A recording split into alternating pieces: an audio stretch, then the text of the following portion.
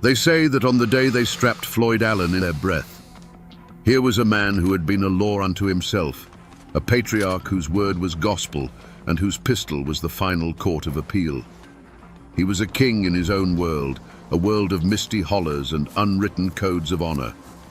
Yet his reign ended not in a blaze of glory on a mountainside, but in a sterile room in Richmond, at the hands of a power he could never understand. Was he the last of the mountain lions, a fierce protector of his kin, cornered by a world that no longer had a place for him? Or was he a brutal tyrant, a man whose pride was so vast it consumed everything he loved, his family, his fortune, and finally, his own life? The truth, as it always does in these old hills, is tangled up like roots in the clay. Today, we're going to untangle that story.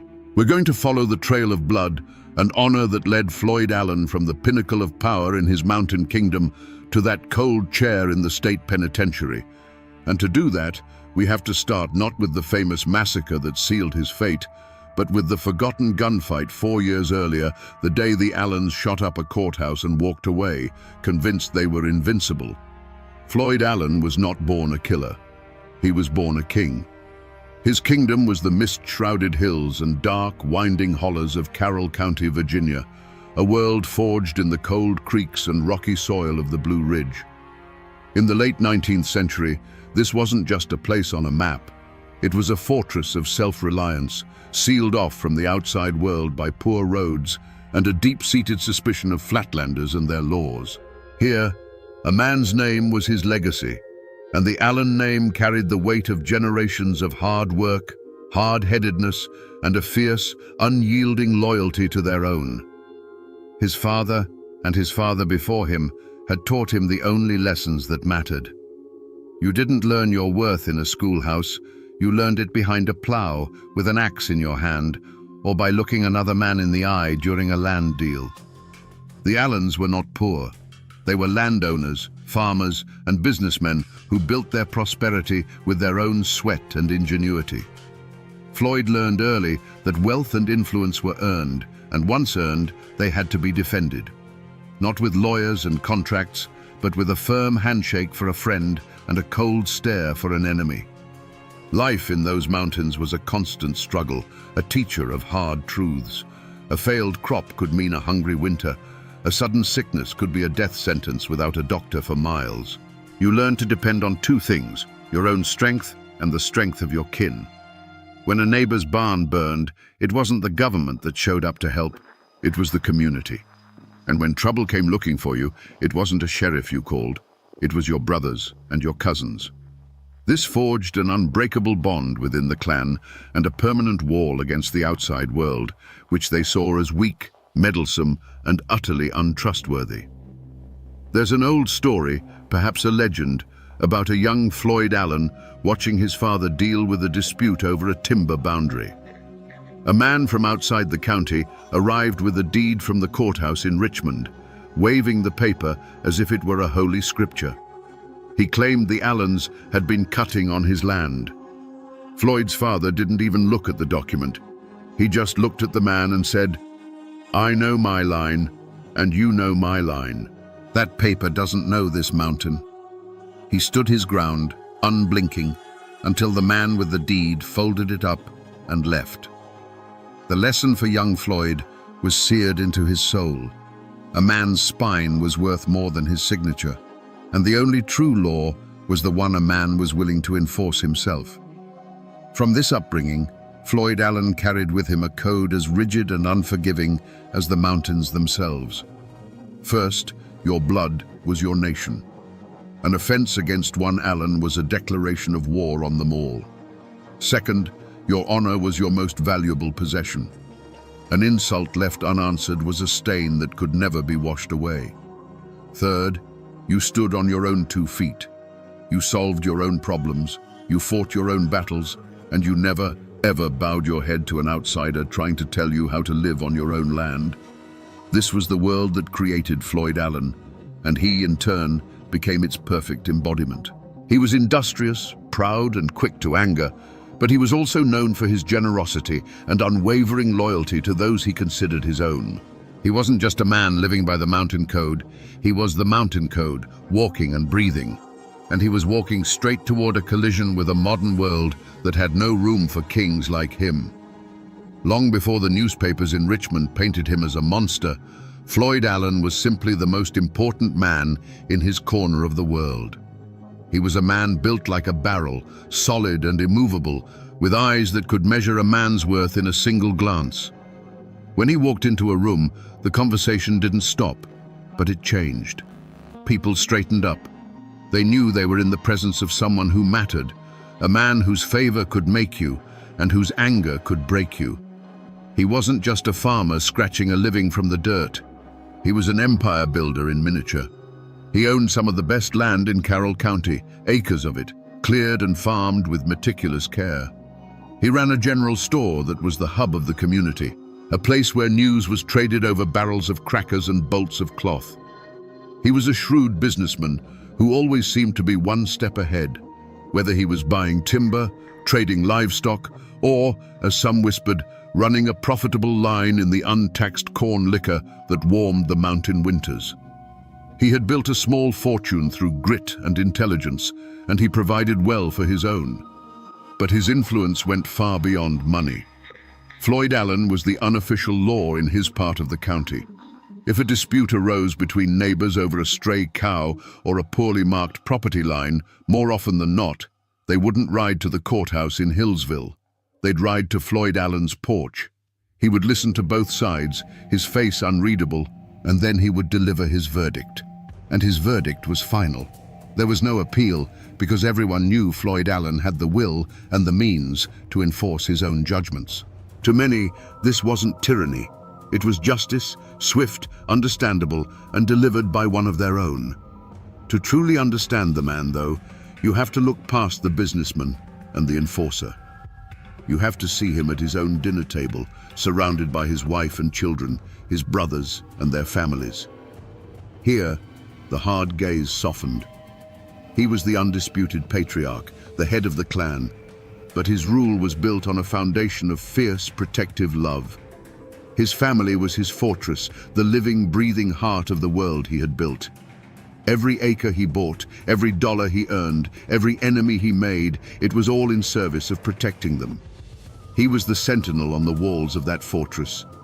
This was the world Floyd Allen had built, a self-contained kingdom carved out of the Blue Ridge Mountains. It was a world of order, his order, built on loyalty, respect, and the quiet understanding that his authority was absolute. It was a peaceful kingdom, a safe harbor for his kin, and he would do absolutely anything to protect it from the encroaching world he saw as a threat to everything he held dear. But for all his strength, for all the respect he commanded, Floyd Allen was a man with a crack in his foundation. It was a flaw as deep and as unyielding as the mountain granite itself, a pride so absolute, so all-consuming, that it bordered on a kind of personal sovereignty. He didn't just think he was right.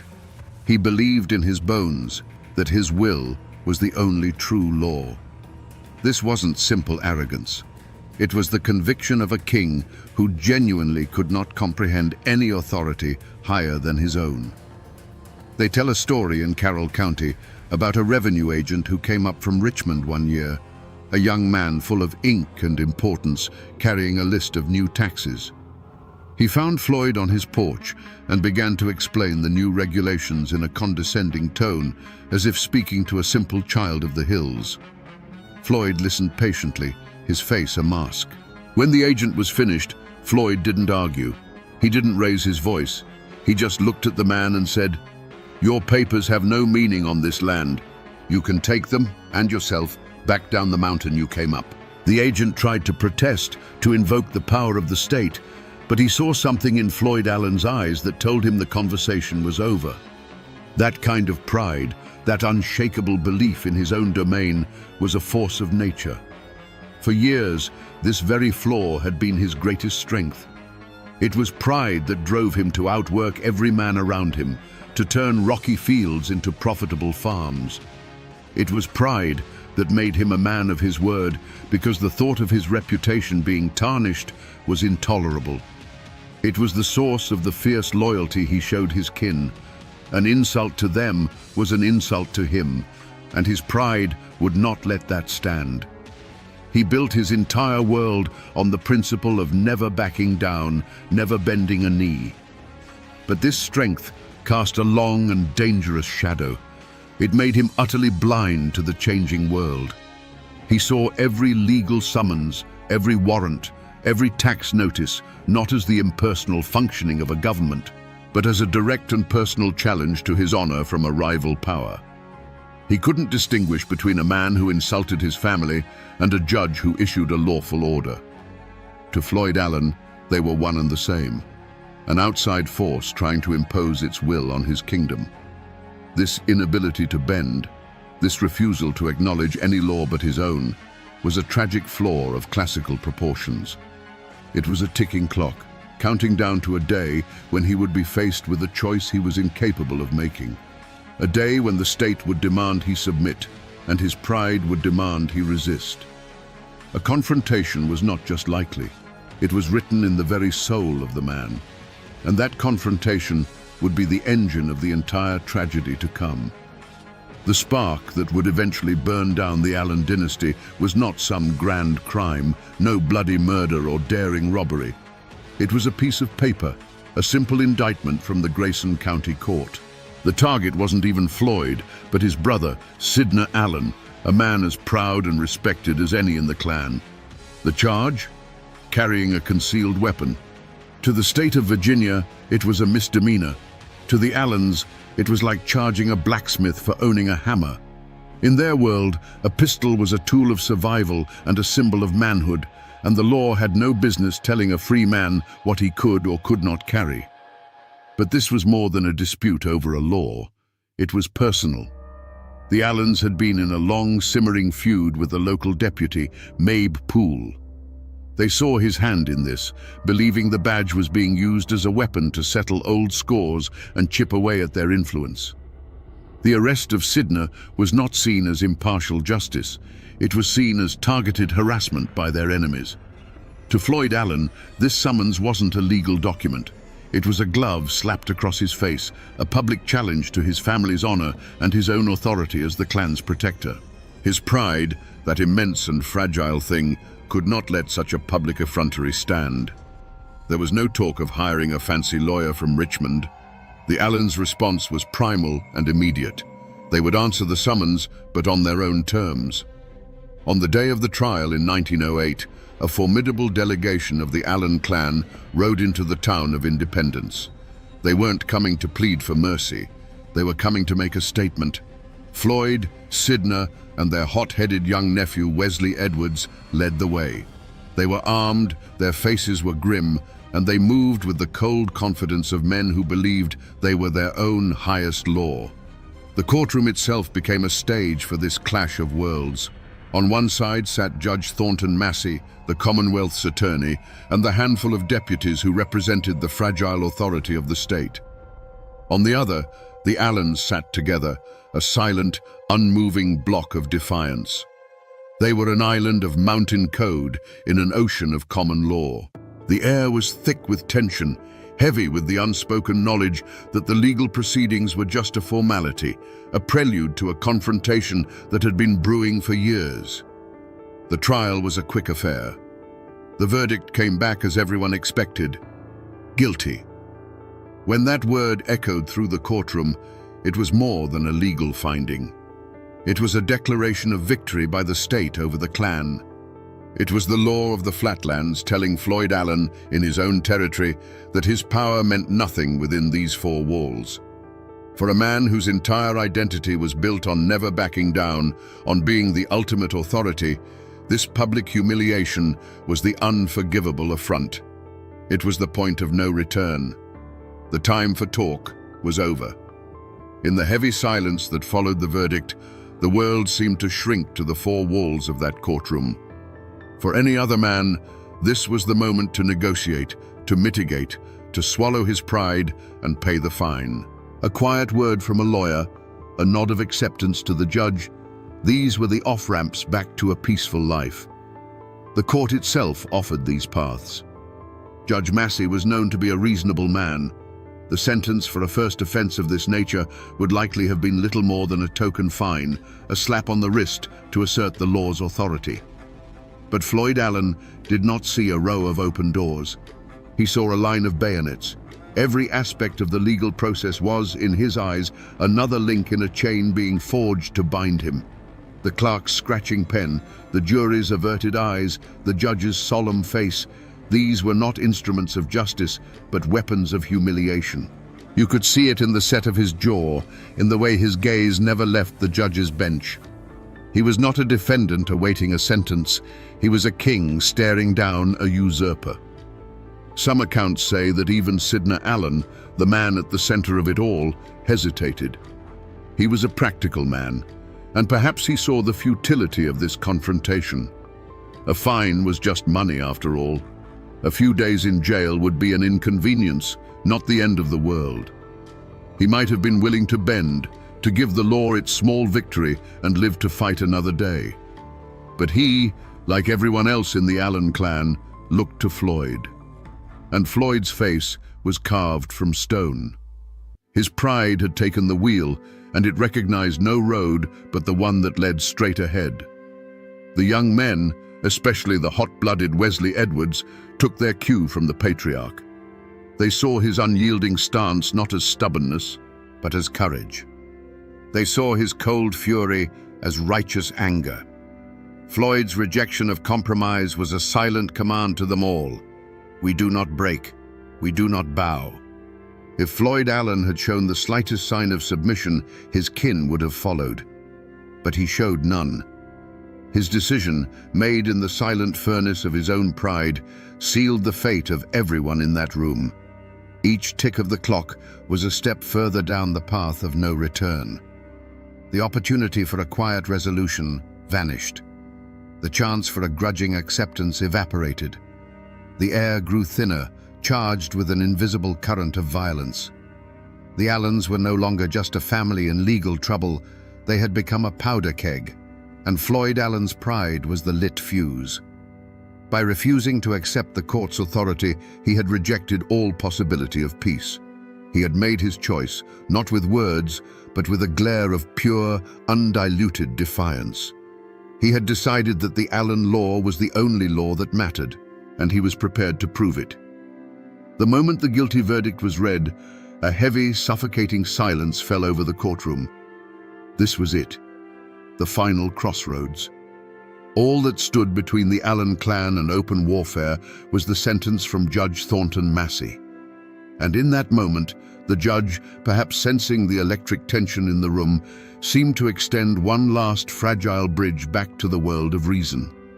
He rapped his gavel once, a sound like a cracking bone, and prepared to speak. He could have thrown the book at Sidney Allen. He could have imposed a heavy fine and a long jail sentence to make an example of him.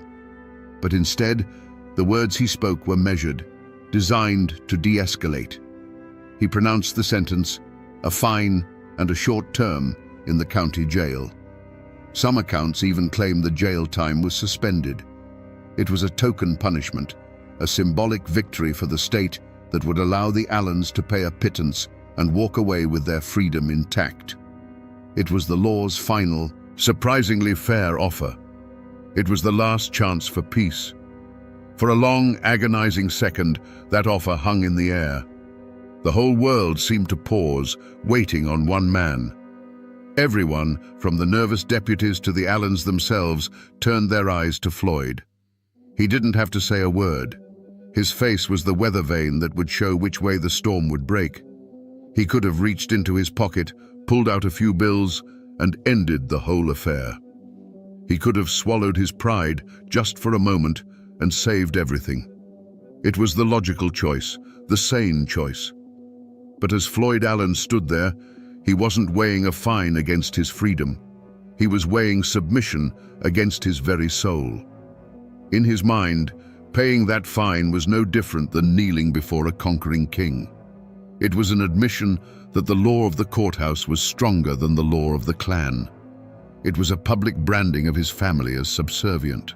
And his pride, that fierce and terrible master, screamed that death was better than such a dishonor. And so, in that final moment, he made his choice. He didn't shout or draw his weapon. The signal was far more chilling. He met the eyes of his nephew, the volatile Wesley Edwards, and gave a slow, almost imperceptible shake of his head. It was a silent, final verdict, delivered not by the judge, but by the patriarch. The verdict was war.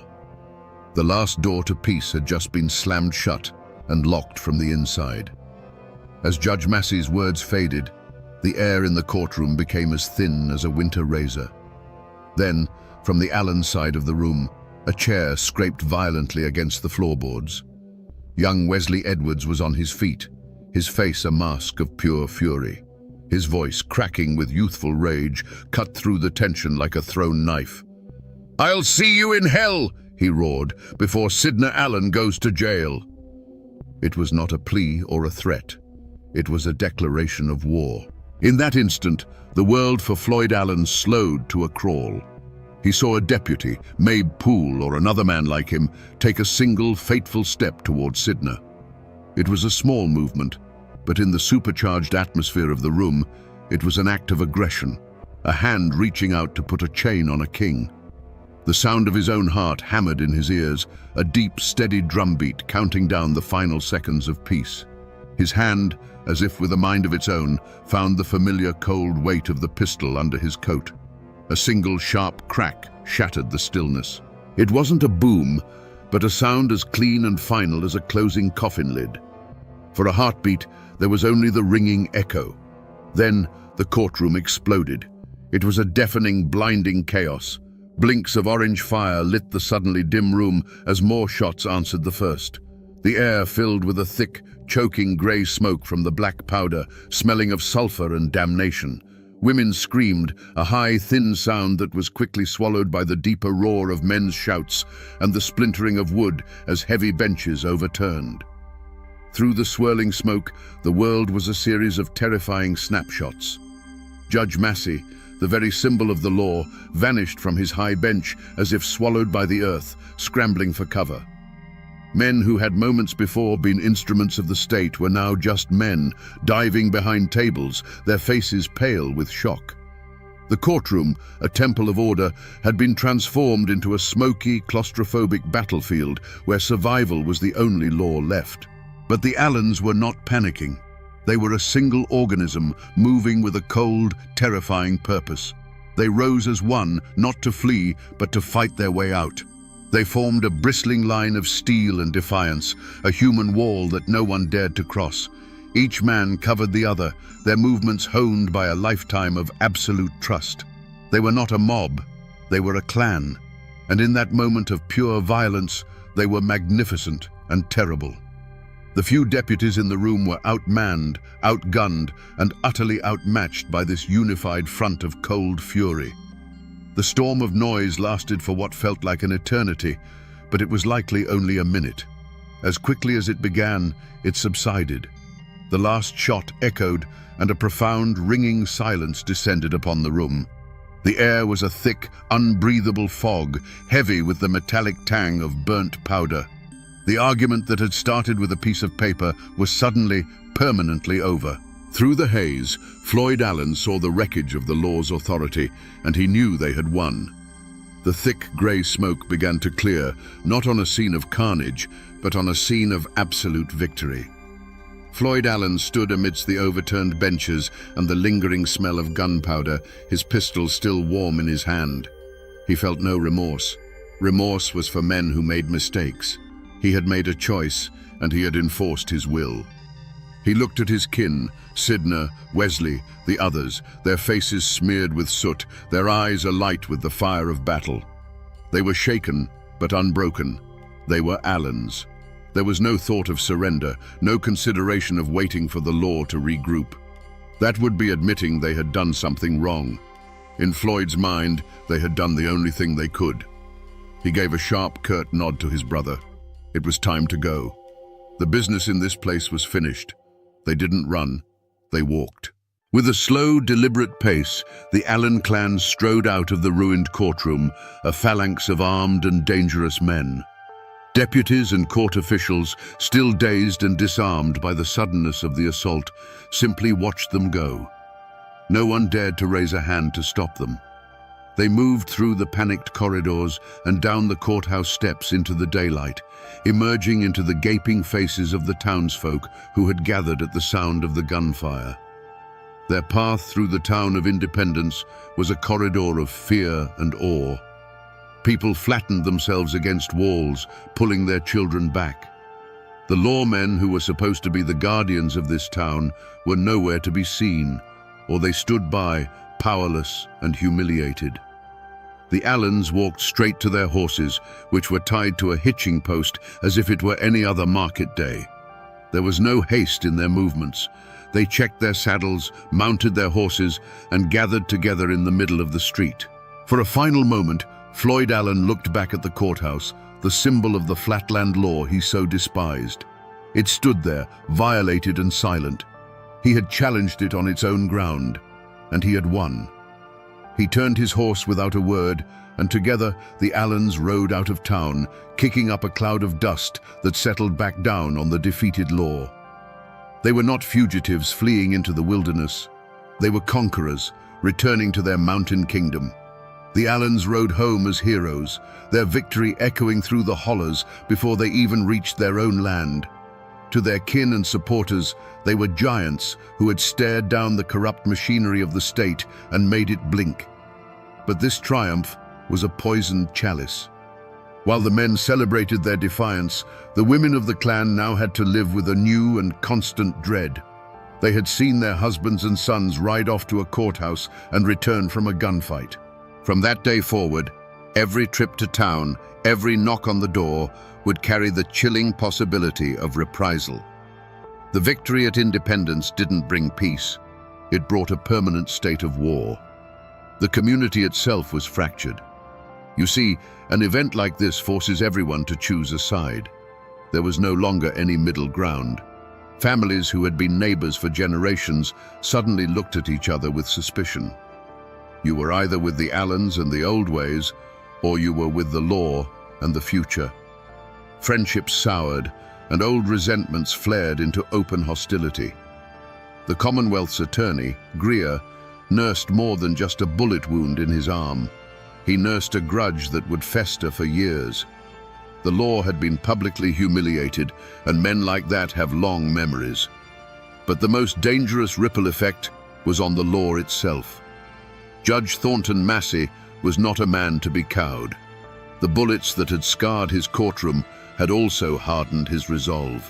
The Allens had proven they were not just a difficult family, they were an armed insurrection against the very idea of a civilized society. For the judge and the prosecutors, the fight was no longer about a misdemeanor weapons charge. It was now an existential struggle for control of the mountains. They began to plan, to prepare, to ensure that the next time they faced the Allen clan in a courtroom, the state would not be the one to back down. The Allens' victory guaranteed that any future confrontation would be met with overwhelming force. The greatest wreckage, however, was invisible. It was the damage done to the minds of the next generation of Allens. The younger men, like Wesley Edwards, had learned a powerful and deadly lesson: that violence was a successful political tool. They had seen with their own eyes that a drawn pistol was more effective than any lawyer. This victory bred a fatal arrogance, a belief in their own invincibility. It erased any lingering respect for the institutions of the state and replaced it with contempt. They had shot their way out of trouble once, and now they believed they could do it again. So while Floyd Allen may have seen the events at Independence as a clean victory, the truth is that the gun smoke that filled that courtroom never truly cleared. It settled like a fine, toxic dust over the entire county, poisoning relationships, hardening hearts, and laying the groundwork for a far bloodier reckoning. The real tragedy of 1908 wasn't the gunfight itself, but the terrible future it made inevitable for everyone involved. After the Allens rode out of Independence, a strange and telling silence fell. There was no thundering posse, no call for the militia, no immediate cry for vengeance from the state. The reason was simple and stark. The local law enforcement had been completely and utterly broken. They had been outfought and humiliated on their own ground. To ride into the Allans' territory in the mountains of Carroll County would not have been a police action. It would have been a declaration of war, a war they knew they could not win. The law's first judgment, therefore, was a judgment of its own weakness. And so, the official trial of the Allan clan never truly happened. Instead, there was a series of quiet, face-saving maneuvers in back rooms. Warrants may have been issued, but they gathered dust. The Commonwealth's attorney, Mr. Greer, knew that serving them would cost more lives. In the end, the system blinked. The charges stemming from the riot were quietly dropped or settled with a small fine, likely paid by a third party, so that no Allan would have to suffer the indignity of paying it themselves. It was a humiliating whisper of a conclusion to a day that had roared with gunfire. The law, in essence, pretended it never happened. But in the court of public opinion, the verdict was split right down the middle, cleaving the community in two. To the people of the mountains, to the families who lived by the same unwritten code, the Allans were heroes. They were seen as men who had refused to be harassed, who had defended their honor against a corrupt and alien system. The story of their victory was told around hearths and in general stores, growing more legendary with each telling. In this version, they were not criminals. They were martyrs to the cause of mountain independence. To the townspeople, the merchants, the lawyers, and the families connected to the court, the verdict was just as clear, but entirely different. To them, the Allans were savages. They were domestic terrorists who had desecrated the most sacred institution of civil society. They had replaced reasoned debate with brute force and the rule of law with the law of the gun. These people saw the Allans not as proud men, but as dangerous anarchists whose power had to be destroyed if the county was ever to move into the modern world. So, was justice served? By the standards of the state, it was a catastrophic failure. The law had been challenged by force and had retreated in disgrace. But by the standards of the Mountain Code, justice had been served perfectly. An insult had been answered, honor had been satisfied, and the clan's authority had been reinforced. The true verdict on the independence riot wasn't handed down by a judge or a jury. It was a verdict written in gunpowder and fear, and it declared for all the world to see that in these mountains the Allan Code was still the supreme law of the land. What of the men who stood for the law that day? What became of the antagonists in this story? In the immediate aftermath, their fate was one of profound and public humiliation. Judge Thornton Massey had been forced to take cover behind his own bench. Commonwealth's Attorney Greer had been wounded. The deputies of Grayson County had been rendered utterly impotent, forced to watch as a gang of men shot up their courthouse and rode away untouched. For them, there was no justice, only the bitter taste of defeat. But if the Allans believed they had broken these men, they had made a grave miscalculation. They had not broken them. They had forged them into something harder and far more dangerous. Judge Massey did not resign or transfer to a quieter circuit. He stayed. The bullet holes in his courtroom were a daily reminder of the day his authority was shattered by gunfire. The experience didn't fill him with fear, it filled him with an iron resolve. For him, this was no longer a matter of law. It became a personal crusade to prove that the code of the courthouse was stronger than the code of the clan. He would get his chance 4 years later in a different courtroom facing the same family. The other players in this drama were similarly hardened. Greer's wounded arm eventually healed, but the insult to his office never did. The deputies who had been so easily overpowered learned a critical lesson. You do not bring a handful of men to a fight with the Allan clan.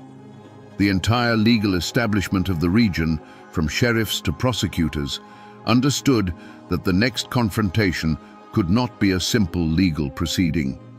It would have to be a show of overwhelming force. And so, the antagonists in this story did not meet some poetic justice. They did not wither away or disappear.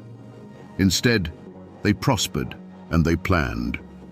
The Allans' victory and independence was the single greatest catalyst for their own destruction, because it united all their enemies and gave them a common cause. They had won the battle, but in doing so, they had awakened a sleeping giant.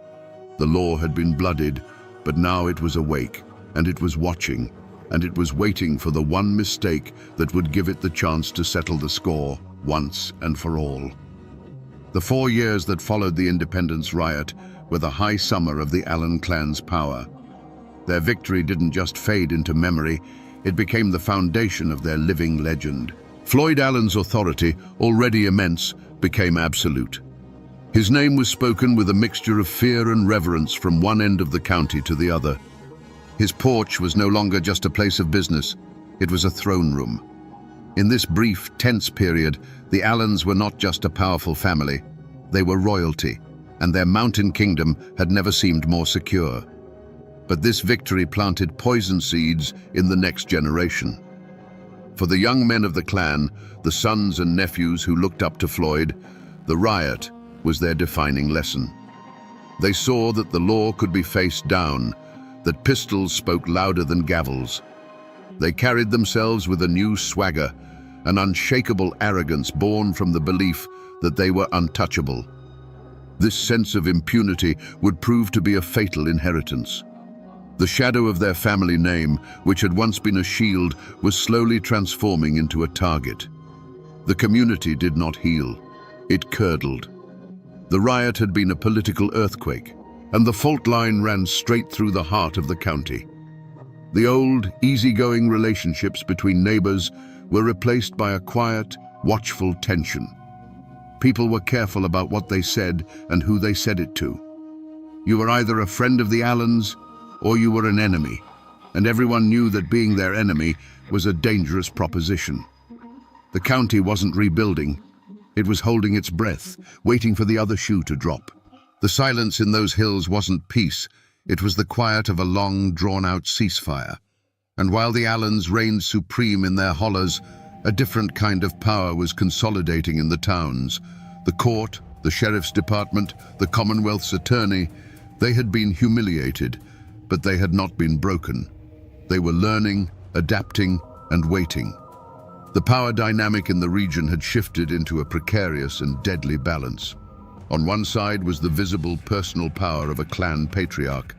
On the other was the slow, patient, and institutional power of the state. Both sides believed they were right, and both were now utterly convinced that the other could only be dealt with through force. The stage was being set for a final, tragic resolution.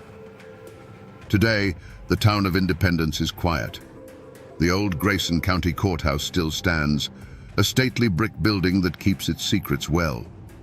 People walk its halls on county business, their footsteps echoing where Wesley Edwards once roared his defiance. Tourists might admire its architecture, never knowing they're standing on a battlefield where the law of the state and the law of the clan met in a blaze of gunfire. But if you stand there long enough, on a quiet afternoon, you can almost feel it, a faint, lingering echo of the chaos, the ghost of a moment when this temple of order was consumed by pure, unadulterated mountain rage. If you know where to look, you can find the other physical remnants of this story scattered across the hills. The old Allen homesteads are long gone. The cabins collapsed and reclaimed by ivy and rhododendron, leaving only a few tumble-down chimney stacks standing like lonely tombstones in the woods. And in a quiet cemetery, you can find the final resting place of Floyd Allen himself. The name on the weathered stone is simple, giving no hint of the storm that was his life. Here lies the king whose kingdom turned to dust, a silent testament to the fact that no man, no matter how powerful, can hold back the tide of the world forever. But the true legacy of the Allens isn't carved in stone or preserved in brick. It lives in the stories. The tale of the Independence Riot and the more famous Hillsville Massacre that followed has been worn smooth by a century of telling, transformed from a raw news event into a piece of local folklore. It's a cautionary tale told to hot-headed young men about the dangers of pride. It's a ballad of defiance sung by those who still feel a kinship with the old ways. Depending on who you ask, Floyd Allen is either a cold-blooded killer who got what he deserved, or a tragic folk hero who was the last king of the mountains. The man is gone. The clan's power is broken.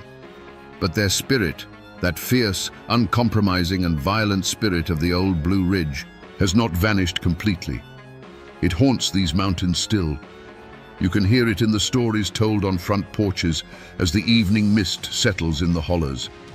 You can feel it in the deep-seated distrust of authority that still lingers in the hearts of some. Floyd Allen is dead, but the ghost of his name and what it stood for remains a stubborn whisper in the wind. So we come back to the question we started with, the one they still ask in the quiet corners of these mountains. Was Floyd Allen a hero or a villain? The truth is, he was both, and he was neither. He was a hero by the code of a world that was already dying, a world where a man's honor was his own to defend. By that ancient law, he was a righteous king protecting his domain. But he was a villain to the new world that was being born, a world of statutes and courtrooms that had no room for kings. His tragedy was not that he was evil, but that he was born a century too late. In the end, the Ballad of Floyd Allen isn't just a tale of mountain justice and courtroom gunsmoke. It's a profound and timeless story about how a man's greatest strength can become the very engine of his destruction. That unbending, iron-willed pride was the forge that created him. It made him a leader, a provider, and a protector. But that same pride blinded him to the changing world, and it would not allow him to bend, even when breaking was the only other choice. His story is a warning, etched in blood and gunpowder, that no man can stand alone against the turning of the tides. You cannot fight the future with a pistol, and you cannot hold back the world with the force of your will alone. And that, my friends, is the ballad of a man who tried to be as unmovable as the mountains themselves, only to discover that even the mountains, given enough time, must crumble into dust.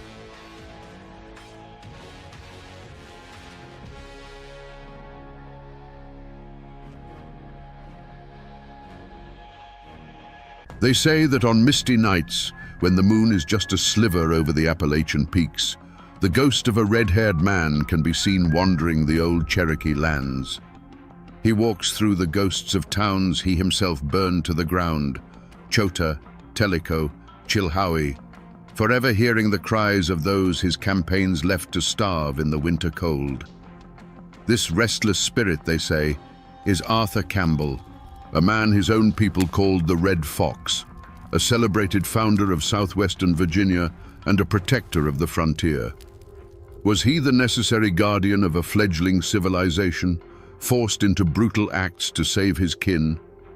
Or was he a monster of ambition, who used total war to carve out an empire from the ashes of another people? Today, we're going to untangle the legend from the man.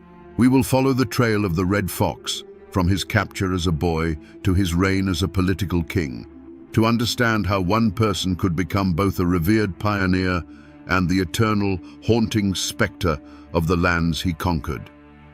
To understand the Red Fox, you have to understand the world that made him. The late 1700s in Augusta County, Virginia, was not a place of gentle living. It was the absolute edge of the known world, a raw frontier where life was measured in seasons and survival was a daily struggle. Arthur Campbell was born into this world in 1743, the son of Scots-Irish immigrants. These weren't people who bowed to kings or coastal aristocrats. They were clannish, stubborn, and fiercely independent, and they had pushed into the mountains seeking land that they could hold by the strength of their own hands. This environment was a forge, and it hammered boys into hard men. But for Arthur, the true crucible came when he was just 15 years old. During the French and Indian War, while out on a mission, the boy was captured by a party of Wyandot warriors. For most, this was a death sentence, or a life of brutal servitude. For Arthur Campbell, it became a dark and transformative education. He was taken hundreds of miles away, deep into the Ohio country near the Great Lakes, and for nearly 3 years, he lived as they lived. He wasn't just a captive, he was a student of survival. He learned their languages. He learned to track game and to move through the forest without a sound. But most importantly, he learned their way of war. He saw firsthand the art of the ambush, the psychological terror of the raid, and the supreme value of cunning over brute force.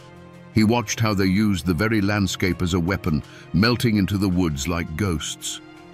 These were lessons that could not be taught in any European army. Then, after almost 3 years, he made his escape. It was a harrowing journey, hundreds of miles through a hostile wilderness with nothing but the skills he had learned from his captors. He survived on nuts, roots, and an iron will. The boy who was captured in that mountain pass was gone forever. The one who stumbled back into the Virginia settlements was a young man, but with the cold, ancient eyes of a survivor. He was harder, sharper, and infinitely more dangerous. The wilderness had tried to swallow him whole, and in the process, he had swallowed a piece of it right back. The man who returned from the Ohio wilderness was not the same one who had left. With his shock of red hair and a new, unsettling stillness in his eyes, he quickly earned the nickname that would follow him to the grave: the Red Fox. He settled in the Holston River Valley, a beautiful but dangerous stretch of land that would become the heart of his domain. Here, in a time of relative quiet, the Red Fox built a life. He married Margaret Campbell, a cousin, and together they began to raise a family that would eventually number 13 children. In these years, before the great wars that would define his legacy, Campbell was seen as the quintessential pillar of the frontier community. He was a successful farmer, a surveyor, and a man whose counsel was sought on everything from planting corn to fortifying a cabin against attack. He became a justice of the peace and a captain in the local militia. When there was a dispute between neighbors, they brought it to Arthur Campbell. When a hunting party went missing, it was Arthur Campbell who organized the search. He was the anchor in a sea of uncertainty. His authority came from his experience. The other settlers were brave and tough, but Campbell possessed a deeper, colder knowledge. He understood the forest and the men who moved through it in a way no one else did. He taught his neighbors how to read the signs of an approaching war party, how to fight from behind trees instead of in open lines, and how to think like the enemy. He was their shield, the man who had been inside the belly of the beast and returned to tell them how to slay it. This was the world the Red Fox built and fought to protect, a fragile collection of cabins and clearings, filled with his kin and his neighbors, all clinging to a precarious existence at the edge of a continent. It was a life built on family loyalty, community dependence, and the constant simmering threat of violence. The love he had for his wife and children, and the fierce paternalistic duty he felt for the people who looked to him for safety, became the driving forces behind every decision he would ever make. Everything that came later, all the fire and the blood, was done to protect this small world he had carved out of the wilderness. But a man forged in such a fire is often left with brittle places. Arthur Campbell's greatest strength, that unyielding will to protect his family and his domain, was inextricably bound to his fatal flaw, an absolute, unshakable belief that his authority was the only authority that mattered. He had survived where others had perished. He had brought order to a land of chaos, and in his mind, this gave him a right to rule. He saw himself not as a leader, but as the patriarch of the entire region, and any challenge to his will was not a simple disagreement. It was a threat to the natural order of things. There's a story that perfectly illustrates this. A few years after the Revolution, a new family of settlers arrived with a land grant signed and sealed by the authorities back in Richmond. The tract of land they claimed overlapped with pasture that one of Campbell's sons had been using. By the letter of the law, the new family had the stronger claim. But that was a law made by men in powdered wigs hundreds of miles away. Campbell summoned the family's patriarch to his home. He didn't shout or threaten. He simply sat the man down and explained, in his quiet, cold way, that the laws of Richmond were a distant whisper in these mountains. The only law that kept families safe from famine or the tomahawk was the law of mutual respect and established order. And in the Holston Valley, he was that order. The new settler, a proud man himself, insisted on his legal rights. Campbell just nodded. Within a week, the man found no one would trade with him at the local mill. His neighbors, loyal to Campbell, suddenly became distant and cold. When one of his cattle went missing, the search party Campbell organized found no trace of it. There was no violence, no open threat, just a slow, suffocating isolation. The family was gone within the month, their legal grant worthless against the silent, absolute power of the Red Fox. For Campbell, this wasn't about a piece of pasture land, it was about precedent. He believed that compromise was weakness, and weakness invited chaos. He could not bend, he could not yield, because to do so would be to admit that some other power, be it the government in Richmond or a rival on the frontier, had a say in the survival of his people. His authority had to be as solid and immovable as the mountains themselves. This towering pride, this inability to brook any rival or share any power, was the crack in his armor. It had served him well when crushing the will of his enemies or intimidating a lone settler. But it was a flaw that was bound to lead him into a conflict he couldn't control with a quiet word or a silent shunning. It would eventually put him face to face with men as proud and as stubborn as himself, and in the unforgiving calculus of the frontier, such a collision could only be settled with fire and blood. The ink on the treaty that ended the revolution was barely dry, but peace never lasts long in the mountains. The new conflict, however, wouldn't be fought with tomahawks and rifles, but with petitions, politics, and the threat of civil war. Just south of Campbell's domain, in the settlements along the Watauga and Nolichucky rivers, a storm was brewing. These lands, technically part of North Carolina, were populated by the same hardened over-mountain men Campbell had fought beside. When North Carolina, in a political move, ceded these western lands to the federal government, the settlers felt abandoned, left without laws or protection. So they did something unthinkable. They did what mountain people have always done when ignored by a distant government. They formed their own. In 1784, they declared themselves an independent state, writing a constitution and electing a governor. They called their new nation the State of Franklin. From his home in the Holston Valley, Arthur Campbell watched this unfold, not as a distant observer, but as a predator watches a rival enter its territory. This wasn't some far-off tax dispute. This was a new center of power, a new government, rising on his very doorstep. For a man whose entire identity was built on being the supreme, unchallenged authority of his region, this was the ultimate affront. The existence of Franklin, led by the popular war hero John Sevier, was a direct challenge to his throne. It siphoned away influence, it offered an alternative to his leadership, and it threatened to make him a secondary figure in the story of the West. It violated the core principle of his being, that in these mountains, his will was law. This new state was a living, breathing rejection of that idea. Campbell's reaction was immediate and visceral, but it wasn't born of simple anger. It was born of pure, cold ambition. A lesser man might have sided with Virginia and tried to crush the upstart state. But the Red Fox saw a different path.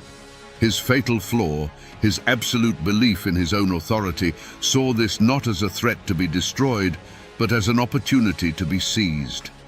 If there was going to be a new kingdom on the frontier, he would not be its neighbor. He would be its king. He made a fateful choice. He began to scheme, using his vast influence to convince the citizens of his own Washington County, Virginia, to secede from their state and join the state of Franklin. It was a breathtaking act of treason.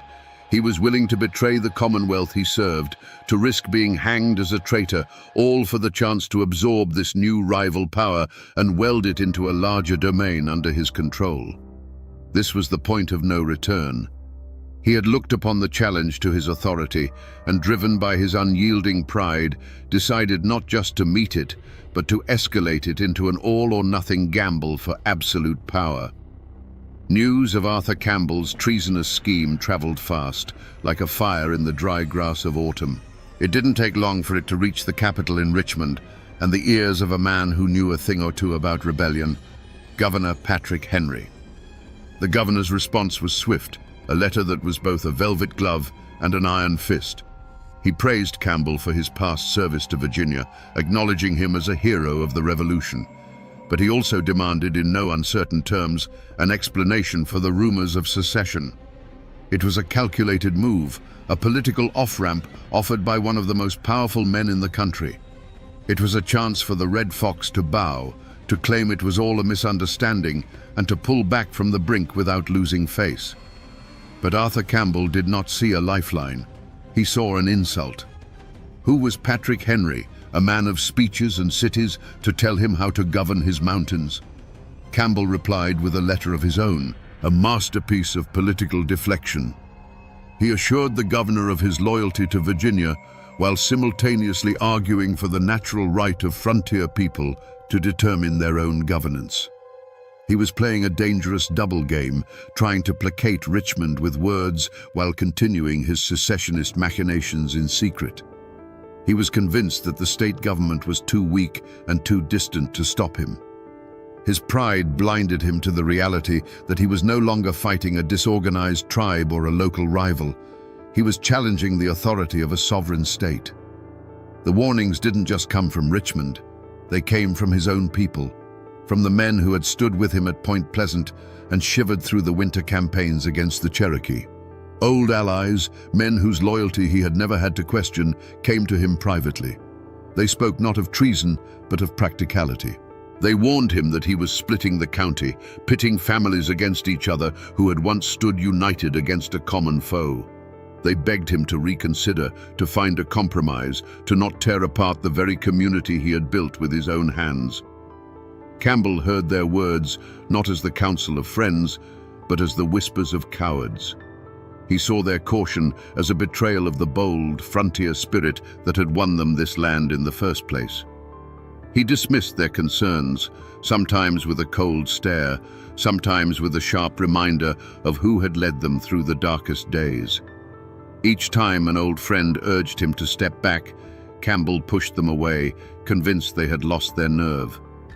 His circle of trusted allies began to shrink, replaced by sycophants and hotheads who shared his ambition. He was becoming a general with no army, a king with a shrinking kingdom. Meanwhile, his chief rival, William Russell, seized the opportunity. Russell saw Campbell's treason not just as a danger to Virginia, but as the perfect weapon to finally destroy the Red Fox. He became the leader of the Loyalist faction in Washington County, organizing opposition, holding his own militia musters, and sending a steady stream of reports to Governor Henry, detailing Campbell's every move. The political feud had now escalated into a cold war fought in the cabins and courtrooms of the Holston Valley. Every choice Campbell made to further his secessionist plot only strengthened Russell's hand and drove a deeper wedge into the heart of the community. The Red Fox was walking a path of his own making, and it was narrowing with every stubborn step. A violent collision was no longer a possibility. It was a certainty. The Holston Valley had become a powder keg, and everyone could smell the fuse. Militias were drilling on both sides, the Loyalists under William Russell on one green, and Campbell's secessionists on another. Old friends now crossed the road to avoid each other's gaze. Families were split down the middle. The air was thick with the tension of impending civil war. It was in this moment, with the region teetering on the brink of bloodshed, that Arthur Campbell was given one last clear chance to choose a different path. And it came not from a governor or a rival, but from the one person who knew the man behind the legend. One evening, as he sat alone by the fire, poring over maps and lists of men loyal to his cause, his wife Margaret came to him. She was a strong frontier woman, no stranger to hardship or danger, but he could see a profound weariness in her eyes. She carried no political arguments or legal warnings. She carried the weight of their world. She sat beside him and spoke quietly of the fear she saw growing in the community. She told him of the women who stopped her by the creek, asking if it was true that their husbands and sons would soon have to fight their own neighbors. She didn't speak of Virginia or the state of Franklin. She spoke of their own home, of their own children. She asked him to look at the life they had built, the peace they had earned through so much struggle and loss. Was this ambition, this new title in this new state, worth the blood of the very people they had sworn to protect? Was it worth their own sons having to aim a rifle at a cousin or a childhood friend? It was the most direct plea imaginable, a choice between the abstract lure of power and the tangible reality of the family and community he claimed to be serving. For a long moment, the Red Fox was silent. The firelight played across his face, and in the shifting shadows, one could almost see the war raging within him. He looked at his wife, the mother of his children, the woman who had stood by him through everything. He saw the truth in her words. He saw the precipice, the dark chasm of violence that lay just one step ahead. He could pull back. He could send a rider to Russell, call a truce, and begin the hard work of mending what he had broken. He could choose his family over his pride. But then his eyes hardened. To back down now, after going so far, felt like the ultimate defeat. He pictured William Russell's smug satisfaction. He pictured his authority, the very foundation of his identity, crumbling to dust. In his mind, retreat was not a path to peace. It was an invitation for his enemies to destroy him utterly. He turned to Margaret, and the warmth had gone from his voice. "Peace is bought with strength, Margaret," he said, his tone leaving no room for argument. "To show weakness now is to lose everything we have ever fought for." With that, he turned back to his maps. The final crossroads had been reached, and Arthur Campbell had consciously, deliberately, chosen the road to war. The day of the reckoning arrived with the cold bite of a late autumn wind. It was court day in Washington County, the one time when all factions were forced to converge on a single point. But this was no day for civil discourse. Two armed camps had formed on the green outside the small log courthouse. On one side stood William Russell and the Virginia Loyalists, a grim line of farmers and militiamen. On the other, his face as hard and unforgiving as the mountains behind him, was Arthur Campbell and his secessionists. The two groups stared at each other across 100 yards of frozen mud, a space that felt as wide and as deep as a grave. The tension was a living thing, a coiled snake in the center of the green. Men clutched their long rifles, their knuckles white. Words were exchanged, first as low mutters, then as angry shouts that were snatched away by the wind. The final spark came when William Russell, determined to assert the authority of Virginia, took a deliberate step toward the courthouse door, his hand raised. He declared Campbell's assembly illegal and ordered the men to disperse in the name of the Commonwealth. For the Red Fox, this was the ultimate challenge, a public stripping of his power, an act he could not possibly tolerate. In that instant, the world seemed to narrow for Arthur Campbell. The shouting, the wind, the faces of his own men, it all faded into a dull roar. The only thing he could see with perfect clarity was William Russell, his rival, the one man who stood between him and absolute control. The sun glinted off the barrel of a rifle somewhere to his left. He felt the familiar cold weight of the horse pistol tucked in his belt, his hand moving toward it with a will of its own, a lifetime of frontier instinct taking over. He had made his decision weeks ago, in the quiet of his own home. This was just the echo. A single sharp report cracked the cold air and the world erupted. It wasn't a battle, it was a chaotic close-quarters brawl of smoke and thunder. Flashes of orange powder burst from the two lines as a ragged volley was exchanged. Men didn't charge so much as stumble forward, the roar of muskets and pistols deafening. Through the swirling, acrid smoke, Campbell saw only one thing. Russell, his face a mask of fury, trying to bring order to his panicked men. The two leaders locked eyes across the maelstrom.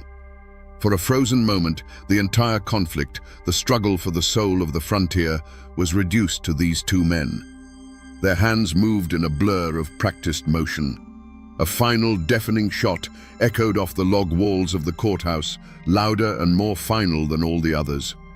The argument that had torn a county in two, that had pitted neighbor against neighbor and brother against brother, was suddenly, permanently over. A chilling, unnatural silence fell over the courthouse green, broken only by the moaning of the wind and the groans of a few wounded men. The powder smoke, thick and grey like a mountain fog, began to slowly clear, revealing the terrible tableau. Men from both sides stood frozen, their weapons half lowered, staring in shock not at an enemy, but at the undeniable consequences of their own rage. Arthur Campbell stood alone in the center of it all. He slowly lowered his pistol, the barrel still smoking in the frigid air. He had won. The challenge to his authority had been met and utterly vanquished. But as he looked out at the wreckage of his community, at the faces of men he had known his entire life, now twisted in horror and grief, there was no triumph in his gaze. There was only the cold, empty silence of a king who had just burned his own kingdom to secure his throne. The sharp crack of the final shot was followed by a silence so deep it felt like the world was holding its breath. For a long moment, no one moved. The men on the courthouse green, friends and enemies alike, stood like statues of clay, their faces blank with shock. The Red Fox stood at the center of this frozen tableau, the smoking pistol still heavy in his hand. There was no look of triumph on his face, no flicker of rage or regret. There was only a cold, profound emptiness. The metallic taste of gun smoke filled his mouth. The problem of William Russell had been solved. His instincts, honed over decades of survival, took over. He did not run. He did not surrender. To do either would be to admit he had done something wrong, and in his mind, he had simply restored order. With a slow, deliberate motion that drew every eye, he began to reload his pistol. It was a terrifyingly calm gesture, an unmistakable message to every man on that green. The violence was done, but his capacity for it was not. He was still the most dangerous man in the valley. With his weapon reloaded and tucked back into his belt, he turned his back on the body of his fallen rival. He did not give it a second glance.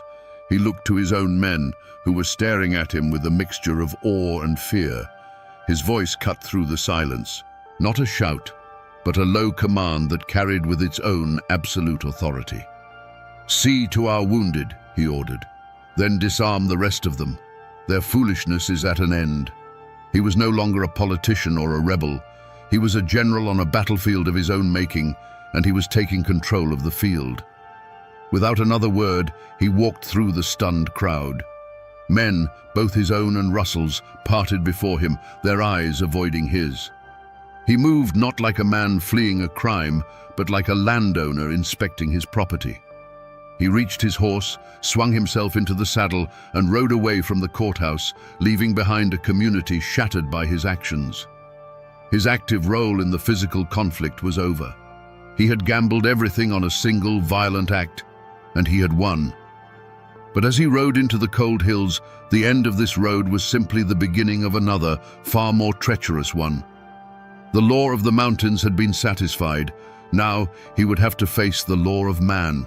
The echo of that final gunshot on the courthouse green did not fade. It settled into the soil of Washington County like a poison, contaminating everything it touched. The single act of violence didn't end the conflict. It transformed a political dispute into a blood feud, a wound that would never properly heal.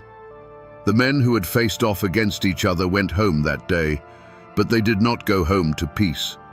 They carried the ghost of the confrontation with them, and it sat at their dinner tables and whispered to them in their sleep. For the family of William Russell, the world had been turned upside down. They were now a family without a patriarch, their name forever linked to a public violent death at the hands of their greatest rival. Their grief quickly hardened into a cold, simmering hatred that would be passed down like an inheritance. Every Campbell they saw, every mention of the Red Fox name, was a fresh twist of the knife. Their honor demanded a balancing of the scales, a debt that they would wait years, even generations, to collect if they had to. But the wreckage was not confined to one side. Arthur Campbell had won the field, but in doing so, he had isolated his own family. They were now the clan of the killer. Respect was replaced by fear, and friendship was replaced by a cautious, resentful distance. His wife, Margaret, now had to live the very nightmare she had foreseen, facing the accusing eyes of her neighbors, her children growing up under the shadow of their father's violent legacy. They were safe, yes, but they were surrounded by a wall of silent condemnation built by their father's own hands. The grand political dream of secession was dead, drowned in the blood on the courthouse lawn. The state of Franklin, seeing the fratricidal violence Campbell's ambition had unleashed, wanted no part of Washington County. Campbell had broken his own community for a prize that no longer existed. The energy of the frontier, once directed outward against the wilderness and external threats, was now turned inward. The project of building a civilization ground to a halt, consumed by suspicion and bitterness. The tragedy of that day wasn't just the death of one man, it was the death of trust. The Red Fox, in his obsessive quest to protect his community's order, had shattered its soul. The news of William Russell's death and the armed insurrection at the courthouse galloped all the way to Richmond, and this time, Governor Patrick Henry could not respond with a mere letter. The Commonwealth of Virginia had been openly defied, its authority challenged by one of its own. A charge of murder was drawn up against Arthur Campbell, and the slow, heavy machinery of the law began to grind its way toward the mountains. But this would be no ordinary trial. It was a clash of two worlds, set to play out in the very log courthouse where the blood had been spilled. The trial was a spectacle of tension. On one side stood the prosecutor from Richmond, a man of books and statutes, who spoke of malice aforethought and seditious conspiracy. He laid out a clear, legalistic case. Arthur Campbell, in his lust for power, had raised a private army, defied the state, and murdered its loyal representative. To the world outside the mountains, the case was open and shut. But the prosecutor wasn't speaking to the world. He was speaking to a jury of 12 grim-faced frontiersmen, men who had known both Campbell and Russell their entire lives. When Arthur Campbell spoke in his own defense, he did not plead or make excuses. He stood before the jury not as a criminal, but as their patriarch, their war leader, explaining a difficult but necessary decision. He didn't speak the language of the law, he spoke the language of the mountains. He argued that William Russell's actions were a direct threat to the stability and survival of their entire community. He wasn't just a political opponent, he was an agent of chaos. In the unwritten, brutal constitution of the frontier, a direct challenge to the established leader in a time of crisis was a declaration of war. He framed his act not as murder, but as a battlefield necessity, the regrettable but unavoidable removal of a threat to prevent a wider, bloodier conflict. He looked into the eyes of the jurors, many of whom he had led through fire and snow, and silently asked them, "Which law do you truly live by? Theirs or ours?" The community, and the jury with it, was ripped in two. The Russell clan and their allies saw a cold-blooded murderer on trial and demanded the gallows. But many more saw something else. They saw the Red Fox, the man who had kept their families safe for decades, being judged by a distant, alien set of rules that didn't understand their world. The jurors were caught in an impossible position. To convict Campbell would be to defy the most powerful man they had ever known, a man whose clan could make their lives a living hell. To acquit him would be to sanction a killing and invite the eternal vengeance of the Russell family. In the end, after a tense deliberation, the verdict was read in the silent, crowded courtroom. Not guilty. A gasp went through the room, a mixture of outrage from one side and profound, grim relief from the other. Arthur Campbell simply nodded, his expression unchanging, and walked out a free man. But was justice served? Not by any modern standard. The verdict was not a statement of innocence. It was a verdict of fear and loyalty. It was a declaration that in the Holston River Valley, the law of Virginia was merely a suggestion. The true law was the will of the Red Fox. The court had washed its hands of the matter, but in doing so, it had left the blood debt unpaid, leaving it to fester in the shadows, waiting for a different kind of judgment. William Russell's story, of course, ended on that frozen patch of ground outside the courthouse. He paid the ultimate price in his feud with the Red Fox, his life cut short by a pistol ball. But it would be a mistake to remember him as a simple martyr, a righteous man cut down by an unhinged villain. The truth, as it always is in the mountains, is far more complicated. Russell was no saint. He was a formidable rival, cut from the same hard, ambitious cloth as Campbell himself. Their feud was a clash of two mountain lions fighting for the same territory. When Campbell began his treasonous plot, Russell didn't just see a threat to Virginia. He saw his ultimate opportunity to finally break the Red Fox's power. He was not just a patriot defending his state. He was a political predator moving in for the kill. And in a bitter twist of frontier justice, William Russell achieved in death what he could not guarantee in life. His violent, public end became a symbol of Campbell's tyrannical overreach. The sheer brutality of the act horrified the very people Campbell was trying to lead. Any romantic notions of creating a new frontier republic were washed away in the blood of a neighbor. The state of Franklin, witnessing the fratricidal chaos, recoiled from the idea of admitting Campbell's fractured county into their union. The secession movement died right there on the courthouse green alongside the man who had opposed it. So, who truly won that day? Arthur Campbell walked away a free man, but his grand political scheme was left in ashes, and his reputation was forever stained with a kinsman's blood.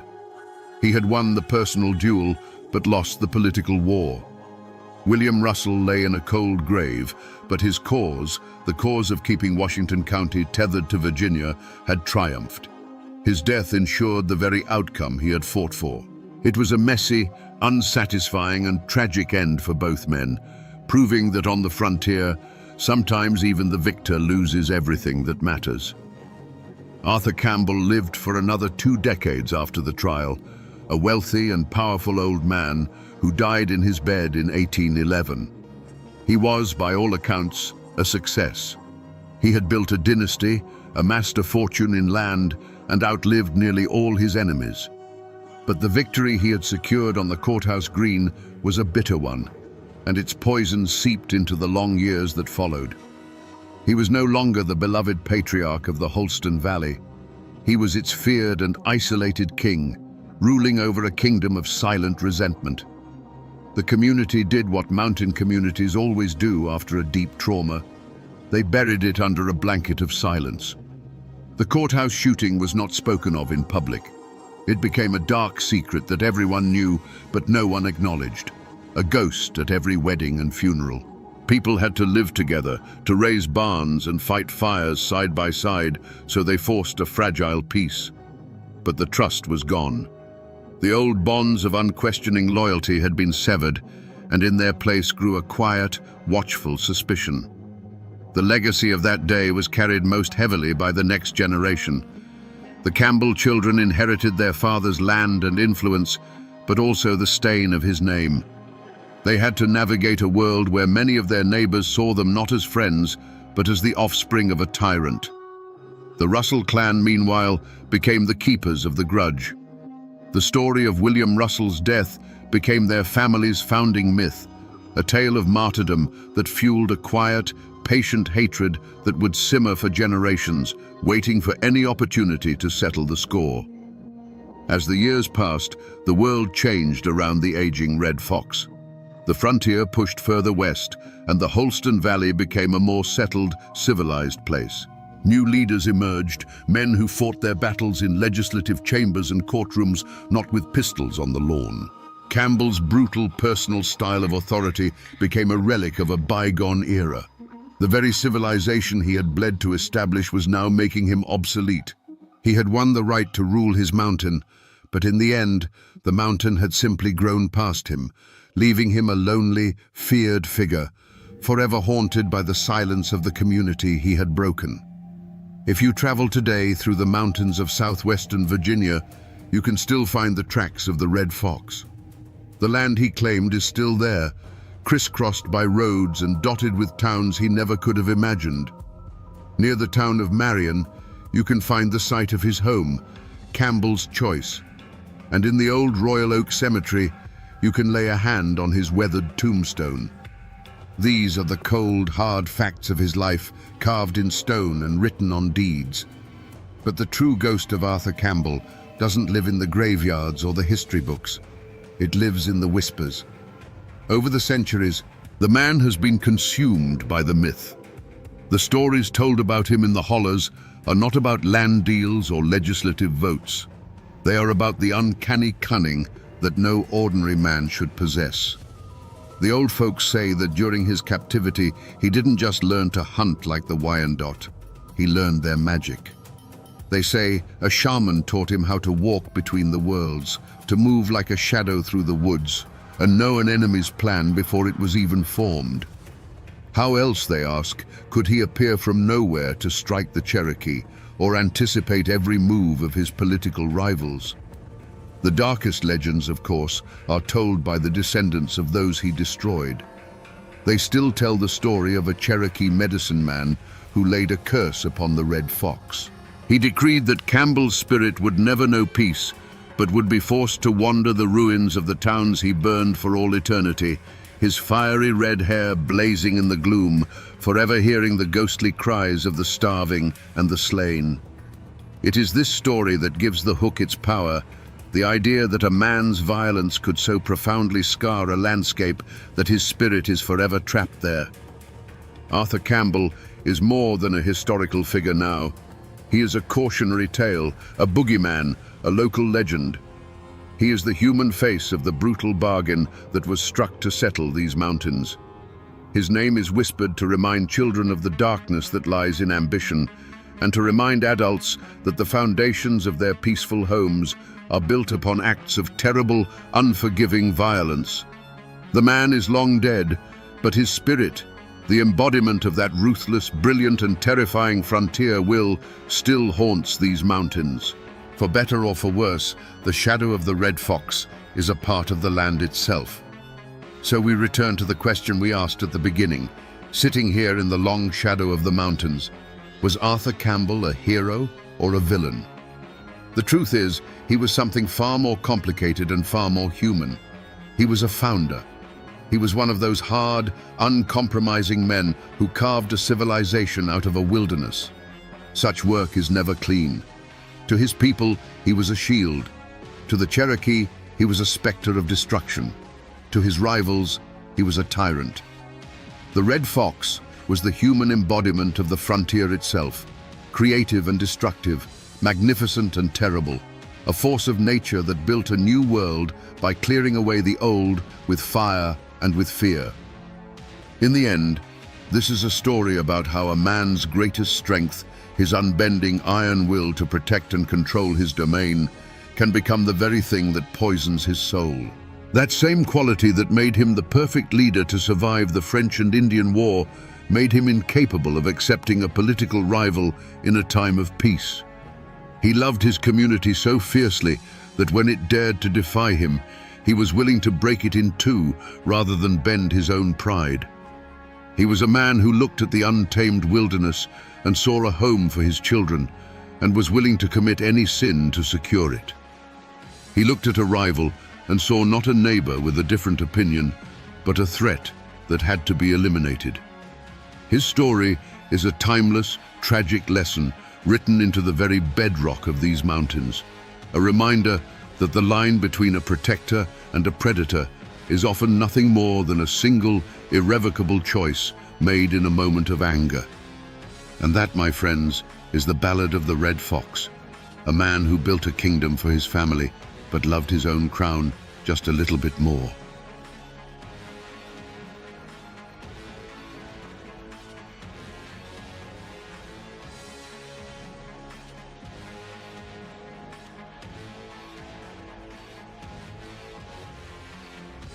The streets of Moorhead, Kentucky, were a slaughterhouse.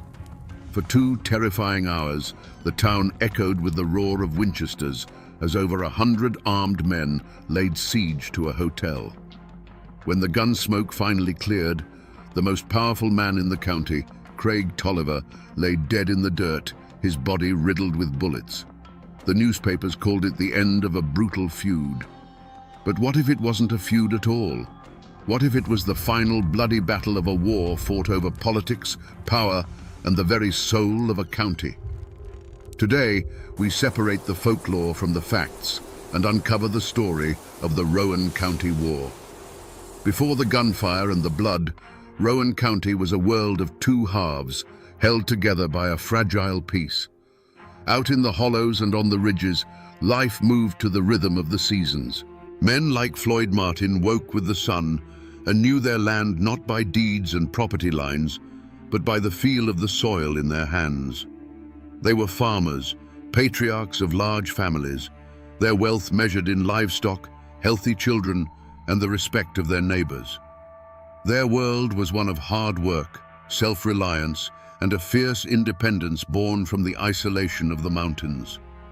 To them, the law wasn't written in a book down at the courthouse. It was a code of honor passed down through generations. Then there was the town of Moorhead. It was the county's beating heart, and its pulse was controlled by one man, Craig Tolliver. His kingdom wasn't made of dirt and timber, but of influence and fear. From the bar of his Monarch saloon or a suite in his Galt House hotel, he orchestrated the county's politics. He was handsome, always dressed in fine clothes that stood out against the town's mud and dust, but his smile never quite reached his eyes. He was the democratic boss, the man who could make another man rich with a handshake or ruin him with a whisper. He saw Moorhead not as a home, but as a chessboard, and every person in it was a pawn. These 2 worlds brushed against each other on market days. The Martin clan and their Republican allies would ride into town, their faces weathered by the sun, their conversations quiet and watchful. They'd trade their crops, buy supplies, and endure the smirks of Tolliver's men who ran the town. In the saloons, Democrats and Republicans drank at separate tables, the air thick with an unspoken history. Everyone knew who had worn the blue and who had worn the gray, or whose father had. It was a peace, but it was the kind of quiet you get in the woods just before a storm breaks. Every handshake was a calculation. Every glance held a question. The people of Rowan County were living on a fault line, a deep crack in the earth left by the Civil War, and everyone could feel the ground trembling beneath their feet. They were proud people, both in the town and in the hills, and pride in Appalachia is a dangerous thing. It can build a home, but it can also burn one to the ground with everyone still inside it. And on the horizon, an election was coming. It was August of 1884. To the rest of America, it was just another local vote. But in Rowan County, it wasn't about choosing a representative. It was a referendum on power itself. It was the spark falling toward a powder keg that had been filling for 20 years. Little did they know, this day of voting would not be settled with ballots, but with blood, and the world they knew was about to be lost forever in a haze of gun smoke. The hatred that fueled the Rowan County War wasn't born in a saloon brawl in 1884. Its seeds were sown 20 years earlier in the blood and fire of the Civil War.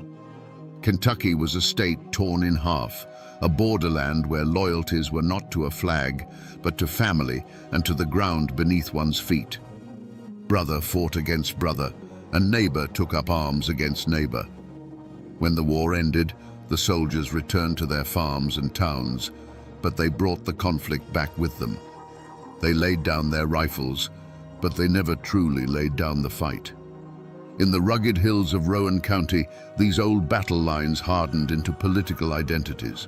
To be a Republican, like the Martins, was to align with the Union, with the federal government that had preserved the nation. It was the party of Lincoln, a symbol of victory and order to some, but of occupation and overreach to others. To be a Democrat, like Craig Tolliver and his faction, was to carry the banner of the old Confederacy, of states' rights and resistance to that same federal power. It was a politics of pride and grievance, a burning resentment that the world had been turned upside down. This wasn't about policy debates, it was about memory. It was about which side your father fought on at Perryville or Shiloh. It was about remembering the Union patrols or the Confederate raiders who had passed through these very hollows. The land itself held these memories. For the Martins and their allies, their farms were a testament to their own hard work and independence, a legacy carved from the wilderness. For Tolliver, the town of Moorhead was a different kind of territory, a center of power to be controlled, its commerce and law to be bent to the will of his party, his faction, his cause. In these mountains, a family name is a heavy thing. It's a coat of arms and a burden, all at once. The name Martin became a rallying cry for every Republican farmer who felt choked by the town's political machine. It stood for the country, for the hills, for the men who answered to no one but God. And the name Tolliver became the symbol of absolute democratic control, of the saloons, the courthouse, and the money that made the town run. It was a feud of ideas long before it was a feud of men. The blood of the Civil War had never truly dried. It had just soaked into the soil, waiting for a single spark to turn the ground red once more. The conflict in Rowan County didn't live in grand declarations, but in the quiet, poisonous whispers that spread from house to house. Craig Tolliver's Monarch Saloon wasn't just a place to drink. It was a spider's parlor where the web of rumor was spun. Here, his lieutenants, men who owed him their jobs or their freedom, would gather. They were the town's deputies, clerks, and business owners, all bound to Tolliver by loyalty or fear. They nurtured every slight against their party, magnifying small disputes into grave insults against the Democratic cause and Tolliver himself. The Martin alliance was quieter, forged not over whiskey, but over shared meals and silent nods of understanding on the steps of a country church. Theirs was a sprawling network of kin and fellow Republicans, families like the Coopers and the Hoggers, who saw Tolliver's grip on the courthouse as a tyranny that was slowly strangling them. They were men who had been denied loans, lost court cases on technicalities, or had their businesses squeezed by Tolliver's allies. Their support for Floyd Martin wasn't just political, it was a matter of survival. The ground was already salted with old wounds. Just a few years prior, a sheriff's election had been decided by a handful of questionable ballots, installing a Tolliver man and leaving the Martins and their supporters feeling cheated and disenfranchised. There was the bitter memory of a land dispute between a Tolliver ally and a Republican farmer, a case settled in a court controlled by Tolliver's friends. These weren't isolated incidents, they were a pattern. Each one was a fresh layer of resentment, a reminder that the law in Rowan County bent to the will of the town boss.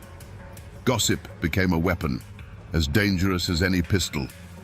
A drunken argument at the general store was retold in the Monarch Saloon as a deliberate Republican provocation. A Martin supporter speaking too loudly about his rights was marked as a troublemaker. The air grew thick with suspicion. Men started carrying guns, not just for hunting, but for a trip into town. Friendships that had crossed party lines began to fray. The community wasn't just divided, it was curdling, turning sour with paranoia and hate. The stage was being set for a tragedy, and every rumor, every old grudge, was another nail being hammered into the coffin of peace. In the long, sweltering weeks leading up to the August election of 1884, a heavy stillness settled over Rowan County. The summer had been brutally hot and dry, cracking the creek beds and turning the dirt roads into a fine, choking powder that coated every leaf and fence post. Old-timers whispered that it was a bad sign when the katydids fell silent in the heat of the day. It was as if the land itself was holding its breath, waiting for the coming violence.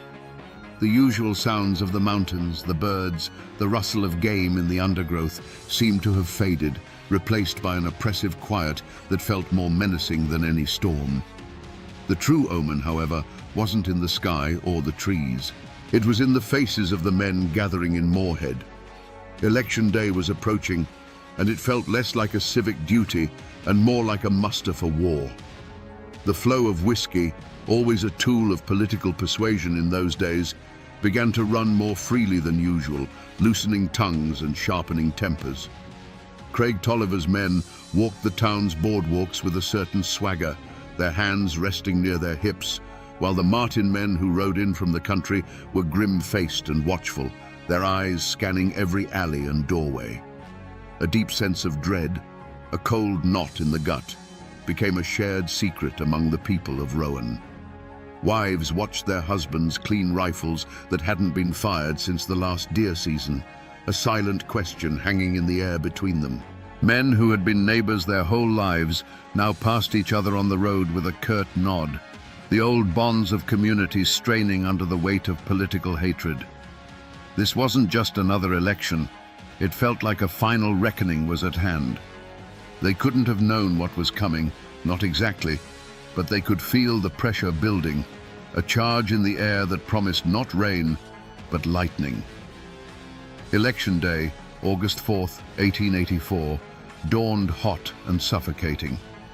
At a polling place just outside Moorhead, the air was thick with more than just summer humidity.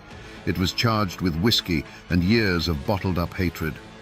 Men from both factions gathered, their political affiliations worn like uniforms. Votes were being bought with liquor, and every conversation was a low growl of intimidation or defiance. This wasn't democracy in action. It was a standoff, a test of nerve where everyone was waiting for the first man to flinch. The spark came in the form of a drunken slur. John Martin, Floyd Martin's own son, got into a heated argument with a fervent Tolliver supporter named Solomon Bradley.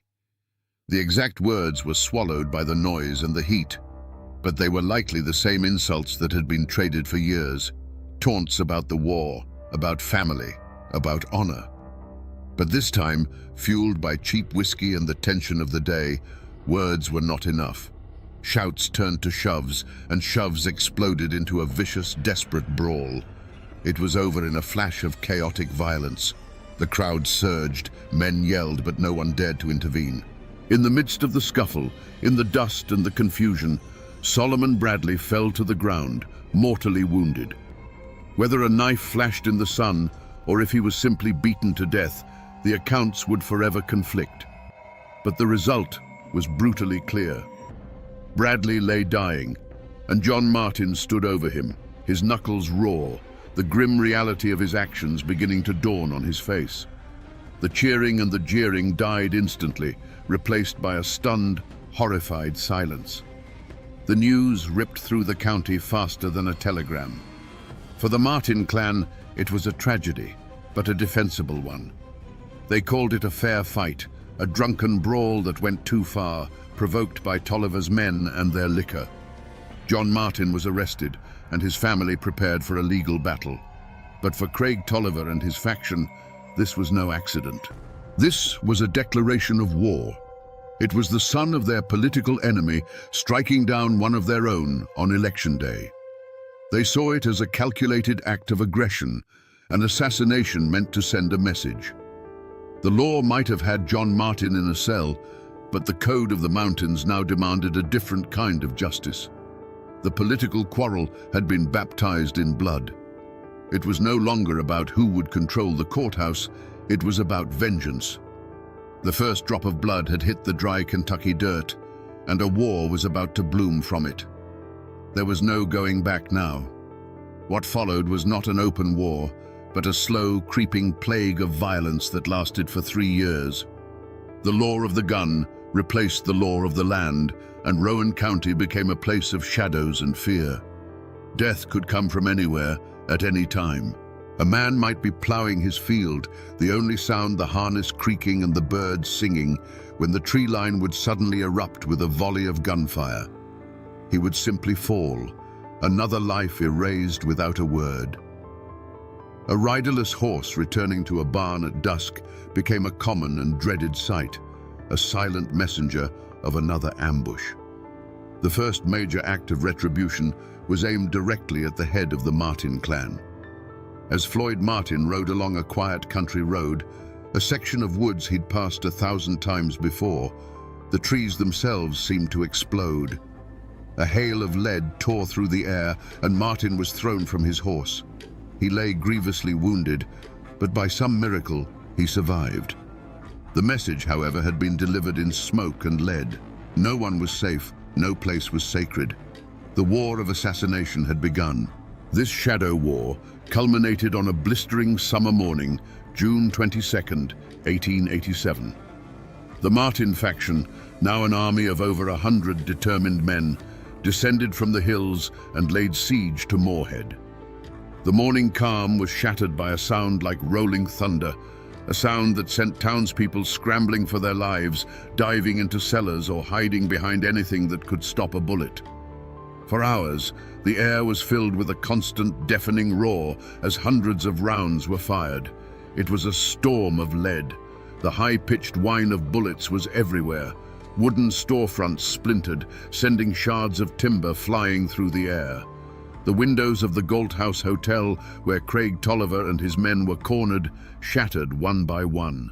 Through the thick haze of gunsmoke, you could see the muzzle flashes from doorways, from rooftops, from behind wagons. The Martin men weren't brawling. They were conducting a methodical extermination, tightening a noose of rifle fire around the heart of Tolliver's power. Then came the final, desperate act. Trapped, his men falling around him, Craig Tolliver made a run for it. He burst from the hotel, a flash of motion against the chaos. It wasn't a single shot that answered him, but a deafening, instantaneous chorus of rifles firing as one. The unstoppable town boss, the man who had ruled Rowan County with an iron fist, simply collapsed in the middle of the street. And in the moment his body hit the dirt, the thunder of the guns stopped. A deafening silence fell over Moorhead, broken only by the ringing in men's ears and the sight of the dead man lying in the dust. The war was over. To understand the 3 years of terror that followed, we must try to look at the world through Craig Tolliver's cold, calculating eyes. In his own mind, he was no villain. He was a king, and Moorhead was his kingdom. The Galt House Hotel was his castle, the Monarch Saloon his throne room. He believed in order, but it was his order. He provided jobs, settled disputes, and kept the peace, all so long as his authority was never questioned. He didn't see the Martins and their allies as a political opposition. He saw them as rebels, as a disease threatening the body of his carefully controlled world. When Solomon Bradley was killed on election day, Craig Tolliver didn't see a drunken brawl gone wrong. He saw an assassination. He saw the son of his chief rival striking down one of his loyalists in a blatant act of defiance. To him, this was an insurrection, a declaration of war against his rule. A king cannot allow such a challenge to go unanswered, or the throne itself will crumble. The moment he heard the news, a switch didn't flip from anger to rage. It flipped from political maneuvering to calculated extermination. The Martins had chosen the weapon, and he would simply prove he was a master of it. The decision to ambush Floyd Martin wasn't made in a fit of passion. It was a cold, strategic move, a piece being moved on a chessboard. Tolliver would have seen it as a regrettable but necessary act of statecraft. In his logic, removing the head of the rebellion would cause the movement to collapse. After the ambush failed, he wouldn't have felt frustration or panic, but a grim resolve. It was simply a problem that now required a more thorough solution. For 3 years, as the bodies fell on both sides, it's unlikely Tolliver felt guilt. Each report of another Martin supporter shot from ambush would have been received not with glee, but with a sense of grim satisfaction. It wasn't murder, it was management. It was the slow, methodical process of cutting a cancer out of his county. He was the only man, in his own view, strong enough to do what needed to be done. This is what makes his evil so chilling. It was not the product of madness, but of a terrible, unwavering certainty that he was the hero of his own story. When the final volley of shots faded, a silence fell over Moorhead. It was a silence so deep and heavy, it felt louder than the gunfire that had preceded it. A thick, acrid haze of gun smoke hung in the humid summer air, burning the eyes and throat. For a long moment, nothing moved. The only sign that the world hadn't ended was the sight of Craig Tolliver's lifeless body lying in the dusty street, a final stark punctuation mark at the end of a bloody 3-year sentence. Slowly, cautiously, the town began to emerge from its hiding places. Cellar doors creaked open. Shopkeepers peered out from behind barricaded windows. The faces of the townspeople were pale with shock, their eyes wide as they took in the scene. The main street looked like a battlefield. Bullet holes pocked nearly every building. Windows were shattered, and the ground was littered with spent shell casings. The bodies of Tolliver and his lieutenants lay where they had fallen, silent testament to the terrible finality of the fight. The Martin faction, victorious, did not flee back to their hollows. They were no longer an invading army. They were the new power in Rowan County. They stood in the open, rifles held loosely in their hands, their faces grim and streaked with sweat and gunpowder. They had come to Moorhead to kill a king, and they had succeeded. With Tolliver and his closest men dead, their political machine, built on years of intimidation and control, had vanished in the space of a single morning. The reign was over, but news of a private war travels fast. When word reached the state capital of Frankfurt that a county seat had been seized by an armed force and its leadership exterminated in the streets, the reaction was one of pure shock. This wasn't a feud, this was an insurrection. Governor J. Proctor Knott didn't send a sheriff, he sent the army. For the first time in Kentucky's history, the state militia was called out to quell a local war.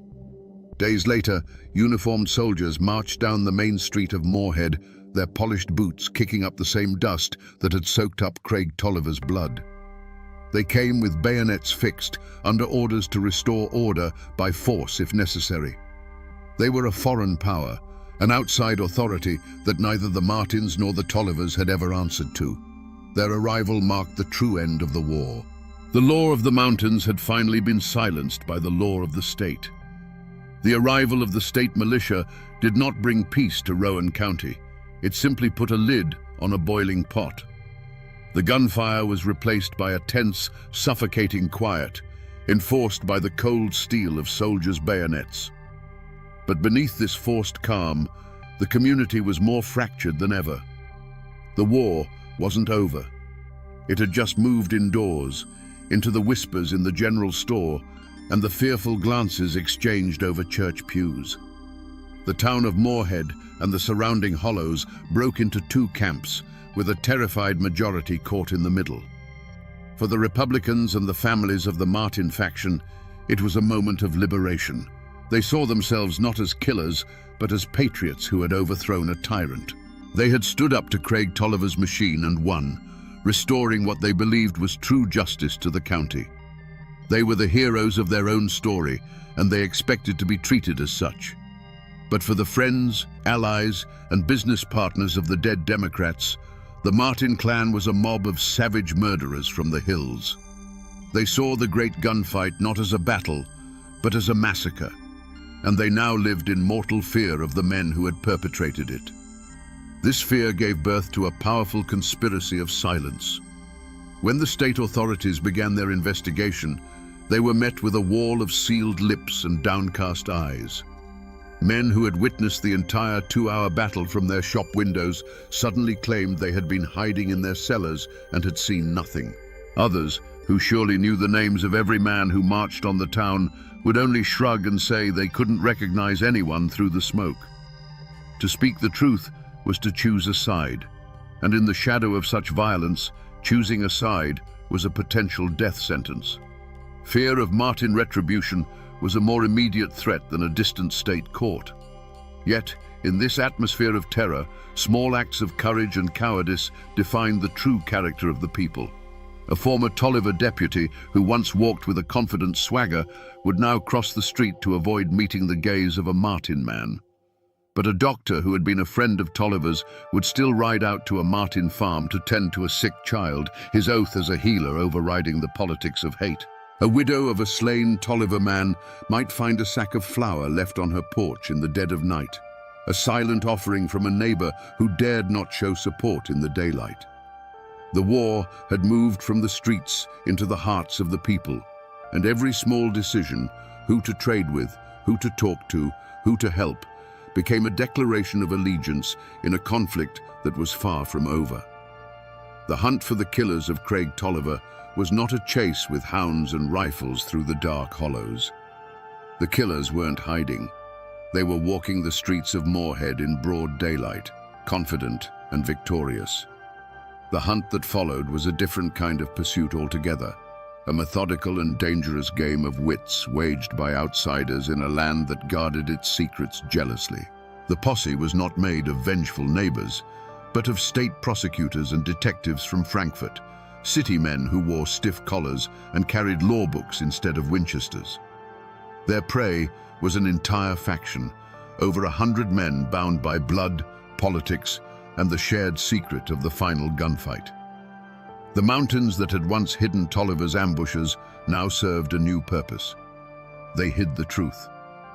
The state's men rode from one isolated farm to the next, asking questions that were met with blank stares, convenient memory loss, and a steadfast, unnerving silence. The people of the hills, loyal to the Martins or simply terrified of them, created a fortress of ignorance. The investigators found themselves lost not in the woods, but in a fog of fear and clan loyalty. But the state had a power that Tolliver never did: the full weight of the law and the endless patience of bureaucracy. Slowly, painstakingly, they pieced together a list of names. Whispers were gathered, deals were offered, and cracks began to appear in the wall of silence. Finally, the state felt it had enough. Indictments were issued for the leaders of the Martin faction, charging them with murder and insurrection. The question that hung over the entire county was, would they come peacefully? Or would the state's lawmen have to fight a second war to bring them in? The moment of capture was not a bloody firefight, but a scene of quiet, surreal drama. Faced with warrants from the state, the very authority they claimed to respect, the Martin leaders made a calculated choice. One by one, they came down from their hill farms, met the lawmen, and surrendered their rifles. There was no resistance, no desperate last stand. They walked into custody with their heads held high, not as cornered fugitives, but as men who believed utterly in their own righteousness. They were confident that any jury of their peers would see them not as criminals, but as liberators who had done the county a necessary, if brutal, service. Their war was not over. It was simply moving from the battlefield to the courtroom. The courthouse in Moorhead was not a hall of justice, it was a fortress. State militia, with bayonets fixed, stood guard at every entrance and lined the courtroom walls. The room was packed to suffocation, split down the middle as if by an invisible wall. On one side sat the grim-faced farmers and families of the Martin faction, their expressions hard and unyielding. On the other, the remaining allies of Craig Tolliver, their faces a mixture of grief, fear, and a desperate hope for vengeance. Every person in that room understood this was not just a trial. It was the final battle of the Rowan County War, fought not with rifles, but with words and law books. The prosecution, sent from the state capital, laid out a clear and brutal case. This was murder, plain and simple. A conspiracy of over 100 men who had taken the law into their own hands, sieged a town, and executed their political rivals in the street. They painted the Martin faction as a lawless mob, a threat to the very fabric of civilized society. But the defense lawyers, shrewd men who understood the ways of the mountains, told a different story. They portrayed Craig Tolliver as a ruthless tyrant who ruled Rowan County through fear and corruption. The Martin men, they argued, were not murderers. They were patriots, Minutemen, who had risen up to liberate their community from a despot when the law itself had failed them. The trial became a spectacle of fear. One by one, witnesses were called to the stand. Men who had seen the whole bloody affair unfold would stare at the floor, their hands trembling, and mumble that they couldn't be sure of any faces they saw that day. The smoke, they'd say, was too thick. The chaos was too great. And you can imagine, my friends, the pressure in that room. You can imagine the silent, heavy gazes from the Martin supporters, a non-verbal promise of a long memory. The conspiracy of silence that had protected the killers in the hills now followed them right into the courthouse. Throughout the proceedings, the accused leaders of the Martin clan sat in their chairs with a quiet, unshakable dignity. There was no remorse in their eyes, no plea for mercy. They listened to the testimony with the stoicism of men who had made their peace with their actions long ago. They had done what they believed was necessary, and they put their faith not in clever lawyers, but in a jury of their peers, men who knew the land, who understood the grievances, and who had lived under the shadow of Craig Tolliver's rule. Finally, the day of the verdict arrived. The jury, 12 men from Rowan County, filed back into the silent, tense courtroom. They avoided the eyes of everyone, their faces pale and unreadable. The foreman stood, a single piece of paper trembling in his hand.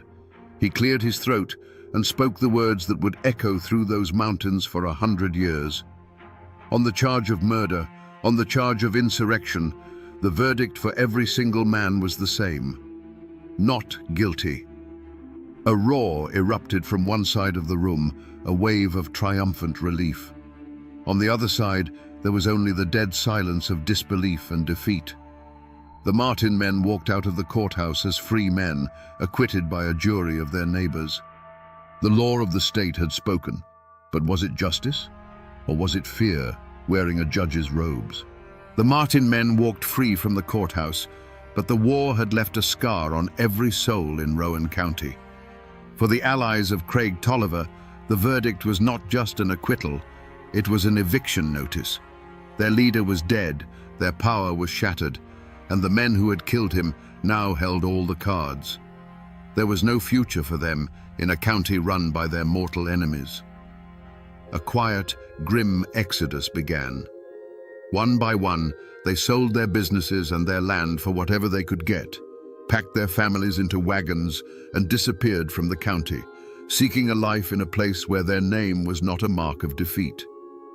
For the victorious Martin faction, life after the verdict was not a simple return to peace. They had won the war, and in the following years, they took control of the courthouse and the sheriff's office, just as they had set out to do. But their victory was a heavy crown. They were no longer simple farmers. They were the men who had laid siege to a town and killed its leader. They were respected by their allies, but forever watched with fear by others. They had to live with the ghosts of what they had done, and the silence of their neighbors was a constant reminder of the blood that had been spilled.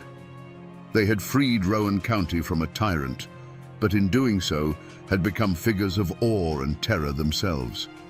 The community, caught in the middle, made a silent pact to forget.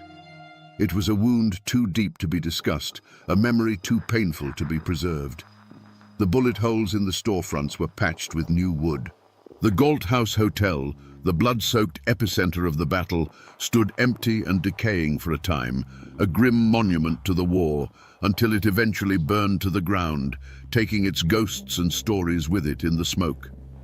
People stopped talking about the feud. A generation grew up knowing only a sanitized version of the story, or perhaps none at all. The great gunfight became the county's dark secret, a history that everyone knew, but no one dared to speak aloud. For the sake of peace, Rowan County buried its own past under a thick, heavy blanket of collective silence. If you walk the streets of Moorhead, Kentucky today, you won't see the scars of a battlefield. You'll see the campus of a bustling university. You'll see traffic and commerce, a modern town moving at a modern pace. The old wooden storefronts are gone, replaced by brick and pavement. The thunder of the 1887 gunfight has been replaced by the everyday sounds of life. It would be easy to think that the Rowan County War was just a tall tale, a ghost story whispered by old men. But if you look in the local phone book, you will still find the names Martin and Tolliver. The descendants of the men who fought and died in that war still live on the same land, still walk the same streets. The blood has thinned, the old hatreds have cooled into a shared, complicated history. They are no longer armies, just families. A Martin and a Tolliver might work together. Their children might sit next to each other in school, most of them knowing little of the war their great-grandfathers waged for the soul of this very ground. The physical landmarks of the war are nearly all gone. The Galt House Hotel is a ghost, its location now just a spot on a modern street. But if you know where to look, you can find the final chapter. In the Old Town Cemetery, you can find the grave of Craig Tolliver. There is no grand monument to mark the resting place of the man who was once the untouchable king of Rowan County. There is only a stone, weathered by more than a century of Kentucky rain and sun, his name slowly being erased by time. It's a quiet, humble end for a man whose life was so loud and violent. People have tried to forget. For generations they buried the story, hoping silence would heal the wounds. But in Appalachia, the land has a memory longer than any person's. The mountains that surround Moorhead stood as silent witnesses to the ambushes and the final bloody siege. The waters of Triplet Creek still flow as they did when they ran dark with rumor and fear. The buildings are gone, the guns are rust, and the men are dust, but the mountains remember everything. So we return to the question we asked at the very beginning around this digital campfire.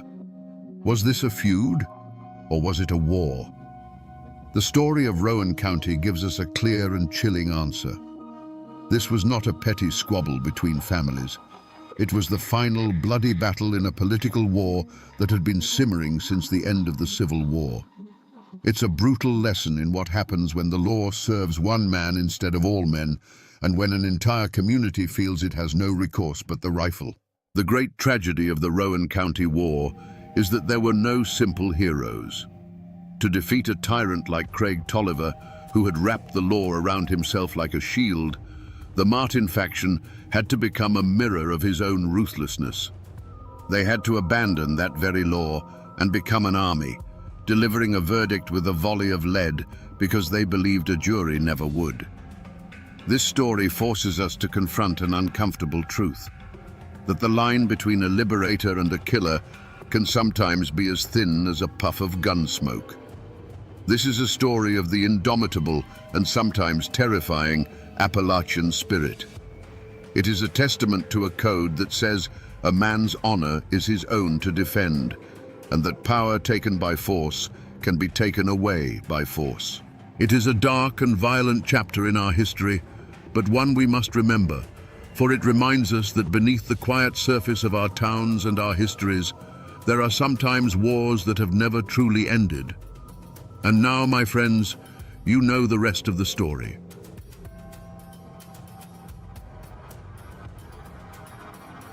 They said bullets curved around him in the air.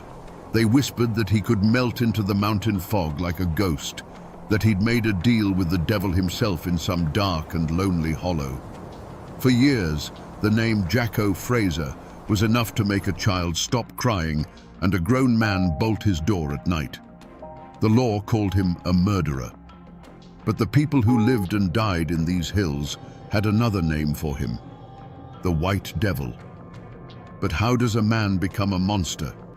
How does flesh and blood turn into a legend that haunts a landscape for 100 years? Today, we hunt for the truth behind the ghost story.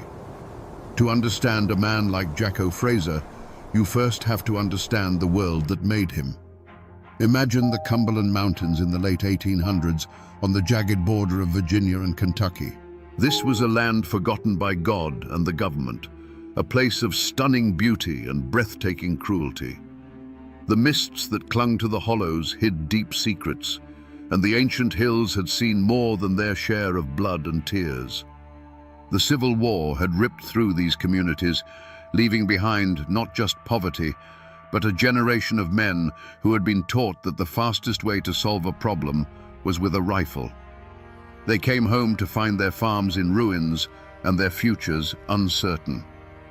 The law, in this part of the world, was a distant rumor. A county sheriff might hold authority in the dusty courthouse square, but out in the winding creeks and isolated cabins, his power faded to nothing.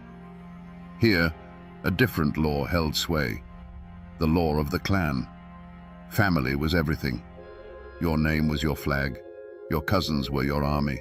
An insult to one was an insult to all, and debts of honor were paid in blood. This was the era of the great feuds, like the Hatfields and McCoys, where violence was not just an outburst of anger, but a structured part of life, a grim inheritance passed down from father to son. This fierce loyalty was born of isolation. The dense forests and impassable ridges didn't just separate families from the outside world, they separated them from each other. Every farmstead was its own small kingdom, every cabin a fortress. Strangers were viewed with suspicion, and a man representing the government was seen as the biggest stranger of all. People here learned to rely on themselves, their kin, and their own judgment. But self-reliance couldn't always put food on the table. This was a world of grinding poverty. Families survived on what they could scratch from the rocky soil, what they could hunt in the deep woods, and what they could distill in a hidden still under the light of the moon. For a man with a quick trigger finger and no conscience, the desperation hanging in the air smelled like opportunity. It was into this boiling cauldron of pride, poverty, and clan justice that Jacko Fraser was born. The world he saw was not a place of laws and morals, but a battlefield for survival. The mountains were poised on a knife's edge, holding a fragile, violent peace. But that peace was about to be shattered, not by an invading army, but by a monster it had created in its own image. Long before the massacre that made him a legend, Jacko Fraser's name was already a poison whispered on the mountain wind. He didn't exist in a vacuum. His terror was fed by a network of lesser evils and silent supporters. Men like Henley Cox, his most notorious accomplice, were drawn to him like moths to a flame, lesser predators orbiting a greater one. And there were others, the small-time crooks who bought his stolen goods, the informants who'd trade a neighbor's whereabouts for a silver dollar or just to settle an old score. The Mullins clan, on the other hand, were the opposite of everything Jacko stood for. They were a large, well-respected family, a cornerstone of the community, which made them the perfect target for a man who wanted to prove that no one and nothing was safe. The deepest wounds in these mountains were often the oldest. Jacko himself was said to be a veteran of the Confederacy, a man who had seen the world burn and decided he liked the heat. He didn't come back from the war looking for peace. He came back carrying the war inside him, a personal battle against a world he felt had failed him. His grudge wasn't over a single plot of land or a stolen horse. His grudge was with humanity itself. He saw society as a sham, and he aimed to tear its mask off with violence.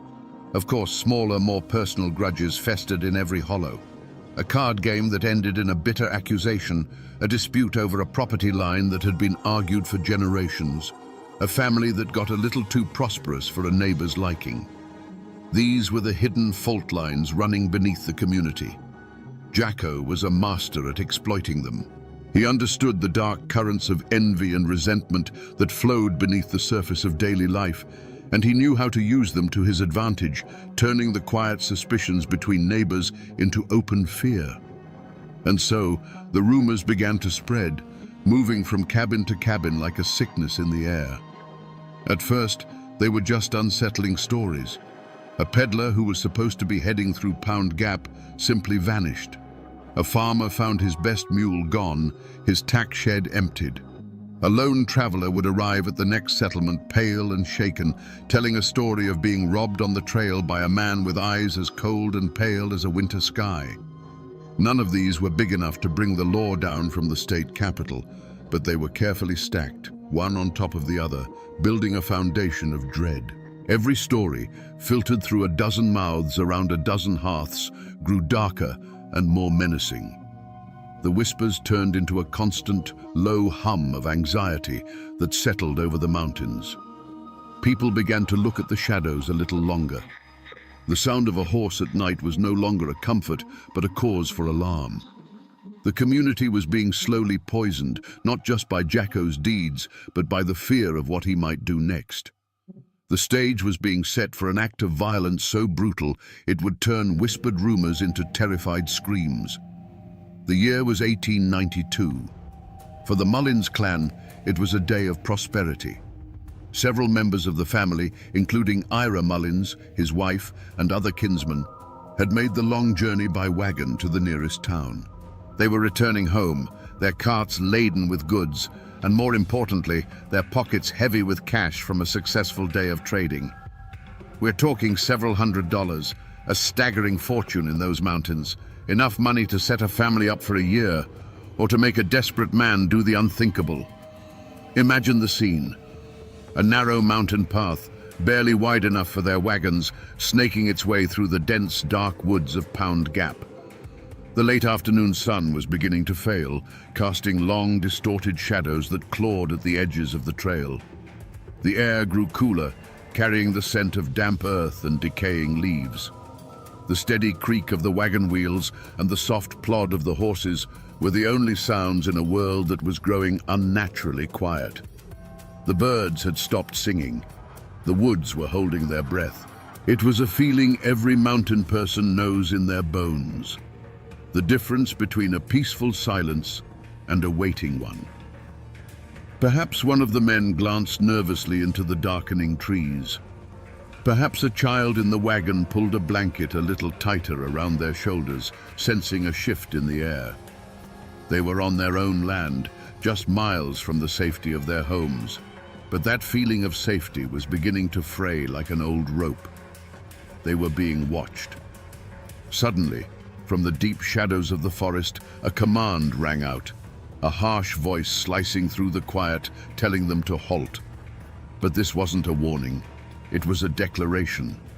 Before the echo had even died, the trees erupted in a blaze of rifle fire. The led horse screamed and reared, falling in its traces. The quiet evening was shattered by the roar of guns, the splintering of wood, and the first cries of shock and pain.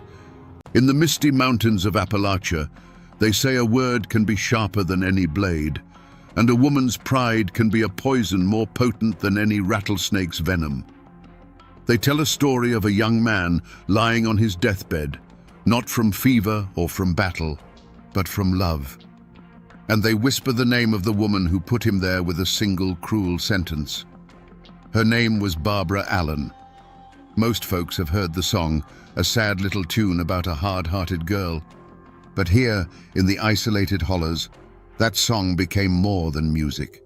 It became a legend of a heart so cold it could freeze a man's soul.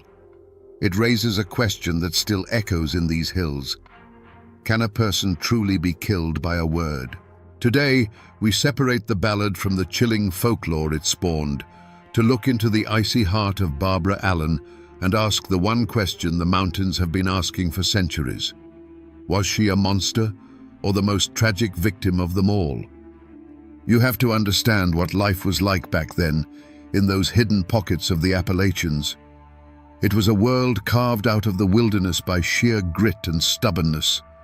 Life wasn't measured in the turning of pages on a calendar, but in the rhythm of the seasons, the spring thaw that swelled the creeks, the long hot summers of planting and tending, the autumn harvest that decided who would eat well and who would go hungry through the biting winter.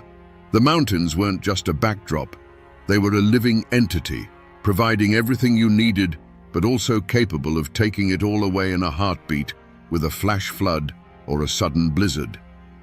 In the heart of one such settlement lived a young man they called Sweet William. The name wasn't just a convenience, it was a description. He was the kind of man who was first to help a neighbor raise a barn and the last to leave a campfire. He had a strength that came from working the hard soil and a laugh that could cut through the thickest mountain fog. He was the future, the promise of another generation surviving and thriving in this unforgiving land. Everyone loved him because he was the best of them, a reflection of the warmth and community that was the only real shield against the cold and the dark. And then, there was Barbara Allen. If William was the warm hearth of the community, she was the frost on the window pane. She possessed a beauty that was almost painful to look at, sharp and perfect, like a shard of ice. But it was a remote beauty. She lived with her mother in a small cabin, keeping to herself, her silence often mistaken for arrogance. The other girls whispered about her pride, and the young men who tried to court her came away feeling as if they'd tried to warm their hands on a marble statue. She was a mystery, an outsider in a community where there were no secrets. Yet, as it so often happens, the fire was drawn to the frost. William saw something in Barbara that no one else did. Not coldness, but a guarded sorrow, a strength that had hardened into a shield. And she, in turn, saw in his open-hearted nature a warmth she'd never known. Their courtship wasn't one of public pronouncements, but of stolen glances across the clearing during a Sunday service, of a wildflower left on her doorstep, of two people from different worlds circling each other like the sun and the moon. For a brief, hopeful season, it seemed that William's warmth might just be enough to melt her icy heart. But this world was as fragile as it was harsh. It was held together by unwritten laws of respect, honor, and pride. A person's reputation was their most valuable possession, more precious than land or livestock. And in a place where life was a constant struggle, a wounded pride could fester like a snakebite, turning the promise of love into the certainty of a grave. The community, watching the two lovers, held its breath, sensing that this was a story that could only end in one of two ways: with a wedding or with a tragedy that would be whispered around their fireplaces for 100 years to come. The turning point, the moment the future split into what could have been and what was, didn't happen in a dark forest or with the flash of a knife. It happened in a place of celebration. The harvest had been good, and the community gathered in the largest clearing, the air thick with the smell of roasting meat, wood smoke, and the sweet, sharp scent of homemade apple cider. Fiddles were playing, people were laughing, and for a little while, the harshness of mountain life was forgotten. At the center of it all, of course, was sweet William. He was in his element, surrounded by friends, his voice booming over the music. Flushed with cider and the simple joy of the evening, he raised his wooden cup. "A toast!" he shouted, a wide grin on his face. "A toast to the beauties of this valley who make the work worthwhile and the winters warm." Men cheered, and the women, both young and old, smiled at the compliment. It was a simple, clumsy, heartfelt gesture from a young man who loved his home and the people in it. But in a shadowed corner, one pair of eyes didn't smile. Barbara Allen had watched him all evening, a rare warmth in her own heart. She saw him as hers, a private treasure. And in that moment, his toast felt like a betrayal. He hadn't toasted her. He had thrown her into the common lot with every other woman there. To his mind, it was a harmless, all-encompassing compliment. To her proud and guarded heart, it was a public declaration that she was nothing special to him at all. It was a careless flick of the wrist that to her felt like a slap across the face. She didn't scream or cry. Her pain was a cold, quiet thing. The light in her eyes simply went out, replaced by a glacial hardness. Without a word, she stood up, smoothed her dress, and walked out of the clearing, vanishing into the night. Her departure was so silent that at first only a few noticed. But a chill followed in her wake, and soon the whispers started. William, seeing her empty place, felt a knot of dread tighten in his stomach. The laughter died on his lips. He followed her, of course. He went to her cabin that night and the next day, but the door remained barred. He sent friends to plead his case, but they returned with shaken heads, speaking of a coldness they had never seen in a living soul. The community watched as a wall of silent, unforgiving pride rose between the two lovers. William's careless words had been the spark, but Barbara's wounded heart was the tinder. A fire had been lit, a slow, consuming blaze that wouldn't be put out with apologies. It was a fire that would demand a sacrifice. William's life wasn't being taken by disease. It was draining away from a wound no doctor could see, a sickness of the soul. His servants, loyal and terrified, saw their master fading like the last embers of a fire. In desperation, they went to the one person who held the cure or the final poison.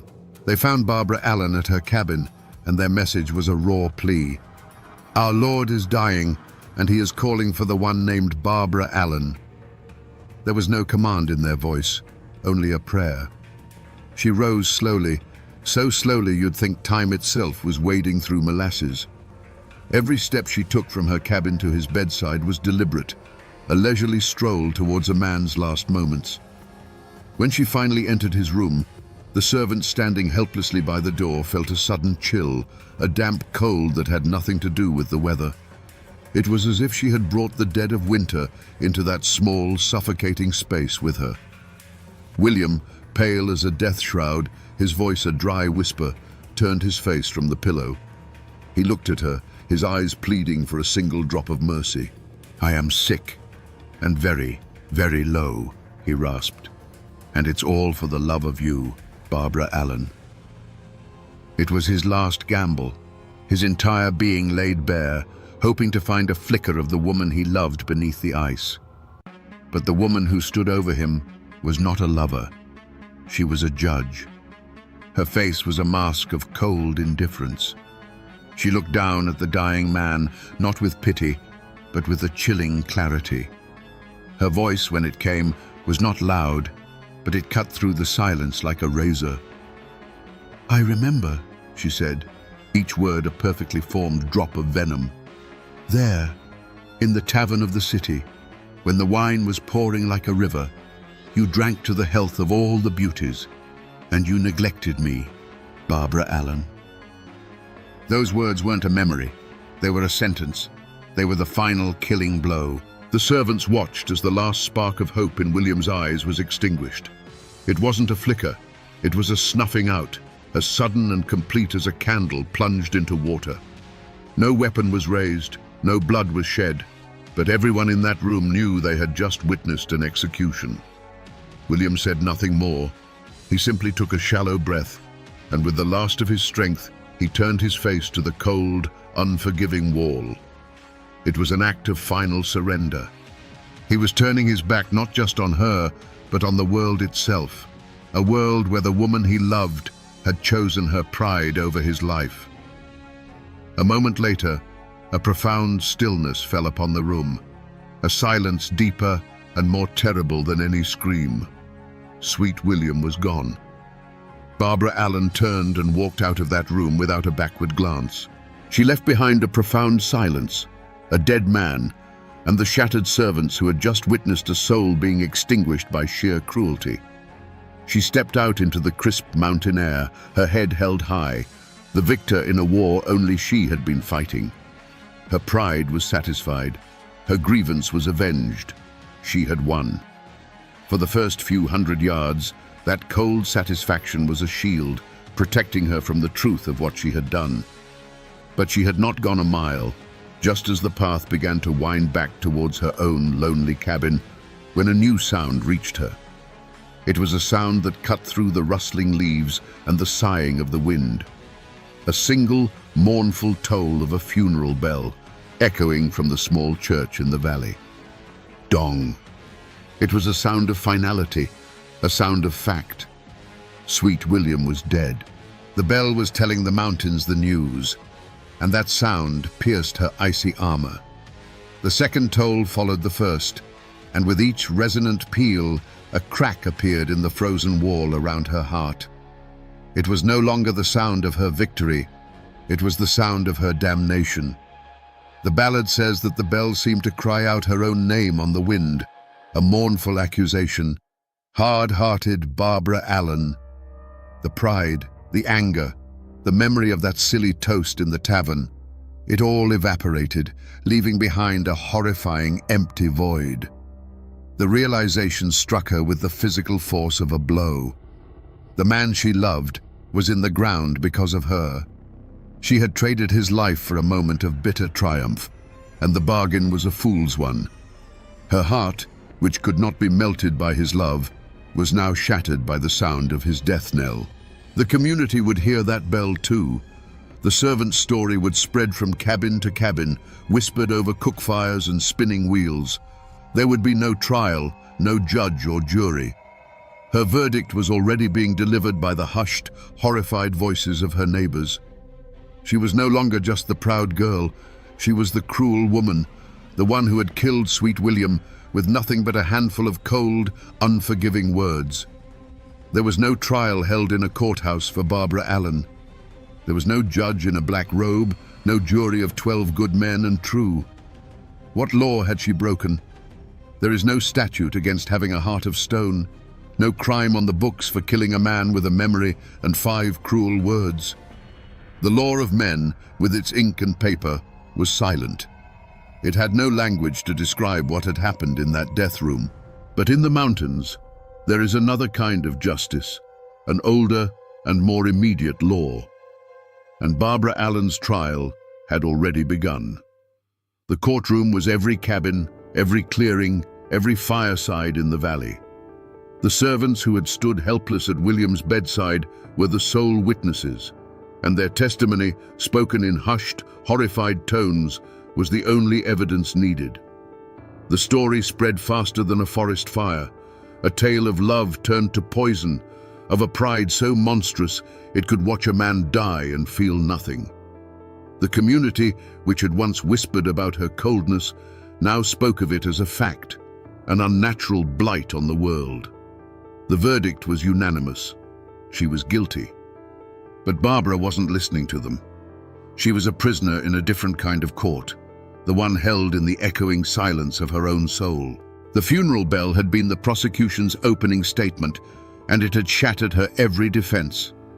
As she ran home, stumbling through the woods, she wasn't fleeing justice. She was rushing to accept her sentence. When she burst through the door of her mother's cabin, her face was a mask of terror and grief. She was no longer a cold-hearted killer. She was a condemned woman. Her confession was not a plea for mercy, but a final, desperate command. She cried out to her mother, the words tumbling from her in a torrent of unbearable guilt. "Mom, Mom, make my bed, make it softly and long. My darling died for me today, and I will die for him tomorrow."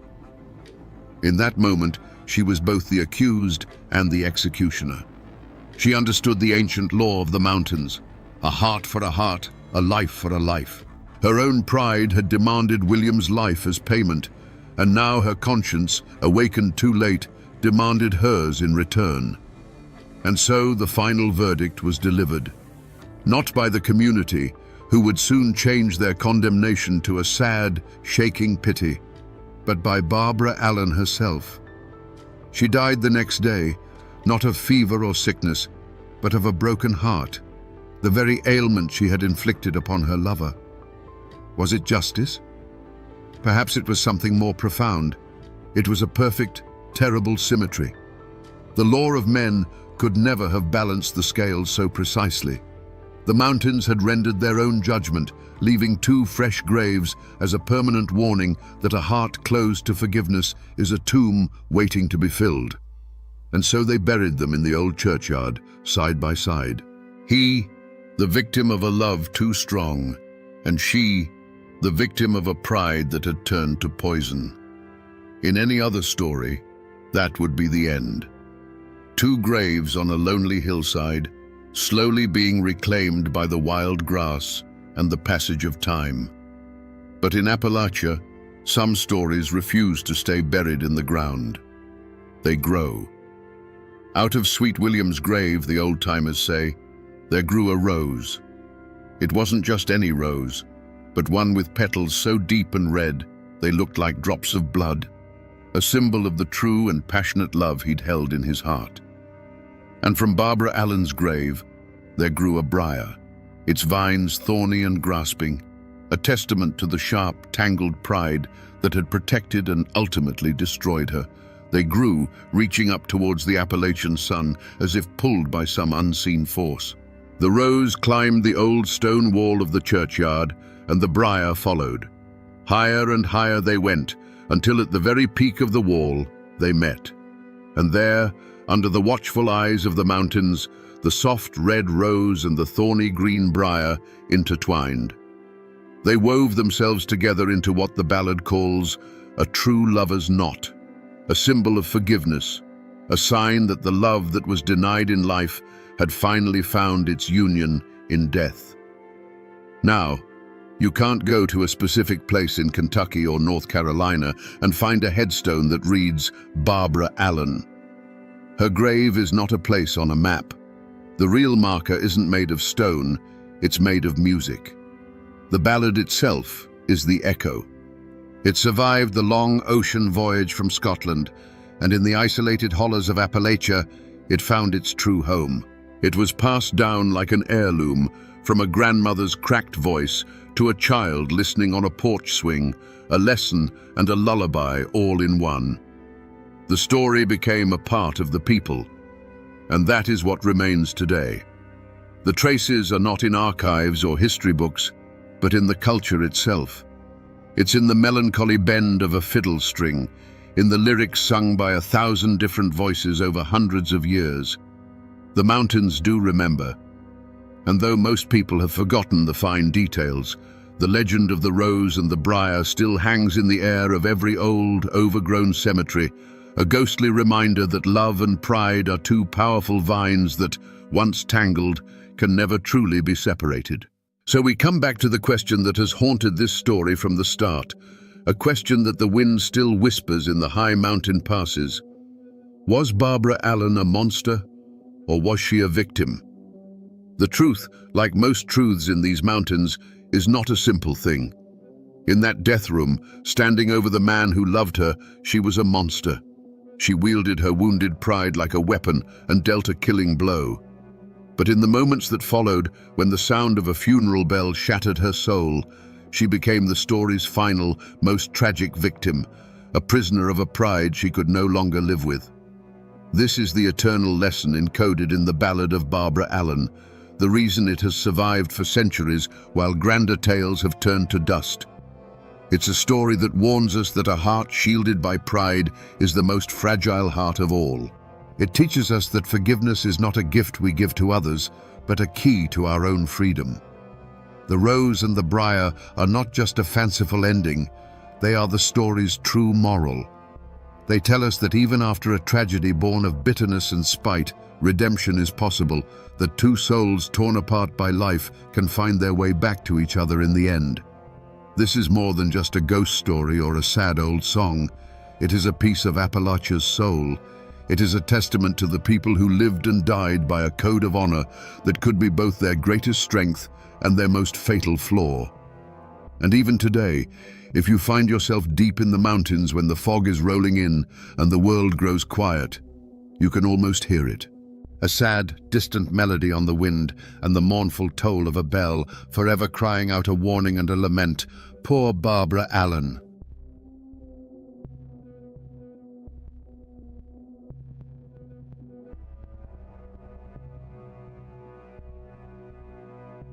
On a bright May morning in 1866, a young woman named Laura Foster packed a small bundle of clothes, told her father she was running off to be married, and rode her father's mare into the misty folds of the Blue Ridge Mountains. She was supposed to meet her lover, the handsome fiddler and war veteran Tom Dooley. But Laura Foster never arrived at their meeting spot. She was swallowed whole by the wilderness, leaving behind only whispers and a riderless horse that wandered home days later. What happened to Laura Foster on that hillside? Was it a simple crime of passion, the tragic end to a tangled love affair? Or was it something more sinister, a conspiracy of silence, a dark secret protected by an entire mountain community, a truth so twisted it would be immortalized in a folk song that haunts us to this day? Today, we become detectives of the past, sifting through the legends and lies to finally answer the question, who was truly responsible for the crime that created the legend of Tom Dooley? To understand what was lost, you have to understand the world that was. Wilkes County, North Carolina in 1866 was a land of breathtaking beauty and brutal hardship. The Civil War had ripped through these mountains, leaving not just economic ruin, but deep scars on the souls of the men who returned. They came back from the battlefields and prison camps to a world of poverty and uncertainty, their pockets empty and their hearts full of ghosts. This was a place of fierce clan loyalty, where disputes were settled by family and honor was a currency more valuable than cash. The air in these hollows was thick with pride, resentment, and unspoken tensions, a perfect tinderbox waiting for a single, fatal spark. At the center of this world was Laura Foster. By all accounts, she was a simple country girl, known throughout the valley for her striking beauty and a gentle nature. She lived a quiet life on her father's farm, her world defined by the seasons and the hard work of the land. Her dream was a common one, but for her, it was everything. To marry the man she loved, Tom Dooler. She was desperately, foolishly in love. A love so powerful, it blinded her to the dangerous currents swirling just beneath the surface of their lives. She was a wildflower, beautiful and vibrant, unknowingly blooming on the edge of a cliff. Then there was Thomas Dooler, the man they call Tom Dooley. Before the war, he was the prodigal son of the valley, impossibly handsome, a gifted fiddle player whose music could charm the birds from the trees and women into his arms. But the boy who went to fight for the 42nd North Carolina Infantry was not the man who came back. The war and the squalor of a Union prison camp had forged a darkness in him. The easy charm was still there, but it was now laced with a restless, reckless energy. He was a moth drawn to the flame of trouble, and in turn, he was a flame that drew others to their doom. And you cannot tell this story without Ann Melton. Ann was Laura's cousin, a woman of breathtaking beauty and a will of iron. Many believed she was Tom's first and truest love, a bond forged long before the war. While Tom was away, she made a practical choice, marrying an older, stable farmer named James Melton. But her marriage did little to tame the fire she felt for Tom. She was cunning, captivating, and deeply possessive. Ann Melton was the queen of this small, tangled kingdom, and she was not the kind of woman who tolerated rivals. These three lives were knotted together in a web of passion and jealousy that was an open secret in the community. Tom Dooler was courting Laura Foster openly, while just as openly carrying on his affair with the married Ann Melton. It was a dangerous game played in a community where everyone watched and everyone whispered. But even in their quiet lives, a darker shadow was gathering, unseen and unspoken. It was a secret sickness, a shameful disease brought back from the war, and a rumor of a pregnancy that threatened to unravel everything, turning a common love triangle into a matter of life and death. For weeks, the mountains held their secret. The initial search for Laura Foster had turned up nothing but tired men and unanswered prayers. Her father's mare had been found, wandering aimlessly, its saddle empty. As spring turned to summer, a grim silence settled over the valley. It was as if Laura had ridden into the morning mist and been erased from the world. The whispers continued, of course, but without a body, there was no crime, only a heartbreaking disappearance and a community left to wonder. The break in the case didn't come from a lawman's keen eye or a hunter's chance discovery. It came from the fevered ramblings of a woman named Pauline Foster, a cousin to both Laura and Ann, who worked on the Melton farm. Pauline, known to be suffering from the late stages of syphilis, which often rotted the mind, began to have what she called visions. She claimed in moments of strange clarity that she knew where Laura was buried. No one knew whether to believe her ravings, but in the face of a dead-end search, desperation won out. Guided by Pauline's bizarre and unsettling directions, a search party made their way to a lonely, rhododendron-choked hillside. At first, they saw nothing, but then one of the men noticed it, a patch of earth that was slightly sunken, the leaves on top unnaturally disturbed. It was a scar on the landscape that didn't belong. With shovels and grim determination, they began to dig into the soft, dark soil. The stench that rose from the ground told them they had found her before their eyes ever could. What they unearthed was a horror. The body of Laura Foster, wrapped in a blanket, was pulled from the shallow grave.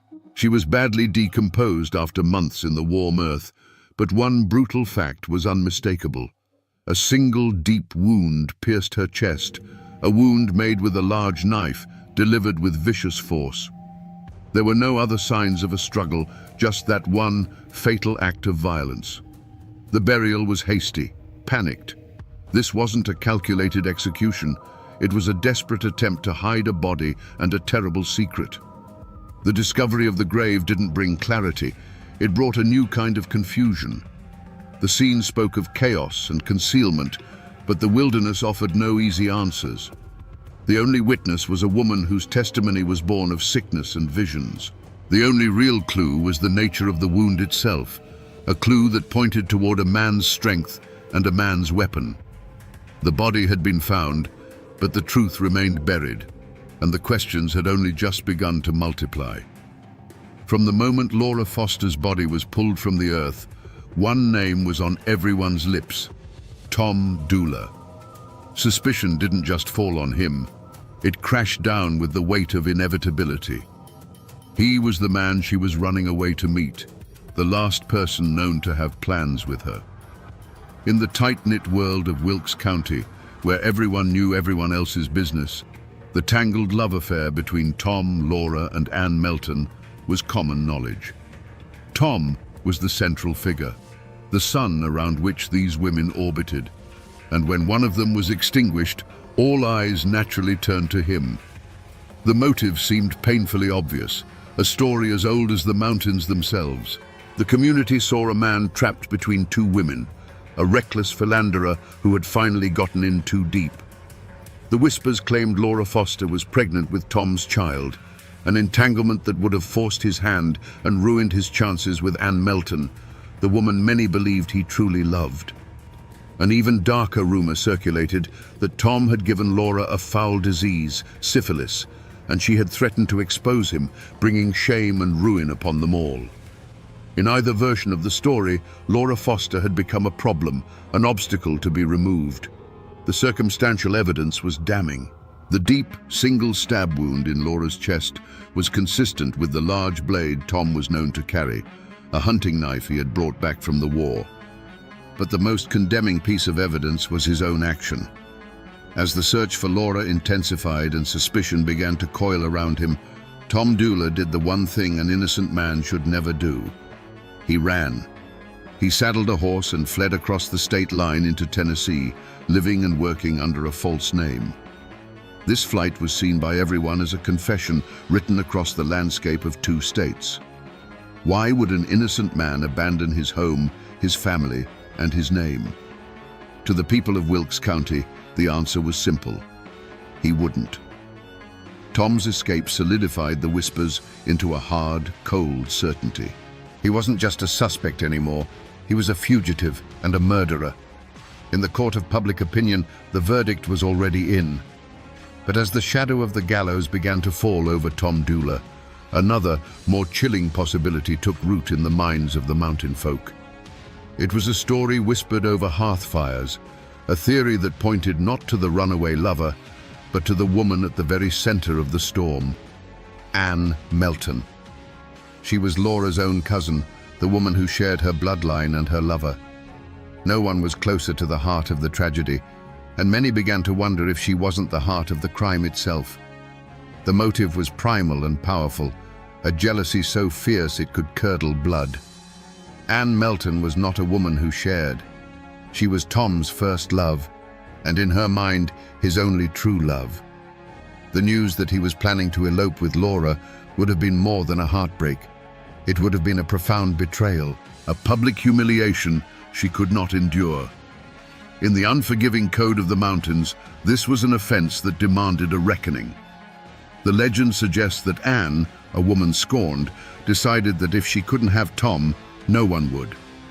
Laura Foster wasn't just a rival. She was a testament to Anne's failure to hold her man, and she had to be erased. With this new suspicion, people began to re-examine the facts. The star witness, Pauline Foster, who had the convenient visions that led to the body, where did she live and work? On Anne Melton's farm. She was under Anne's roof, subject to her influence and her will every single day. Was it truly a supernatural vision that led Pauline to the grave, or was it a carefully planted suggestion from a manipulative mistress, a calculated move to have the body found only after Tom Dooler was long gone and suspicion had hardened against him? Suddenly, Anne's behavior after the disappearance seemed less like that of a concerned cousin and more like that of a cold, calculating conspirator. Her composure was seen as unnatural, her lack of public grief suspicious. The very legal maneuvering that separated her trial from Tom's, once seen as a procedural matter, now looked like a deliberate tactic to keep her off the witness stand and prevent her from being questioned under oath. The community started to see not a woman caught in a tragedy, but a puppeteer pulling the strings from the shadows. The theory that began to form was as simple as it was terrifying. Anne had killed Laura in a fit of jealous rage, and Tom, arriving to find the horrifying deed done, made a fateful choice out of love and loyalty to protect her and take the blame himself. But there was another power at play in these hills, one older and more relentless than a lover's jealousy or a man's guilt. It was the silent, brooding force of the Foster clan itself. In the world of Appalachia, family was everything. It was law, government, and army all rolled into one. The Fosters were a proud and numerous clan, their roots sunk deep into the rocky soil of Wilkes County. To dishonor one was to dishonor them all, and what had happened to Laura was the ultimate dishonor. Their motive was not simple grief. It was a cold, burning rage against the shame that had been brought upon their name. Tom Dooler, the charming outsider who had seduced their daughter, allegedly gotten her pregnant, and was the man she died with, was a walking monument to their family's humiliation. Whether he struck the fatal blow or not was almost secondary. He was the source of the rot, the cause of the scandal that was now the talk of 3 counties. They needed more than justice. They needed a cleansing. And for that, blood had to be paid. This created a climate of quiet, immense pressure. It's a theory whispered to this day that the Fosters, realizing they might never get the satisfaction of seeing the clever Anne Melton convicted in a court of law, decided to wage their own war in the shadows. They began to shape the narrative through social pressure and communal expectation. Witnesses who might have spoken of Anne's volatile temper or seen her near the scene found it easier to stay silent. Rumors that pointed away from Tom were mysteriously quashed, while those that implicated him grew louder and more detailed with every telling. Pauline Foster, the key witness, was caught in the middle of this storm. Was she just Anne Melton's pawn, or was she also a member of the Foster clan, being urged by her own kin to point the finger where it would do the most good for the family's honor? In this version of the story, the tragedy was no longer just a crime of passion. It was a battle between a lone man and an entire clan, a clan that had decided, with or without a court, that Tom Dooler was the one who had to hang. With Laura Foster's body discovered and Tom Dooler a fugitive, the investigation snapped into a singular, frantic focus: the manhunt. The law in those days wasn't a team of detectives meticulously gathering forensic evidence. It was a posse of determined men on horseback, driven by a raw sense of mountain justice. Led by former Wilkes County Sheriff William Dooler, a relative of Tom's, they picked up the trail. But Tom Dooler was a child of these mountains. He had a considerable head start, and the wilderness was his greatest ally. He vanished into the green labyrinth of the Appalachians like a ghost into the fog. For weeks, the posse tracked him through the rugged peaks and dense forests that straddled the border of North Carolina and Tennessee. The mountains themselves seemed to conspire to hide him, offering up 1,000 false trails, 100 hidden hollows where a man could disappear for years. Every snapped twig that wasn't his, Every cold campfire that belonged to a hunter was a dead end that cost the posse precious time. The pursuit was a grueling testament to the land's indifference. It was a place that could just as easily protect a fugitive as it could swallow a victim. The trail grew cold, and it seemed as though Tom Dooler had succeeded, that he had been consumed by the wilderness he knew so well. It wasn't until a legendary mountain lawman, Colonel James Grayson, got word that a man matching Tom's description was working as a farmhand near the Tennessee border that the chase had its break. Grayson and the posse cornered Tom, who gave himself up without a fight. They had their man. To the outside world, this seemed to be the end of it. The promising lead hadn't evaporated, it had been captured. But this capture was its own kind of false trail. It provided an easy answer, a simple villain, and in doing so, it slammed the door on any other line of inquiry. With Tom in custody, no one seriously investigated Ann Melton.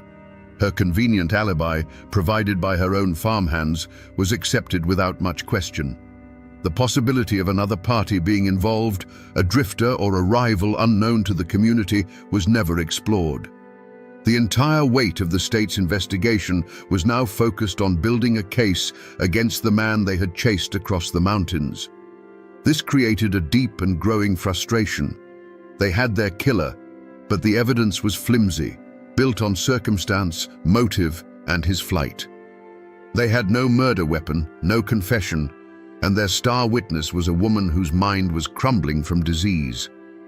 The community, which had craved a swift and certain resolution, was left with a captive but no real closure. The single-minded pursuit of Tom Dooler had felt like a straight path to justice, but it had led them to a dead end, with the suspect in chains and the truth still hiding somewhere back in the mountain mists. When the lawmen brought Tom Dooler back to Wilkes County in chains, they believed the hardest part was over. They were wrong. As they began to build their case, they ran into a wall, not a wall of brick and mortar, but of downcast eyes, tight-lipped mouths, and sudden, convenient deafness. Neighbors who had known the families for generations suddenly saw nothing. Men who drank with Tom at the local tavern heard nothing. Women who quilted with Anne and Laura knew nothing. The mountain had drawn a breath and held it, wrapping itself in a thick, impenetrable code of silence. This silence was born of a deep and primal fear. Ann Melton cast a long, cold shadow over the community. The whispers that she was the true killer were pervasive, and with those whispers came a chilling question. If she was capable of stabbing her own cousin in a jealous rage, what would she do to a neighbor who dared to speak against her? Her husband, James Melton, was a respected and established farmer. To accuse his wife was to make a powerful enemy. It was a risk no one was willing to take. Self-preservation was a lesson the mountains taught well, and it often meant keeping your mouth shut and your eyes on your own affairs. But the silence was more complex than simple fear. It was also a matter of tangled loyalties. The Doolers, the Fosters, the Meltons, these families were all interwoven by blood and marriage, a complex tapestry of kinship that stretched back generations. To testify against Anne or Tom was not just to accuse an individual, it was to draw a line in the sand between families, to risk a feud that could simmer for generations, passed down like a rusty rifle. Faced with the choice of speaking to outside lawmen from Statesville or maintaining the fragile peace within their own clan, the people of Wilkes County chose their own. The cost of breaking this code was made terrifyingly clear. An old story, told for 100 years, speaks of a woman who lived on the trail Laura Foster had taken. She let it be known that she might have seen Ann Melton walking towards the meeting spot on that fateful morning. A few nights later, her barn burned to the ground in a blaze that lit up the hollow. No one was ever caught, but the message was as clear as the fire itself. Keep silent, or what you own will turn to ash. After that, the whispers died, and the silence became absolute. The community understood. The price of the truth was too high. For nearly 2 years, the case against Tom Dooler was a frustrating stalemate built on whispers and circumstance. His first trial ended in a guilty verdict, but it was overturned on appeal. A second trial was underway, and his brilliant lawyer, former Governor Zebulon Vance, was systematically dismantling the prosecution's flimsy case. He had painted Pauline Foster as a delusional, unreliable witness and pointed the finger of blame squarely at the calculating Ann Melton. It began to look as if Tom Dula, despite the mountain of public opinion against him, might just walk free. The truth seemed destined to remain buried, a secret lost to the silence of the hills. The turning point didn't come from a dramatic courtroom revelation or a newly discovered piece of evidence. It came from a slip of paper, a desperate note scrawled in a jail cell. As his second trial drew to a close and the possibility of acquittal seemed within reach, Tom Dula did something inexplicable. He took a pencil and a scrap of paper and wrote 4 simple, devastating words. I and Ann Melton. He passed this note to one of his lawyers, a cryptic and ambiguous message that could be interpreted in a dozen different ways. Was it a confession? A last-ditch effort to implicate the woman he felt had betrayed him? Or was it, as many have come to believe, the key to a hidden truth? The most enduring theory is that this note was Tom's attempt to articulate a complex reality, that he and Ann Melton were both involved, but not in the way anyone suspected. The note wasn't a confession of murder, but a confession of conspiracy. It was his way of saying that the plan had never been to kill Laura, but for Tom and Ann to run away together, and that Laura had somehow gotten caught in the crossfire of their own desperate escape plan. This tiny, forgotten clue, preserved in the state archives, throws the entire accepted narrative into chaos. It suggests a truth far more complicated than a simple love triangle murder. It points not to a lone killer, but to a shared plot, a pact between 2 lovers that went horribly wrong. The note changes everything. It reframes Tom's flight not as the act of a guilty murderer, but as the panicked escape of a man caught in a catastrophe of his own making. It was the moment the legend cracked, revealing a deeper, darker, and more tragic story beneath the surface. The trial was no longer just about who killed Laura Foster. It was about unraveling the true nature of the pact between Tom Dula and Ann Melton. The courtroom in Statesville held its breath. Governor Vance's powerful defense had cast a deep and profound doubt on the state's case. Tom Dula, the man everyone had condemned, now seemed like a victim himself, a pawn in a game played by a far more cunning mind. Acquittal felt not just possible, but likely. It was in this moment of rising hope that Tom Dula's own hand sealed his fate. The cryptic note, I and Ann Melton, was seen by the jury not as a complex clue, but as a simple, damning confession of partnership. The ambiguity that Tom may have intended was lost. The prosecution finally had the link they needed. But the jury's verdict is not the end of this story. For the true unmasking didn't happen under the authority of a judge, but in the enduring judgment of the mountain people, a verdict whispered from one generation to the next. And in that court, the true killer was, and always has been, Ann Melton. She was the dark heart of the tragedy, the hand that held the knife. She was the architect of Laura Foster's death and Tom Dula's downfall. Tom's note was not a confession of his own guilt in the murder, but his last, desperate attempt to point towards hers without fully betraying the woman he still, inexplicably, loved. He couldn't bring himself to write the words Ann killed her, but he could link their names together in the crime, a final, futile gesture towards a truth he knew would be buried with him. He was admitting his part in the conspiracy of silence, in the cover-up, and in the tragic aftermath, hoping someone would see the truth between the lines. Her motive was a poison as old as humanity itself, a possessive, all-consuming jealousy. Ann Melton had shared Tom Dula, but she had never accepted it. When she learned that Tom and Laura were not just courting, but were planning to elope, to build a life together far from her influence, it was a betrayal she could not stomach. It was an intolerable public declaration that she had lost. The legend, which many hold as gospel, says that Anne, under the pretense of making peace, lured her cousin Laura to that secluded hillside. There, the womanly truce turned into a bitter confrontation, and Anne's simmering rage exploded into a single, brutal act of violence. Tom Doulas' only crime that day was one of love and loyalty. He arrived at the meeting spot not to kill Laura, but to run away with her, or perhaps to finally break things off. Instead, he found Anne, spattered with blood, standing over the lifeless body of her cousin. In that horrifying moment, faced with an impossible choice, he chose Anne. He chose to protect the woman who had been his first love, the captivating, manipulative woman who held his heart in a vice. His crime was not murder, but the digging of a shallow grave and the weaving of a lie that would cost him his life. The court of law would hang Tom Doulas. But the court of the mountains knew better. They unmasked a killer far more frightening than a reckless young man, a beautiful, jealous woman who let the man she claimed to love swing from a rope for a crime she committed. The true climax of this story is not a guilty verdict, but the chilling realization that the real monster walked free, leaving a ghost and a legend in her wake. Let us now go back to that hillside, not as speculators, but as silent witnesses to the truth the mountains have held for over a century.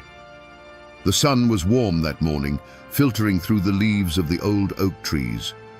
Laura Foster arrived first, her heart aflutter with a mix of hope and nervous fear. In her hands, she clutched a small bundle of clothes, everything she needed to start a new life with the man she loved. She believed she was there to meet Anne for a final, difficult conversation, a truce, or a parting of ways between cousins before she and Tom disappeared together forever. She was a lamb, walking trustingly into the slaughterhouse. When Anne arrived, the air grew thick with a tension the warm sun could not touch. The conversation started with forced pleasantries, but the venom was not far beneath the surface. We will never know the exact words that were spoken, but we can hear their echoes. Anne's voice, once familiar, likely turned to ice. Accusations flew like stones, words of betrayal, of stolen love, of shame and jealousy. The beautiful clearing, meant to be the starting point of a new life, became a courtroom with only one judge and one executioner. There was a sudden, violent movement, a flash of steel in the dappled sunlight. It was not followed by a blood-curdling scream, but by a sharp, surprised gasp from Laura, a sound of disbelief more than pain. That sound was cut short, replaced by a soft thud as her body crumpled onto the blanket of leaves. The small bundle of clothes fell from her grasp, spilling a pathetic collection of folded dresses and girlish dreams onto the forest floor. In an instant, the birds in the surrounding trees fell silent. The wind itself seemed to die, and the woods were plunged into a profound and unnatural stillness. The hot rage in Anne's veins cooled to a chilling dread. She stood for a long moment, breathing heavily, the knife now feeling cold and alien in her hand. She looked down, not at her cousin, but at a problem that had been solved, creating a far greater one in its place. Laura's eyes were open, staring blankly at a sky she could no longer see. The silence of the clearing was now an accusation, a ringing void that was louder than any scream. Sometime later, Tom Doulas walked into that clearing. He carried his fiddle in one hand and a shovel in the other, ready to dig a fire pit for the camp where he and Laura would spend their first night of freedom. He saw Anne first, standing like a stone statue. Then his eyes fell to the ground. The world stopped turning. He saw Laura, unnaturally still, her simple bundle of clothes scattered beside her like a child's forgotten toys. No words were needed. A look passed between Tom and Anne, a look of horror from him, and a look of desperate, silent pleading from her. In that moment, Tom Doulas was no longer a lover planning an elopement. He became a protector of a terrible secret. He was a man of a certain mountain honor, and his honor, however twisted, belonged to Anne. His choice was made in that silent, horrifying instant. He set down his fiddle. He took the shovel, the tool he had brought for a life-giving fire, and began to break the earth. The rhythmic scrape and thud of the blade was the only sound in the clearing, a sound of a man digging not just into the soil, but into a lie so deep it would entomb them all. The trial of Tom Dula was more than a legal proceeding. It was a circus. Moved from the heated atmosphere of Wilkes County to the more neutral ground of Statesville, it became the sensation of the decade. The courtroom was packed every day with a sweating, breathless crowd, hungry for every sordid detail. You have to imagine the scene, a clash between the raw, unwritten code of the mountains and the starched collar justice of the state. At the head of Tom's defense was none other than Zebulon Vance, a celebrated former governor and Confederate officer, the most famous lawyer in North Carolina. The stage was set for a battle of titans over the life of one troubled fiddler. The prosecution built its case on a rickety foundation of circumstance. They presented their motive. Tom killed Laura to be free to continue his affair with Ann Melton, or to silence her about a pregnancy or a shameful disease. They leaned heavily on his flight to Tennessee, painting it as a clear admission of guilt. And at the center of their case was their star witness, Pauline Foster, who recounted her strange visions and claimed Ann Melton had confessed to her. But under the searing cross-examination of Governor Vance, her testimony crumbled, revealed as the confused and contradictory ramblings of a woman ravaged by illness. Vance's defense was a masterpiece of oratory and deflection. He portrayed his client not as a killer, but as a simple, honorable soldier who had been ensnared by a manipulative woman. With every question, with every booming objection, he pointed a long, accusatory finger directly at the empty chair where Ann Melton should have been sitting. He argued that she, driven by a mad jealousy, was the true murderer, and that Tom was either an innocent man framed for her crime or a foolishly noble one protecting her. He tore Pauline Foster's credibility to shreds, leaving the jury with a case full of smoke and shadows. Throughout the proceedings, Tom Dula was a picture of stoic calm. While lawyers battled and witnesses wept, he sat composed, his face an unreadable mask. It was not the defiance of an innocent man, nor the arrogance of a cold-blooded killer. It was the quiet, unnerving acceptance of a man who had already made his peace with his fate. Ann Melton, meanwhile, was safe. Thanks to a legal maneuver that separated their trials, she could not be compelled to testify against him, nor he against her. She remained a ghost, an unseen presence whose guilt or innocence was debated in the courtroom, but never tested under oath. Despite Vance's brilliant defense and the thinness of the evidence, the jury delivered its verdict. Guilty. Tom Dula was sentenced to hang. He appealed, and a second trial was held, but the outcome was the same. The legal system had its killer. But back in the hollows of Wilkes County, the verdict was met with a grim, knowing shake of the head. This wasn't justice, it was a convenience. They had hanged the fool and let the serpent go free. On the gallows, on May 1st, 1868, Tom Dula played a final, mournful tune on his fiddle. He then stood before the massive crowd and spoke his last, carefully chosen words. "Gentlemen, I stand before you today, and I declare that I am the only person who had a hand in the death of Laura Foster." It sounded like a confession, but it wasn't. He didn't say he killed her. He said he had a hand in her death, the hand that dug the grave, the hand that held the secret. With those ambiguous words, he plunged the gallows into the ground and stepped into legend, a martyr in the eyes of his people, protecting the woman he loved to the very end. The gallows rope that snapped Tom Dula's neck did not end the story. It merely scattered the characters to their own private hells. The tragedy rippled outwards, forever altering the lives of everyone it had touched. For Ann Melton, the woman at the dark heart of it all, there was no victory, no triumphant return to her life with Tom gone. She had won, but the prize was a life sentence of suspicion and isolation.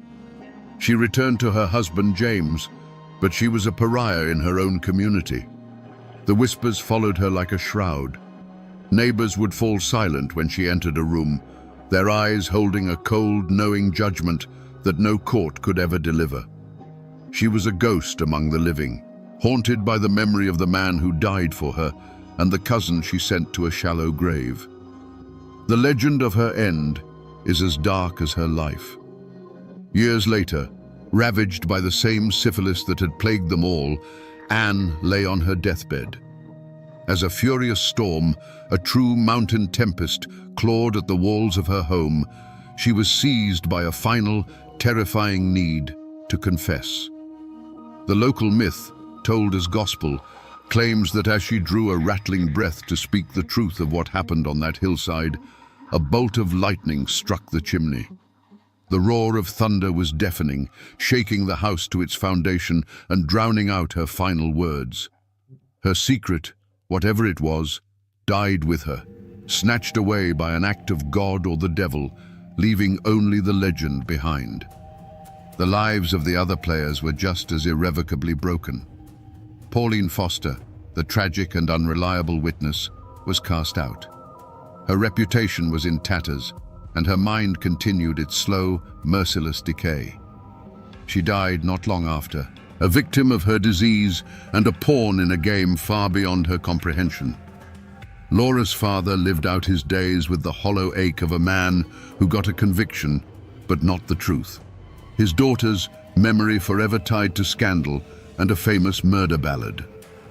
The Dula family bore the shame of the gallows. They retrieved Tom's body and buried him in their family plot, his grave marked by a simple fieldstone that is still visited to this day. They never believed he was a murderer, but a fool who died for a wicked woman's love. They lived with the stigma, their name now synonymous with the most infamous crime in North Carolina history. Even the men who were merely actors in the final drama were marked by it. Governor Zebulon Vance went on to serve as a U.S. Senator, but the Dula case remained one of his most famous, a rare and public loss in a celebrated career. Colonel James Grayson, the lawman who captured Tom, was further cemented as a folk hero, the man who always got his man. But for the families at the heart of the story, there was no glory, no moving on. The crime left a wound on the soul of Wilkes County, a scar that would be passed down through generations, a cautionary tale of love, jealousy, and the devastating price of silence. The rope that hanged Tom Dula didn't silence his story. It just gave it a voice that would echo for a century and a half. The traces of this tragedy have not vanished. They are etched into the very soil of Wilkes County, tangible reminders that this is not just a legend, but a true story of love and death. You can still visit Tom Dula's grave today. It's a simple plot of family land marked by a weathered stone, where visitors often leave small tokens, a coin, a flower, a guitar pick, offerings left for the ghost of a handsome fiddler. Miles away, Laura Foster lies in a different cemetery, her final resting place far from the man she died for, their separation in death as permanent as it was in life. But the most powerful remnant is not made of stone, it's made of music. Long before the lawyers and the newspapers, the people of the mountains preserved the story in the only way they knew how. They sang about it. The original folk ballad of Tom Dooley was a raw, haunting piece of oral history passed down through generations. Its verses were often darker and more complex than the famous version, with lines that pointed the finger directly at Anne Melton, capturing the community's true belief. It was this local ballad that kept the memory alive, a flickering candle in the dark hollows of time. Then, in 1958, a clean-cut group of folk singers called the Kingston Trio recorded their version. They simplified the narrative, smoothed out the rough edges, and turned a sordid Appalachian murder into a romantic, chart-topping hit. Their song, with its catchy rhythm and mournful refrain, blasted the story across the world. It cemented the name Tom Dooley in the popular imagination and ensured that this small-town tragedy would achieve a strange and lasting immortality. The song is the story's living ghost, a tune that drifts on the radio waves, its tragic origins unknown to most who hum along. Today, if you travel those winding roads in Wilkes County and talk to the old-timers, the story is still there, living and breathing. They will point you toward the hills where Laura's body was found, a place still thick with rhododendron and shadow. They'll tell you that on a quiet night, when the wind sighs through the pines, it sounds like the mournful notes of Tom Dooley's fiddle. And some will swear that if you're near that lonely hillside after dark, you might just see a spectral figure wandering through the trees, the ghost of Laura Foster, forever searching for the lover who was supposed to meet her on that long-ago morning. The world might have forgotten the details, but the mountains never do. So we return to the question that hung in the mist at the very beginning. What happened to Laura Foster?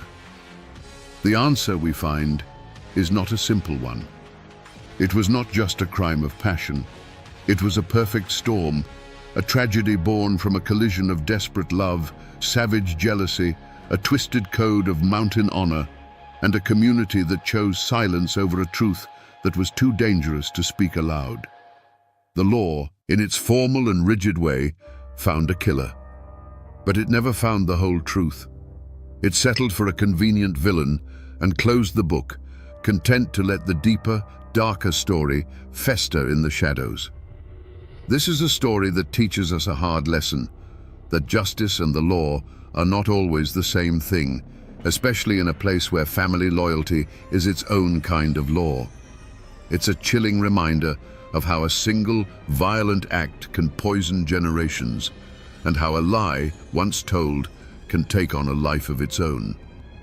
But more than that, the legend of Tom Dooley is a testament to the enduring power of a story. The courts delivered a verdict, but the people of the mountains delivered a ballad. And in the end, it was the song, not the law, that kept the truest version of the story alive. The Ballad of Tom Dooley is more than just a folk song.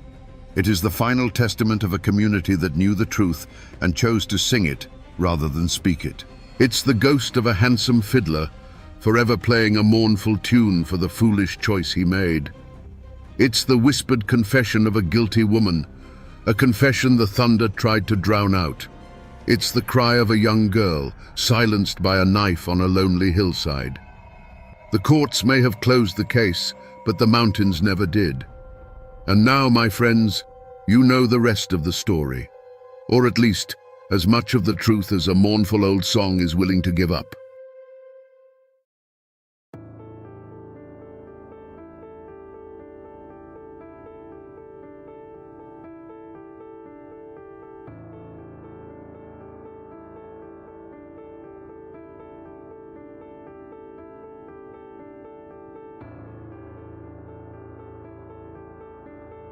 The first shot echoed through the Hillsville courthouse like a clap of thunder, and then the world went mad. In less than 90 seconds, a judge, a sheriff, and a Commonwealth's attorney lay dead on the blood-slick floor, victims of a furious volley of gunfire. The newspapers across the nation screamed of a savage mountain clan, an insurrection against civilization itself. But for the people who lived and breathed the thin, cold air of the Blue Ridge Mountains, they knew the truth was far more complicated. What pushes a man to declare war on the law in the very temple of justice? Today, we separate the legends from the facts to uncover the story of the Allen clan and the epic manhunt that tore a community apart. Before the gun smoke and the blood, there was the land. Carroll County, Virginia, was a world unto itself, a kingdom of mist-shrouded ridges and deep, shadowed hollows carved by creeks 1,000 years old. The Blue Ridge Mountains weren't just a backdrop here, they were a living presence that shaped the people, instilling in them a fierce independence and a profound distrust of the flatlands below. In this isolated world, a man's worth was measured by the land he owned, the family he raised, and the honor he was willing to defend with his life. The seasons, not the clock in a distant capital, dictated the rhythm of life. At the center of this world stood Floyd Allen. He was a man built of the same hard rock as the mountains themselves, a patriarch in the truest sense. He wasn't some poor dirt farmer. He was a wealthy businessman, a landowner with vast tracts of timber and a former county supervisor. His word was law in the hollows. To his friends and family, he was generous and loyal to a fault. To his enemies, his temper was a force of nature, as sudden and violent as a summer thunderstorm. He saw himself not as a citizen subject to the law, but as the source of law in his domain. If Floyd was the fire of the Allen clan, his younger brother Sydney was the ice. Where Floyd was impulsive and hot-blooded, Sydney was cool, intelligent, and calculating. He too was a man of considerable wealth, but he showed his ambition in a different way. Just a few years before the tragedy, Sydney had completed a magnificent new home, the finest in the county. It was a testament to his success, a symbol of permanence and legacy, built with the finest wood and stone. It was a castle for his own dynasty, a place where he expected to live out his days in peace and prosperity. The Allens were not outlaws hiding in the shadows. They were the power in these hills. They were a sprawling, interconnected web of cousins, nephews, and in-laws, bound by blood and a shared code. They were respected, and they were feared. Their influence reached into local politics, business, and law enforcement. To cross one Allen was to cross them all, and everyone in Carroll County understood that simple, unshakable fact. They had built a world that answered to them and them alone. In these mountains, there were two kinds of law. There was the law written in books, administered by judges and lawyers from towns who didn't understand the ways of the high country. Then there was the unwritten law of the mountains, the code of honor. This code said that family was absolute, that an insult could not go unanswered, and that a man had the right to settle his own disputes. To be arrested and dragged before a judge for defending your kin was more than a legal problem. It was a profound public humiliation. It was an attack on your name and your very manhood. But the outside world was beginning to press in, its tendrils reaching up the mountain roads. Telegraph wires hummed with messages from a central government, and railroad surveyors planned routes that would cut through the heart of the old territories. A new kind of law was coming with them, an impersonal, unbending law that had no respect for a man's reputation or the weight of his name. Little did the Allens know, this encroaching world was about to put their code, their power, and their very lives on trial. And when those two worlds finally collided, they would not bend, they would shatter. The Allens didn't just live on the land, they were born of it. Their roots in Carroll County ran as deep as the ancient oaks. Generations before, their Scots-Irish ancestors had pushed into this unforgiving wilderness, looking not for easy living, but for a place where they would be beholden to no king and no landlord.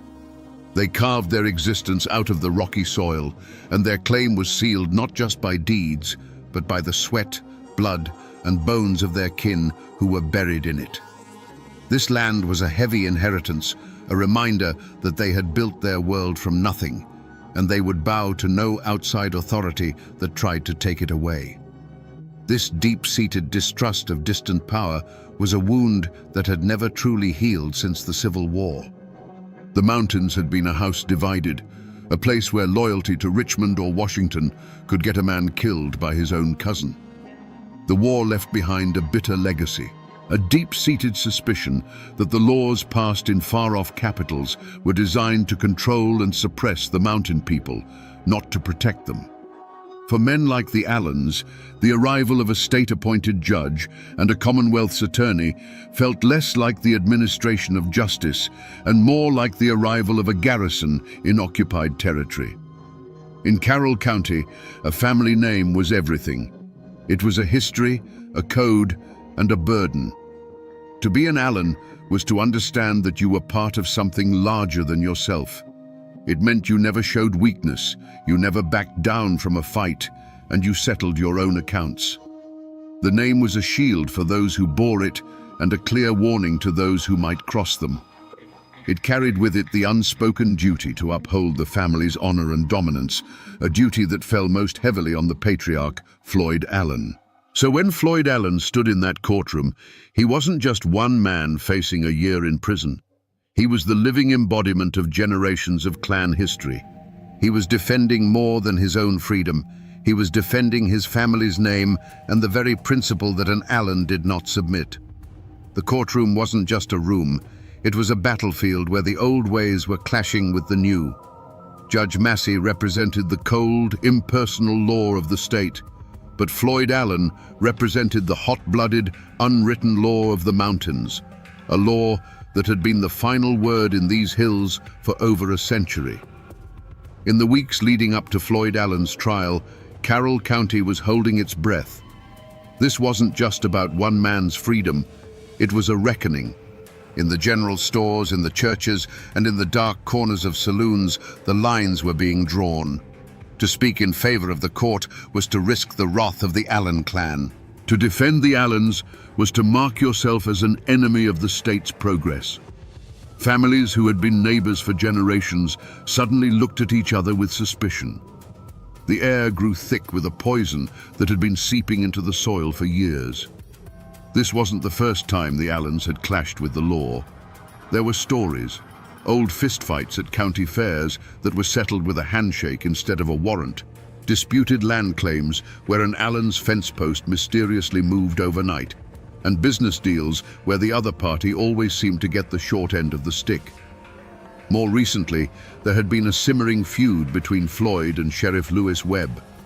Webb was a man determined to prove that no one was above the law, and he had made a point of arresting men connected to the Allens for minor infractions.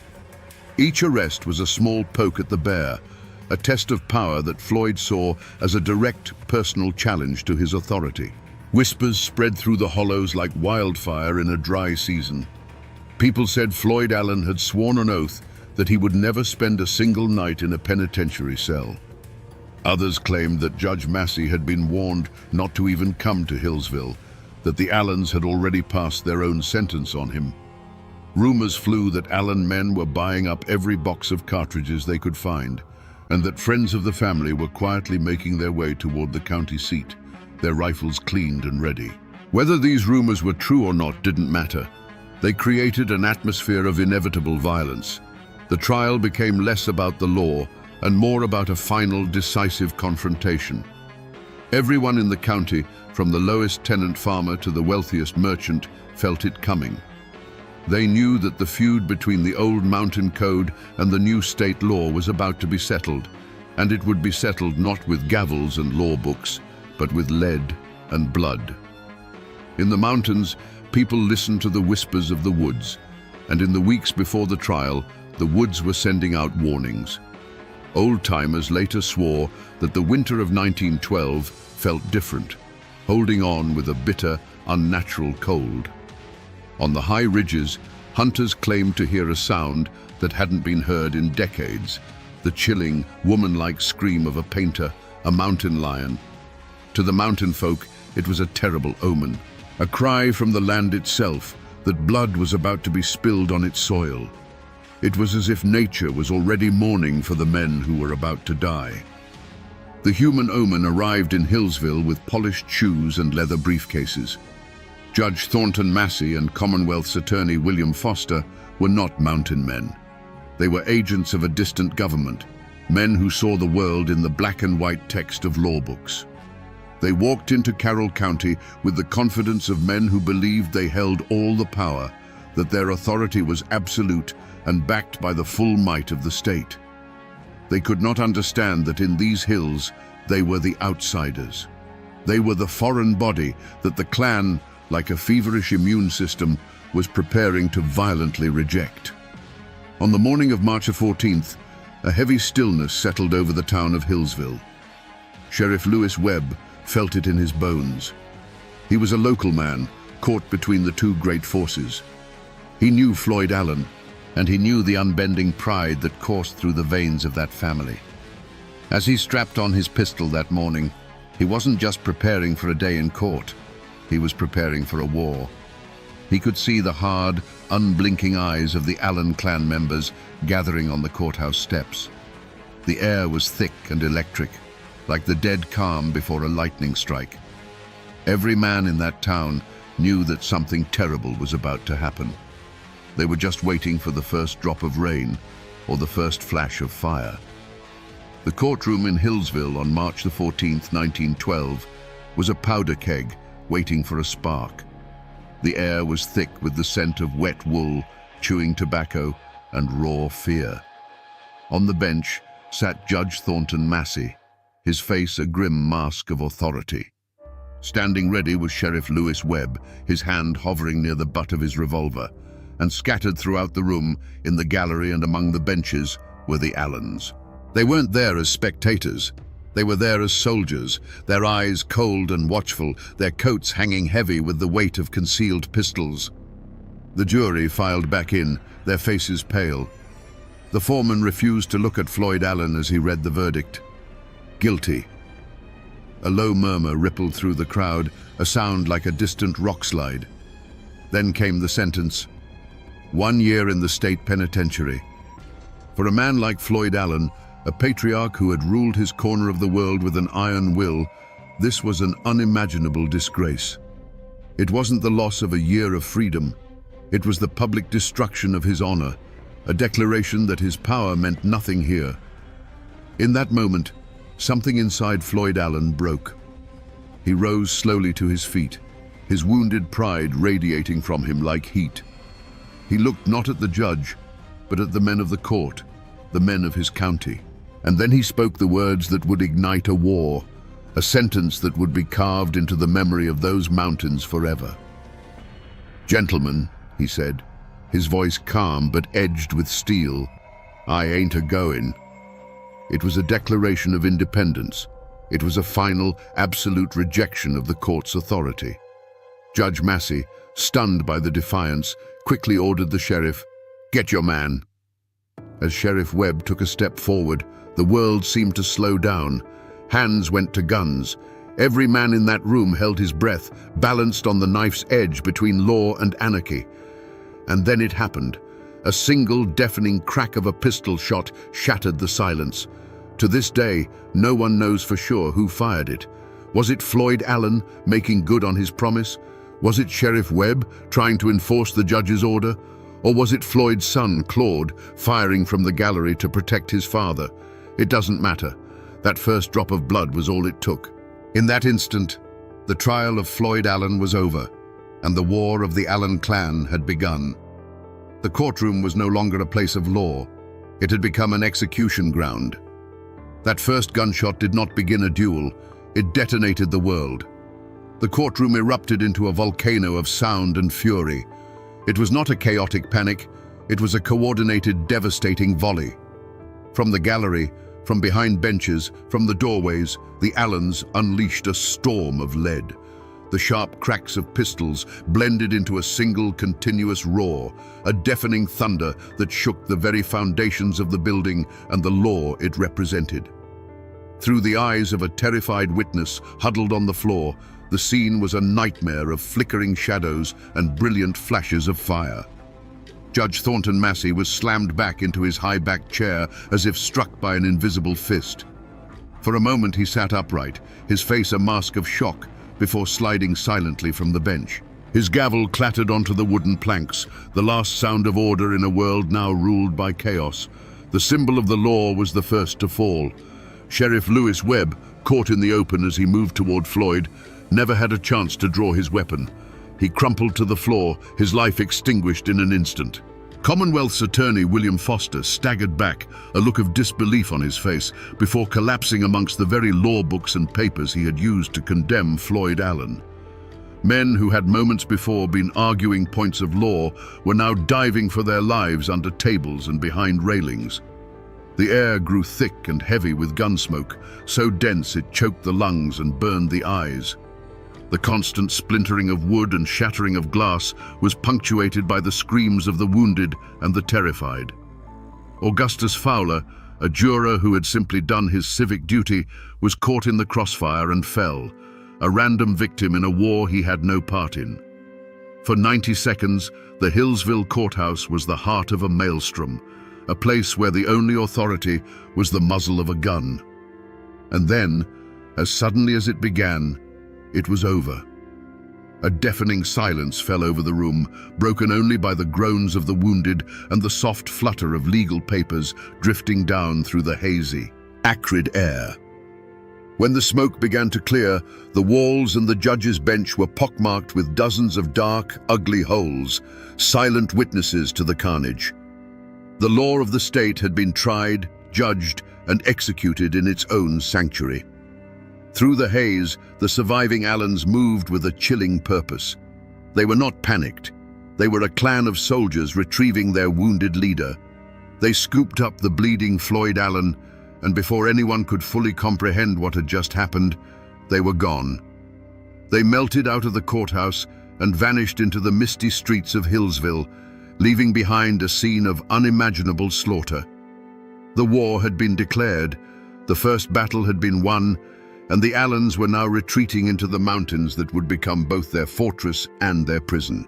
To understand what happened in that courtroom, you have to try, just for a moment, to look at the world through Floyd Allen's eyes. In his mind, he was not the criminal. He was the victim of a conspiracy. These men, Judge Massey, Attorney Foster, they were outsiders, invaders who had come into his territory, his kingdom, to strip him of his authority and his honor.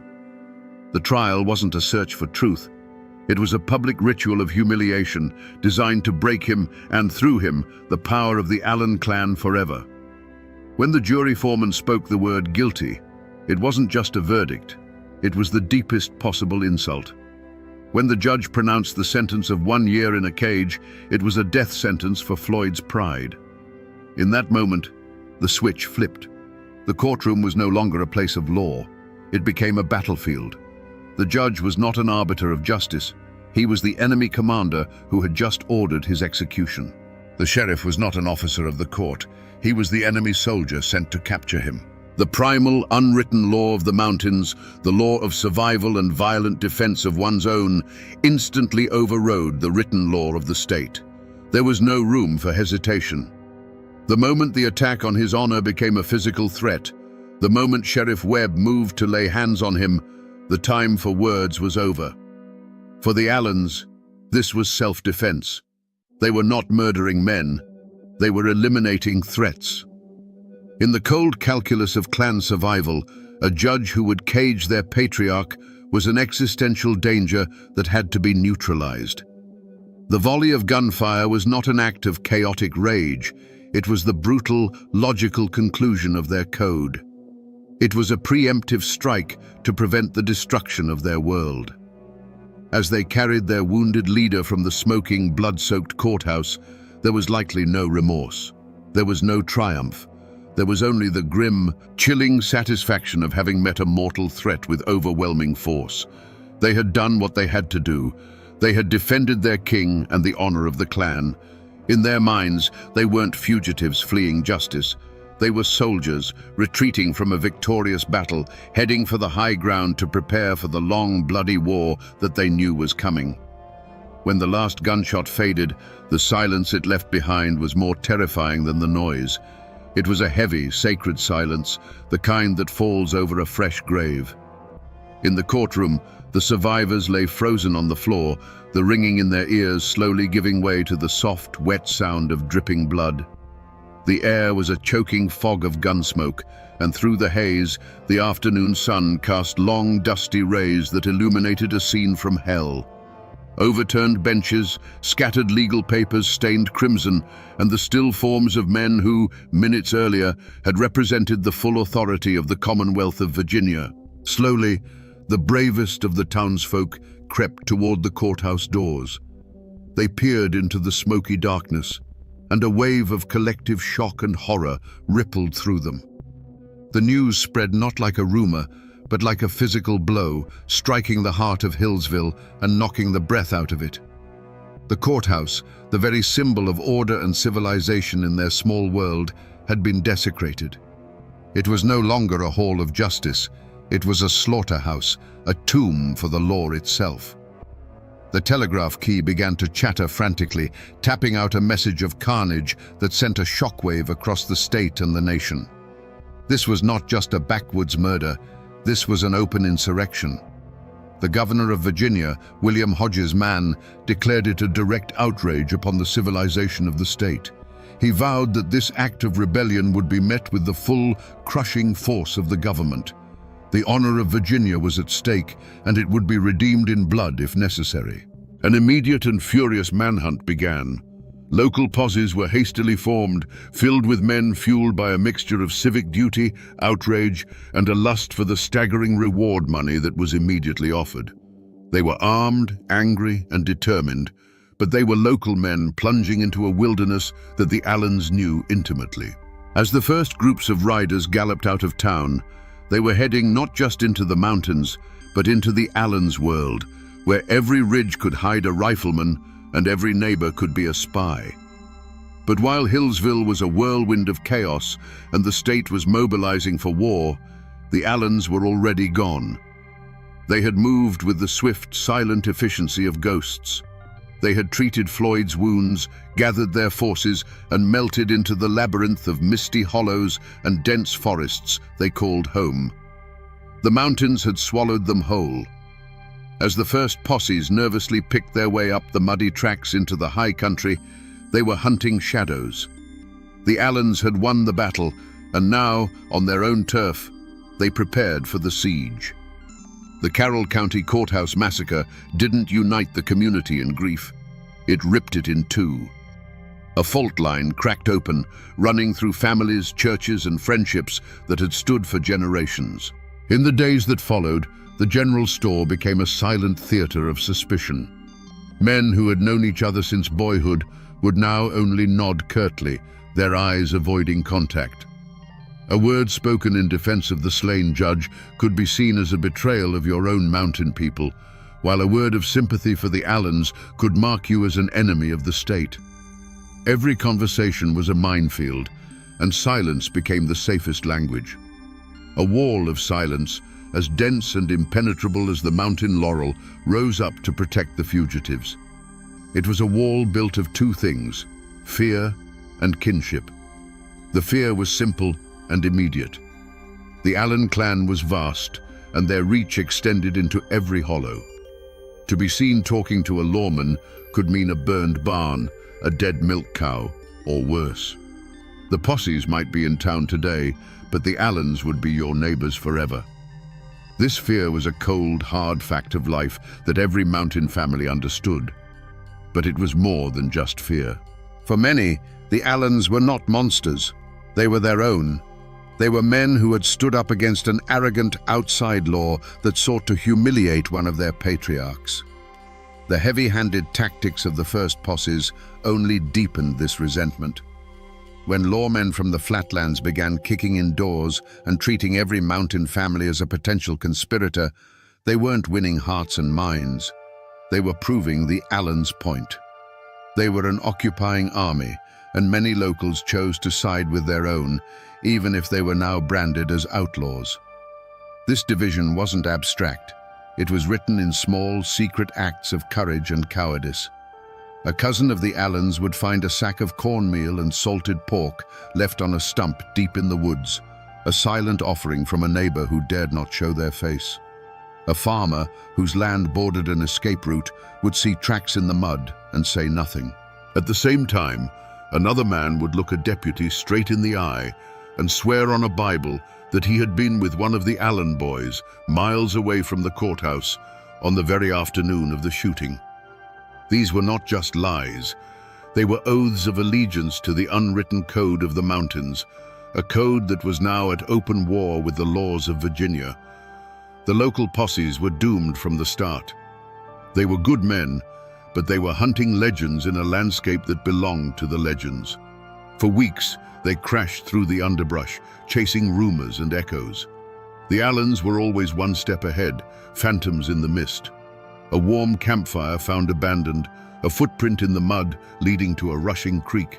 It was like hunting ghosts who knew every secret path, every hidden cave, and every sympathetic ear in 100 square miles. The great manhunt was becoming a great embarrassment, and the honor of Virginia was bleeding away with every passing day. Frustrated and furious, the state unleashed a new kind of predator on the Blue Ridge Mountains. They called in the Baldwin-Felts Detective Agency, the infamous Pinkertons of the South. These were not local lawmen. They were cold-eyed professionals, manhunters for hire, known for their ruthless efficiency in the bloody coalfield wars. They arrived in Hillsville on a special train, clad in city clothes but carrying the deadliest weapons of the age, Winchester repeating rifles and semi-automatic pistols. They brought with them a cold, corporate style of violence, and they saw the mountains not as a home, but as a hostile grid to be systematically swept and cleared. With the Baldwin-Felts agents in charge, the hunt became a brutal, grinding war of attrition. The dragnet tightened. Teams of detectives leading packs of baying bloodhounds pushed deep into the hollows. They moved with a chilling purpose, raiding farmhouses in the dead of night, kicking down doors and dragging men from their beds for interrogation. They cared nothing for the mountain code of conduct. To them, every silent farmer was a potential conspirator, every cabin a potential hideout. The mountains fought back against them. Sudden downpours washed away scents, confusing the dogs. The treacherous terrain lamed their horses and broke the axles of their wagons. The silent, watchful eyes of the mountain people followed their every move, and the forest itself seemed to conspire to hide its fugitive sons. The first major breakthrough came not from brilliant detective work, but from exhaustion and a tip-off. Floyd Allen, wounded and weakened, had been holed up in a cabin, his body too broken to continue the flight. A posse, led by the relentless detectives, surrounded the house at dawn. There was no final gun battle. Floyd, feverish and in pain, knew the game was up. He surrendered. The fiery patriarch finally captured. His personal war brought to an inglorious end. His son Claude was captured soon after. The state had its prize, the man who had declared, "I ain't a-goin'." But as the detectives celebrated their victory, a chilling realization began to dawn on them. They had the lion, but the foxes had gotten away. The local posses had nabbed a few smaller members of the clan in the initial chaos. Now the Baldwin-Felts men had the leader. But Sidney Allen, the cool-headed strategist, and his fiercely loyal nephew Wesley Edwards, the men many believed were the true masterminds of the courtroom escape, were nowhere to be found.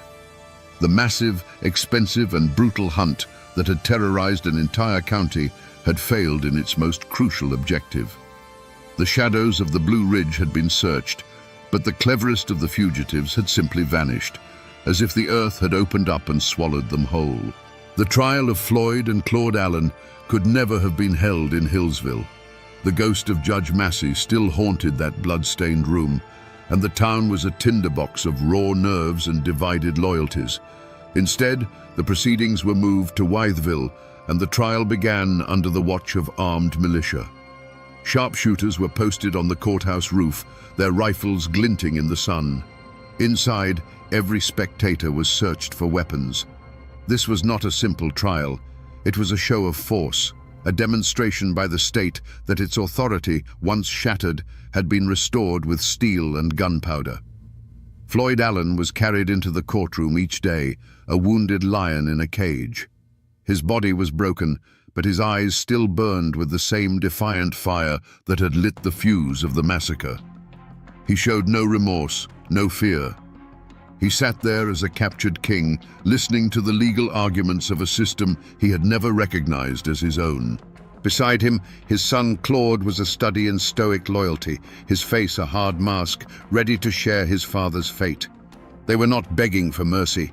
They were facing the consequences of their war, their silence a final act of defiance. The trial itself was a theater of conflicting truths. The prosecution, backed by the full power of the state, painted the Allens as savage anarchists, a clan of killers who had declared war on civilization. Their lawyers, in turn, fought back fiercely, arguing that the first shot had come from Sheriff Webb, that the Allens had been caught in a trap, and had only fired to defend their patriarch's life. Witnesses took the stand, their hands trembling, their testimony often shifting like shadows depending on which lawyer was asking the questions. The truth of those 90 seconds was buried under an avalanche of fear, loyalty, and intimidation. But in the end, the outcome was never truly in doubt. The state needed a conviction. It needed to prove that its laws were supreme. The jury, after deliberating under immense pressure, returned with the inevitable verdict. Guilty. Guilty of murder in the first degree. As the foreman spoke the words, a heavy silence fell over the packed courtroom. Floyd and Claude Allen received the news without flinching.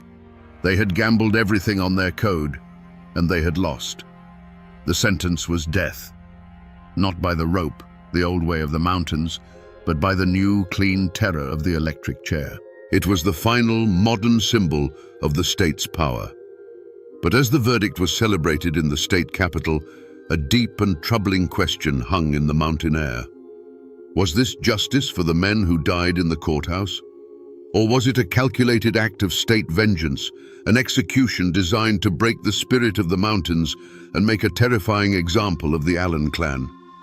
Was the state simply answering one massacre with another, more methodical one? The law of men had won its victory, but many felt it was a victory that left the scales of true justice unbalanced. The state of Virginia was not content with a verdict.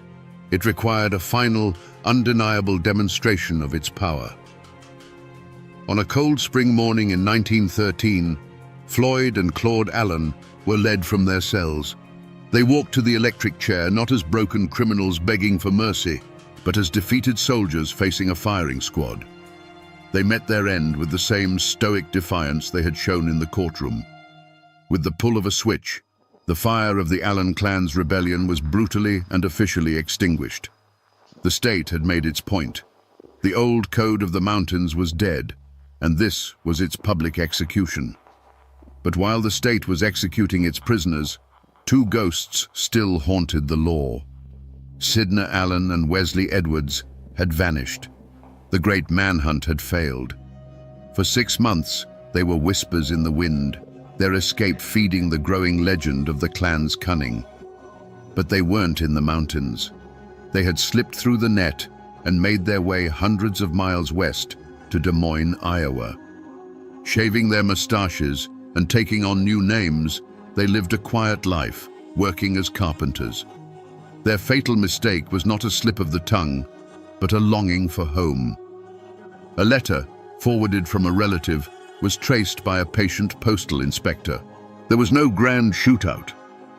On a quiet September morning, Baldwin Felts detectives and local police burst into their rented house and captured the two most wanted men in Virginia without a single shot fired. Their trial was a foregone conclusion. With Floyd and Claude already executed, the public's thirst for vengeance was largely slaked. Sidney Allen and Wesley Edwards were spared the electric chair, but were sentenced to long, hard years in the state penitentiary, a living death in a stone cage. They were sent away, and the state of Virginia closed the book on the Carroll County massacre. The Allens were finally, completely broken. And here, my friends, the story takes its final, tragic turn. In prison, Sidney Allen, the cool-headed strategist, became a model prisoner. The fire that had fueled the feud seemed to have been quenched, replaced by a quiet, weary resignation. Years turned into a decade, and his health began to fail. In 1926, the governor, seeing a broken old man, granted him a pardon. Sidney Allen returned to Carroll County a free man, but he came back a ghost. He returned not to his magnificent home, which stood as a monument to a life that no longer existed, but as a shadow of his former self. He had outlived his world. 1 year later, Sidney Allen died, his freedom a brief, bitter epilogue to a life of power and ruin. With the leaders of the clan dead or in chains, a heavy, deliberate silence settled over Carroll County. The story of the courthouse massacre was not something to be discussed. It was a wound too deep, a memory too divisive. People had to go on living together, had to trade at the same stores and attend the same churches. And so, the story was buried. It was locked away in the attic of the community's memory, an unspoken horror that everyone knew was there, but no one dared to mention. They tried to move on, to plow over the blood-soaked ground and plant anew, but some scars are too deep to ever truly fade. And what is left of this epic war today, more than a century later? The names are still there. Drive the winding roads of Carroll County, and you will still find the names Allen, Webb, and Edwards on mailboxes. The descendants of the clan and their victims still walk the same land. For them, it is a heavy inheritance, a legacy of both fierce pride and terrible violence. The story isn't told with the old fire anymore. It is a quiet history, a family secret shared in hushed tones, a reminder of a time when the blood ran hot and the law of the mountains met the law of the state in a fatal collision. If you go to Hillsville today, you won't find the old courthouse. It was torn down decades ago, and a new one stands in its place, a symbol of a more orderly world. The 57 bullet holes that scarred its walls exist now only in photographs and memory, the physical wounds of that day finally erased. But drive a few miles out of town, and you will find it. Sidna Allen's magnificent house still stands. It is a private home now, but it remains a silent, brooding monument to the ambition of a fallen dynasty. Its sturdy walls and grand design, a testament to a future that was burned away in a few minutes of gunfire. In the local cemetery, the final chapter is written in stone. Here, the feud is over. The combatants lie in a final silent truce under the shade of ancient trees. Floyd and Claude Allen lie not far from the men they were convicted of killing. The simple dates carved on their tombstones give no hint of the 90 seconds of chaos that forever bound their fates together.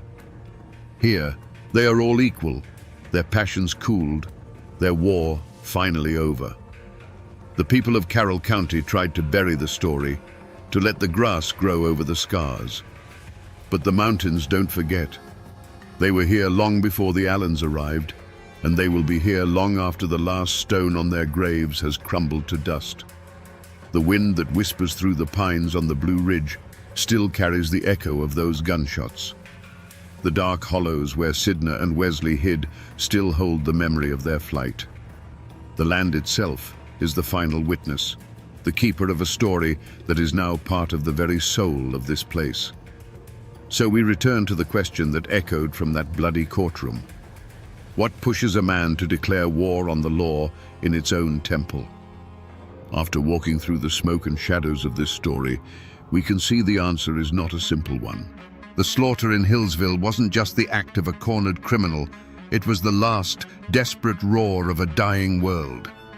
Floyd Allen saw himself not as a lawbreaker, but as a sovereign king in his own land, and the court's verdict was an invasion, a declaration of war against his entire way of life. The gunshots were the death rattle of an unwritten code of honor that had ruled those mountains for 150 years. This is a story about the brutal collision of two Americas. It is a story of family loyalty pushed to its most violent and tragic extreme. It is a story of pride so fierce it would rather die in a blaze of gunfire than bend its knee to a foreign power, even if that power was the government of its own state. There were no simple heroes here. There were proud, violent men who met their fate, and a new, organized form of power that meted out its own cold and methodical form of violence in return. The manhunt for the Allen clan became a legend, a defining myth of Appalachia's transition into the modern world. It is a harsh and brutal lesson that reminds us that progress is often not a peaceful parade, but a bloody, painful conquest. The world of the Allens is gone now, buried in the past, but its memory lingers. It serves as a stark reminder of a time when the mountains bred a different kind of man, and when justice was not a matter of law books, but of blood. And now, my friends, you know the rest of the story.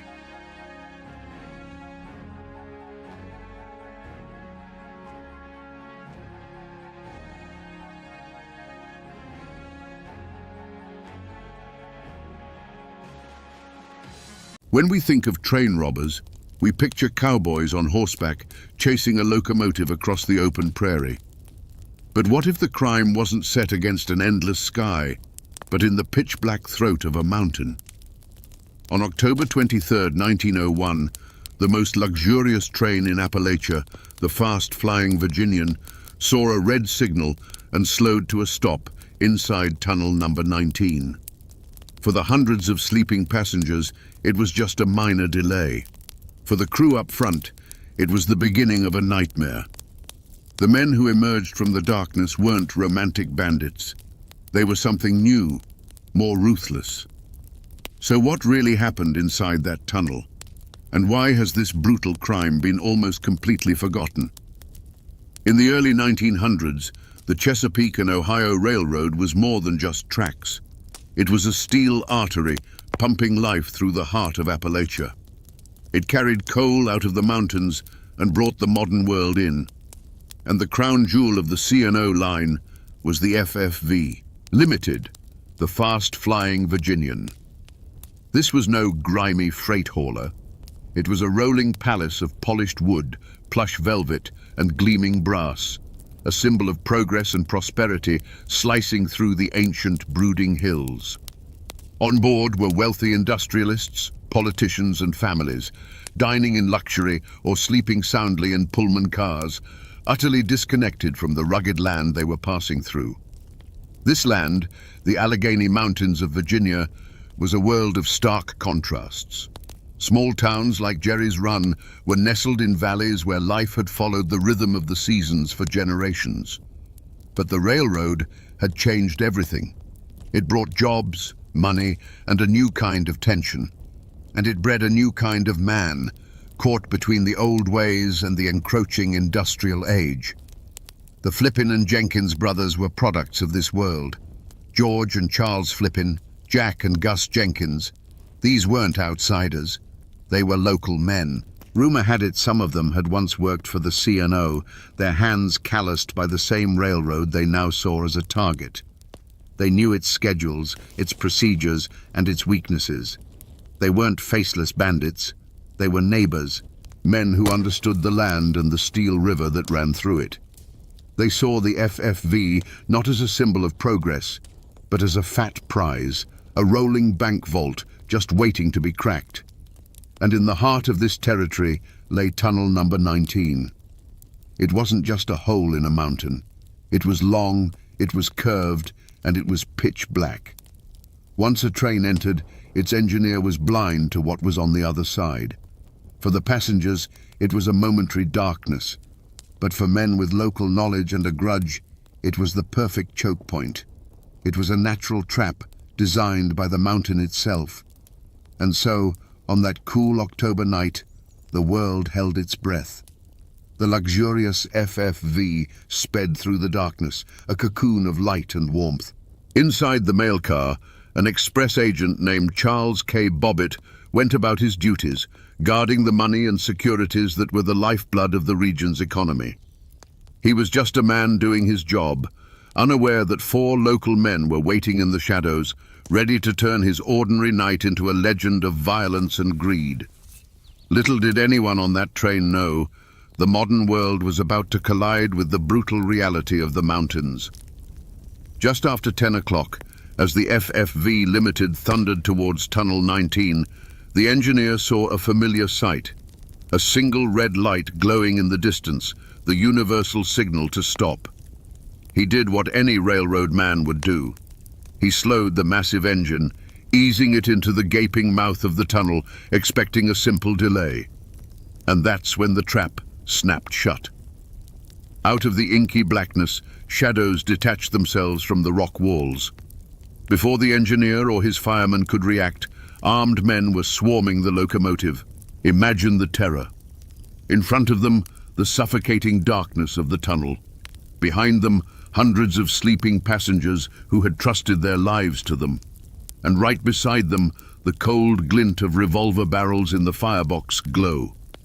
There was no negotiation. There was no room to run. The robbers' orders were precise and chillingly calm. They weren't interested in the passengers' jewelry or the cash in their wallets. They had a single, high-valued target. At gunpoint, they forced the engineer to perform an act of surgical precision. He had to uncouple the engine, along with the mail and baggage car directly behind it, from the rest of the train.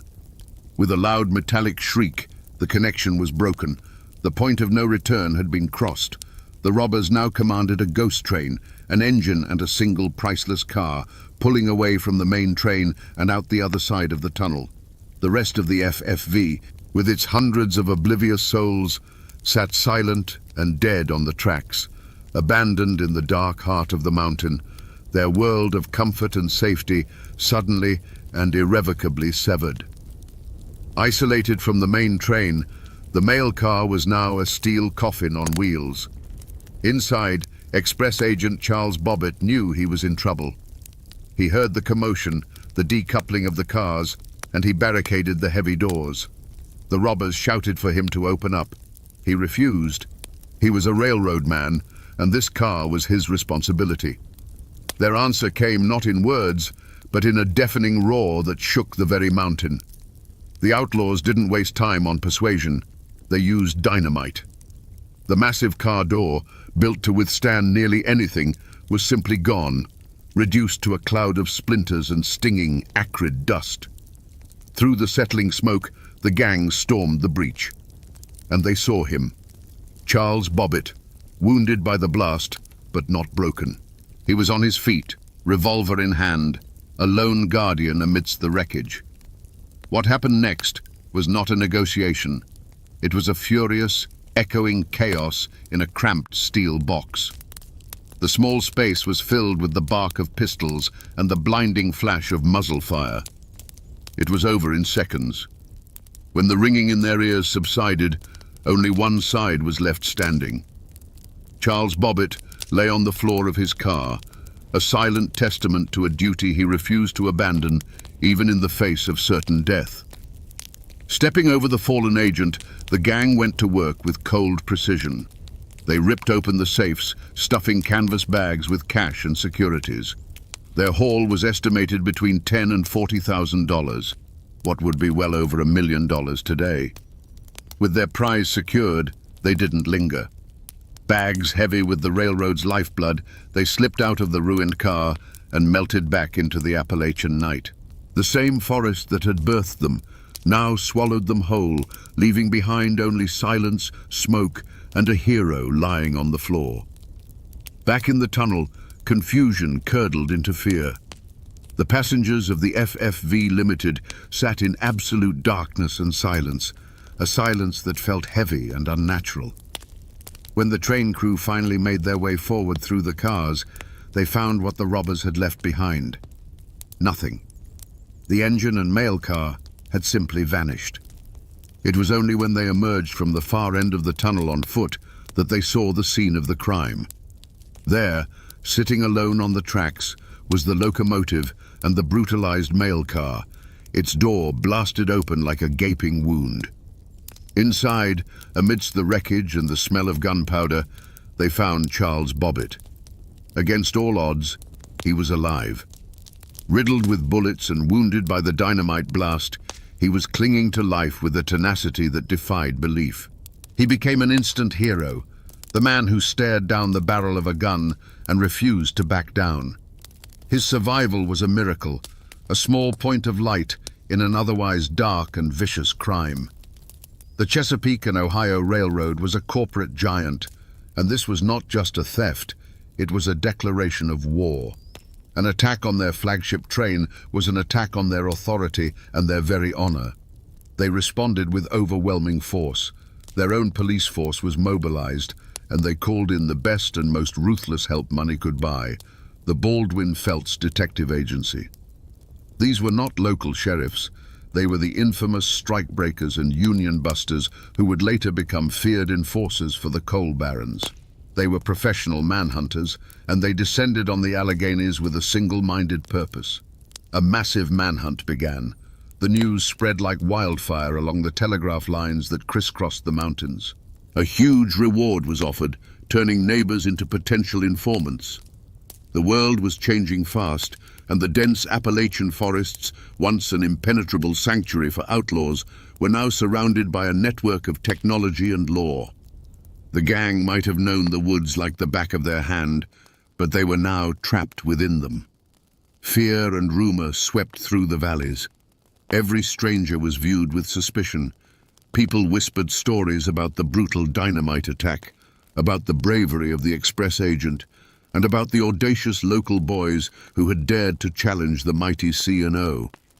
The Flippin' Jenkins gang had pulled off the perfect crime, but in doing so, they had brought the full weight of the industrial world crashing down upon their heads.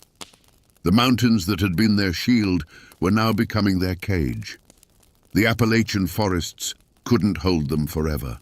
The gang's downfall wasn't a dramatic last stand in a mountain hollow, but a quiet betrayal by the very thing they stole.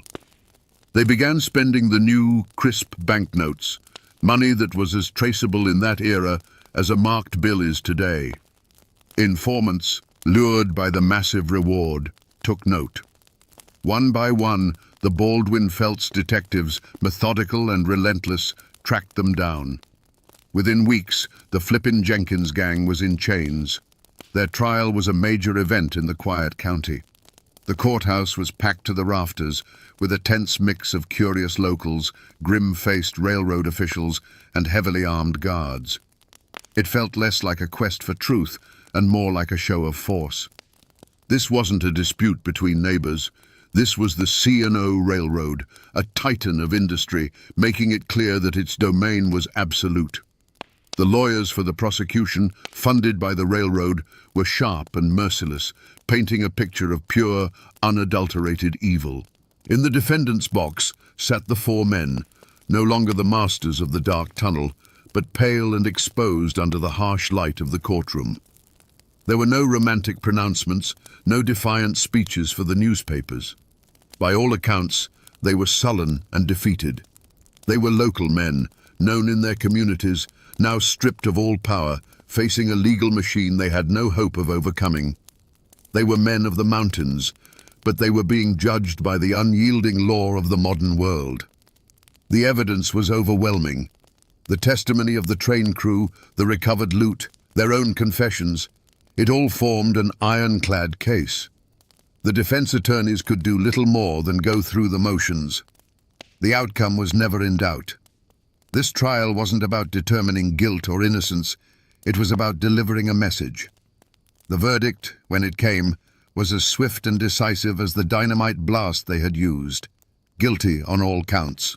And the sentence was a living death, life in the Virginia State Penitentiary. There was no glory, no ballad sung of their deeds. They weren't hanged and turned into martyrs.